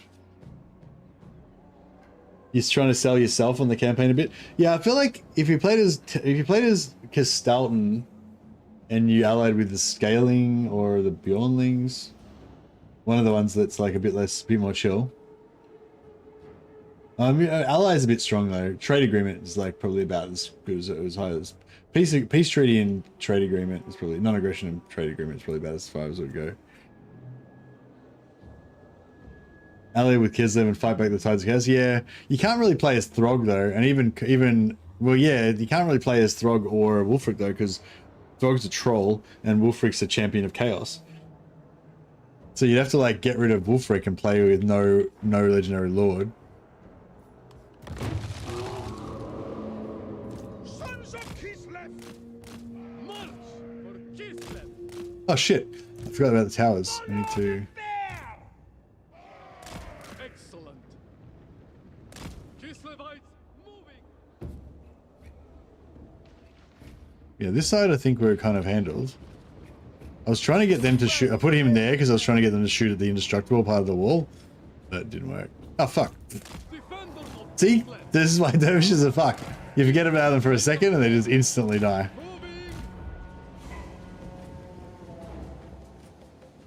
Armored Cossars! Taking position!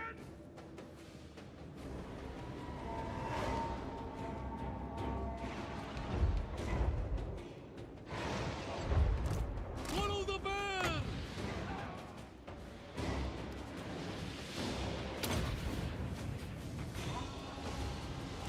Us archers! They die! March for Kislev! Rider.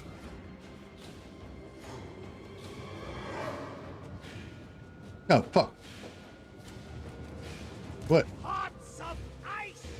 What the hell? What? Did they just like delete one of my units somehow? Didn't I have 3 units of archers there? One of them just ceased to exist. Alright, this siege is fucked. I'm officially saying this siege is fucked. Moving! The motherland's finest! Taking point!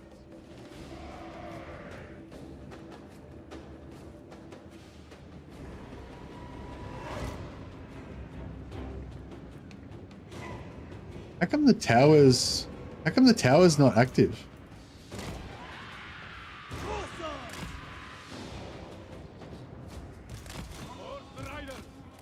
Yeah, I think my heart's not really in this one. I think I'm not like I'm too distracted. I'm not really trying to win. You know, I'm just like kind of whatever. Sorry, guys. Should have been an epic battle, but I haven't really given them my best. Didn't realize Shadowstone. Yeah, sometimes that does like on certain maps. This might be the one. Yeah, I think there's certain maps where Shadowstone the gate kills the gate unit. But it's only on certain maps. Normally it doesn't. But yeah, I think there's like 1 or 2 maps like where it does. I think one of the Chaos Dwarf ones used to do it as well. Kislev sends us forth! Moving! March!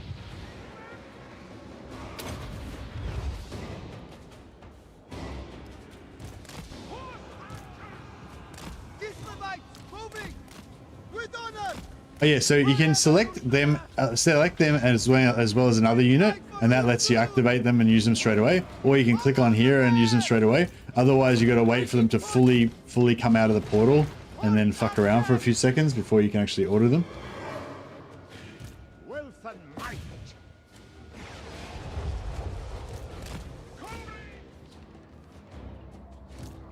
Follow the bear! Okay, we're gonna lose our capital. Lose our thing.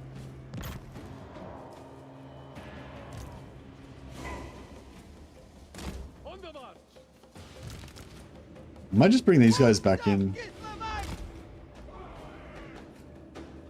March for Kislev! If we can. Kislev's true power! The motherland's finest! On the I do love lead belchers. They're so cool. They're the coolest unit ever. Defenders of Kislev! Kossars! Purge them! Hold! Boyar of Kislev! Obey the Orthodoxy! Power on Wolves of Kislevites!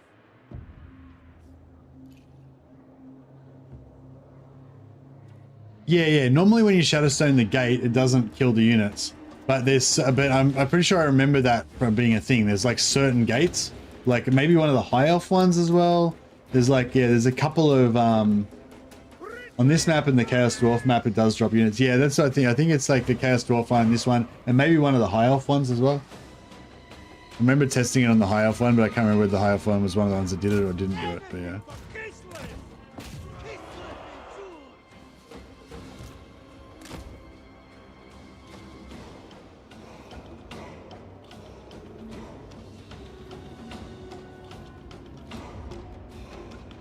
Armored Kossars! Make war! the motherland!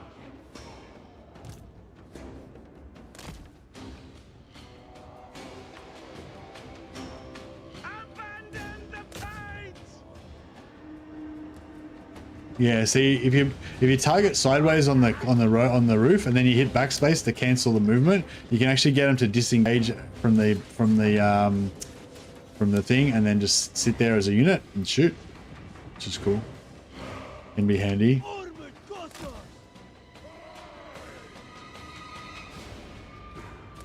Very well. Oh yeah, see the middle's gone now. Excellent! On the march! Obey the Orthodoxy!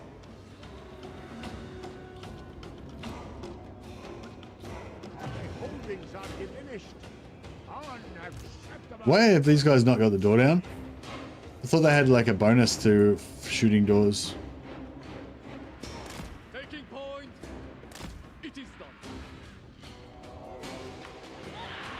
Kossars! March with pride!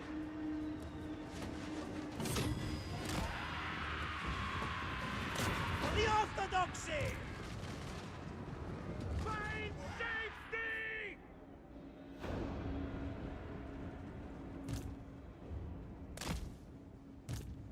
Kislevites moving! And Armored Kossars!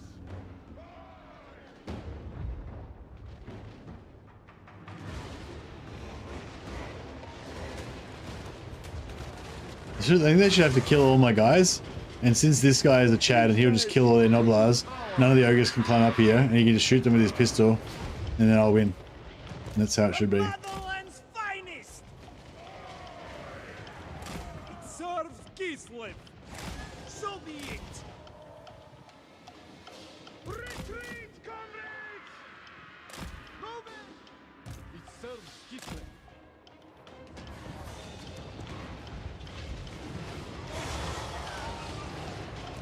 Boyar of Kislev! Oh, they got... Oh, motherfucker. They got me again. They got me again. Both units. 2 units completely fucked. Oh, no. The land betrayed them. The land has betrayed us. Bear! Betray us all around. more mother! That was my bad. Yeah, that was a bad one. It was such a good firing position though, I couldn't give it up. On the march! Where's Gandalf and Carl Urban when Rohan needs them? I know. Oh, Kislev!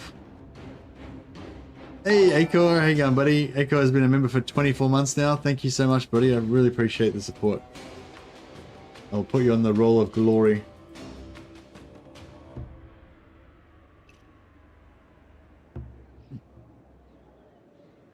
Although this campaign's just about over though now, but your support of Kislev has been noted. Kossars! Motherland's finest.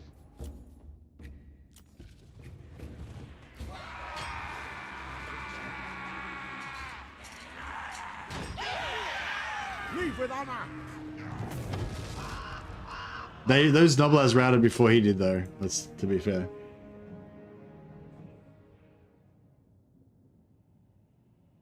Well, we gave him a bloody nose.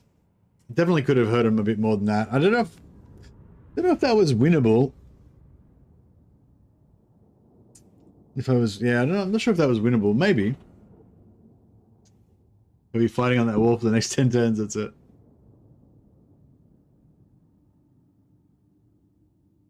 To add insult to injury, they like don't even occupy it. They just sack it and just wander off. Oh no, he's taking it over. Eringrad is Golfag's new capital now. This.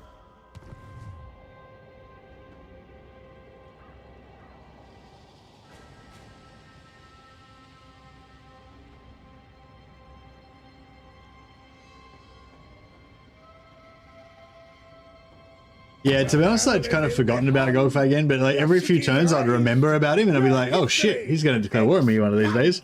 But then it's like, but the cost of like defending against it was just too high. Alright, Katarine seems to be a bit of a better ally now. She's not betraying me every time I ask her to join a war with me. It was Catherine's fault. Yeah, I mean, we're allies. Why isn't she defending the south?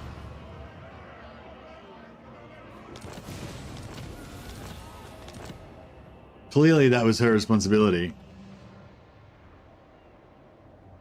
I am Kostaltyn. Only for Urson. Destroy them. Boyar. Patriarch of Kislev. So we've got to get 3 heroes in there. Suffer for eternity. Execute the heretic. Anything.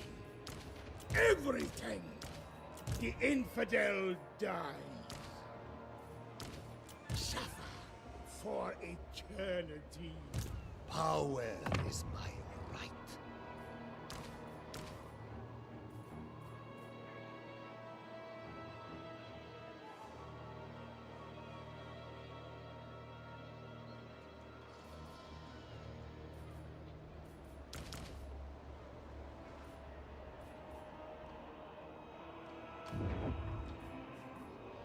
Patriarch of Kislev. Replenish. This is Urson's plan. Replenish.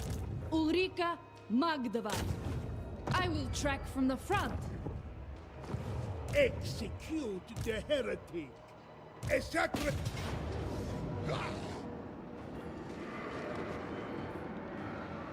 To fail or flee is blasphemy. Make them coward. Governor of Kislev's lands. Destroy these fools.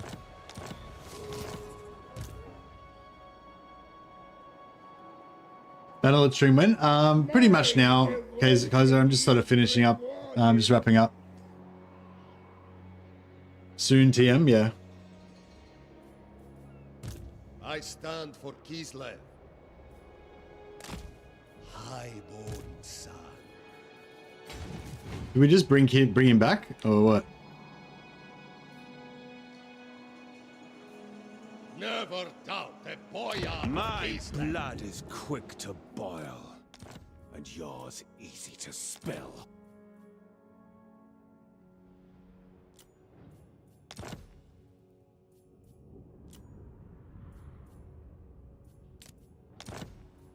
No, he's not really into it.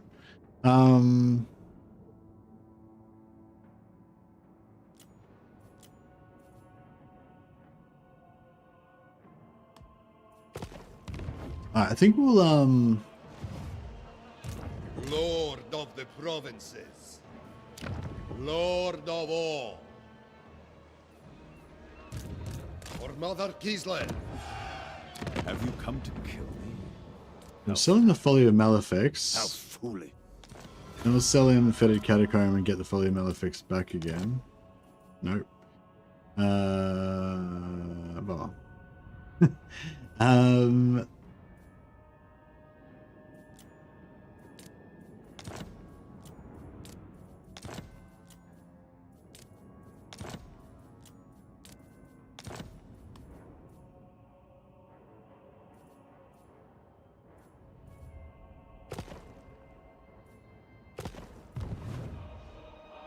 It's like, whoops. Oh well.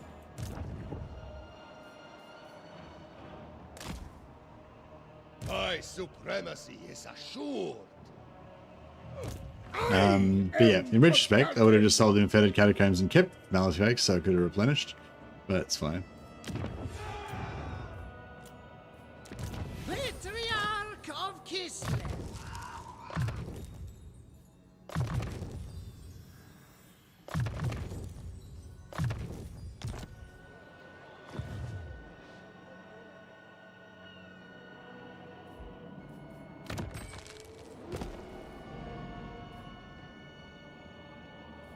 Praise the Four as one!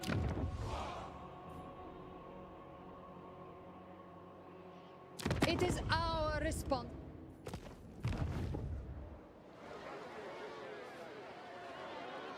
I never played Kostaltyn, who looks like a vodka addicted hobo, but now I want to get revenge on the ogres with him.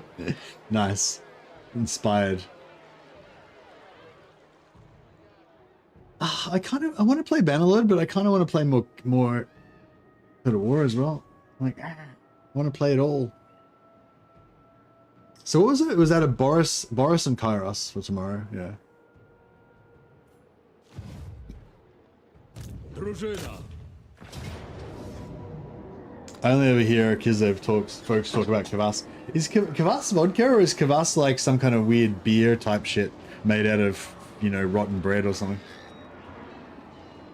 Oh no, there's another shit they talk about as well. It's not Kvass, it's like, Kvass is like the rough shit that the commoners drink, but there's like some really nice stuff that they drink as well, isn't there? If AFK, it's fermented beets. Yeah. But there's some sort of nice shit that they drink as well. Oh, maybe that's in Warhammer 40k I'm thinking of, I think. What's the nice stuff that they drink in 40k?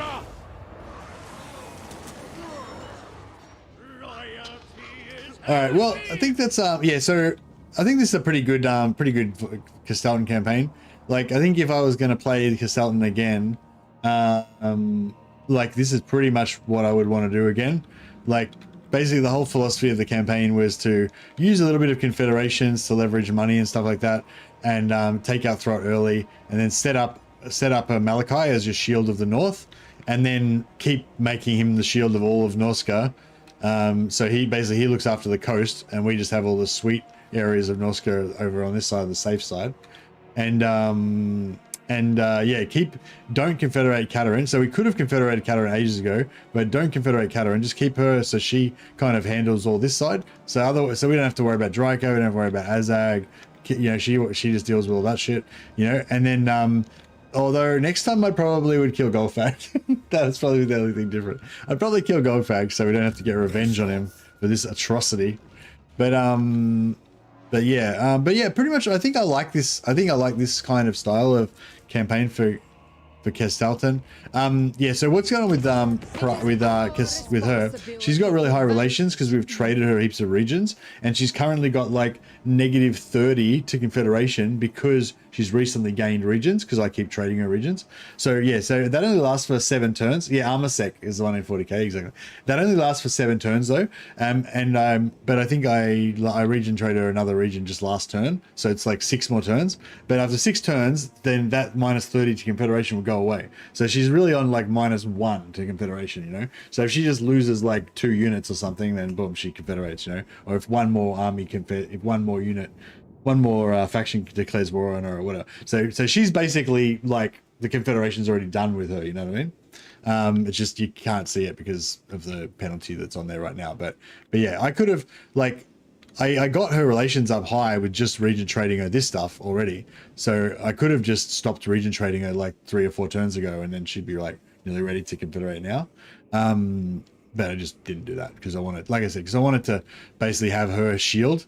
It's really a really useful technique when you're conquering and there's multiple enemies. You use an ally and give the regions to the ally, but then you don't pull the ally into the war. So the ally is like not at war with, well, in this case she is, but you know, theoretically you can use them to block them off. Like with Malachi, like Malachi is not at war with, was not at war with Norska, so I could just take all Norska's shit, give it to Malachi, and they can't take it back. So that way you don't have to defend. You know, you can just go in one direction, just conquer everything, and just don't defend anything. Their armies just can't do anything, except for fight your army. But yeah, but anyway, I don't know. Those are just a few kind of closing comments about this campaign. But yeah, I think this campaign's kind of, it is pretty much won, you know what I mean? Like, I mean, Goldfag's being a dick, but we can just raise a bunch of armies here and take him out pretty fast. It is pretty annoying, like he took out our capital. But you know, but like I said, we're going to confederate Katarin in a few turns and get all of her shit that's already leveled up and everything. So it's not like the campaign will be slowed down like very much at all. But yeah, that was fun. That was fun. I think this one was the most fun one. I didn't like, yeah, Boris's one was like, I don't know, it was okay, but it wasn't really how I exactly want to do it. I think I want to focus more on the chaos areas next time I play Boris. And Katarin's one was cool, but I felt like it was not quite optimized or something. But yeah, but Katarin's one was fun as well. I think with Katarin's one, I just want to go more, like have a bit of a bigger empire, more economy, and focus more on all that kind of economy, upkeep reduction, cheap ice guard and stuff like that next time I play Katarin, I think. But yeah. Anyway, yeah, so I'm gonna play a bit of the Bannerlord right now. We're playing Old Realms mod for Bannerlord, which is a Warhammer Warhammer Fantasy Battles total conversion. Didn't old Stanky Eye get the biggest change? I don't know, I haven't played Brother Stanky Eye.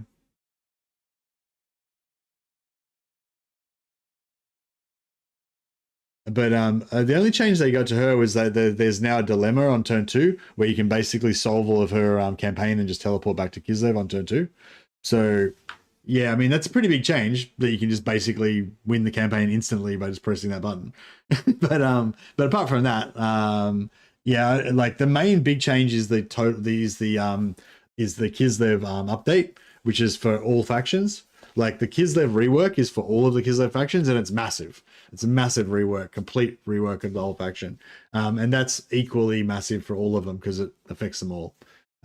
So yeah, but I'd say with the rework, Stanky is probably less affected. I feel like the rework stuff, like a lot of the boons and everything, they're a little bit more, like they're better. I feel like they're better for Katarin than they would be for a Stankia. Like I feel like a Stanky doesn't get quite as much advantage out of it, but it's pretty much the same for all the factions.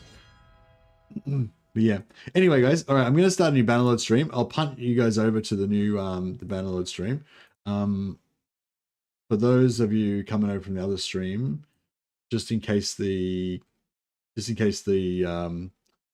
punt over doesn't work, I'll just put a link there. So just yeah, just click on that link in chat if you want to come and check out the Bannerlord stream. I'm happy to still talk more about the Warhammer stuff, but I'm just going to be playing Warhammer in Bannerlord instead of in Total War.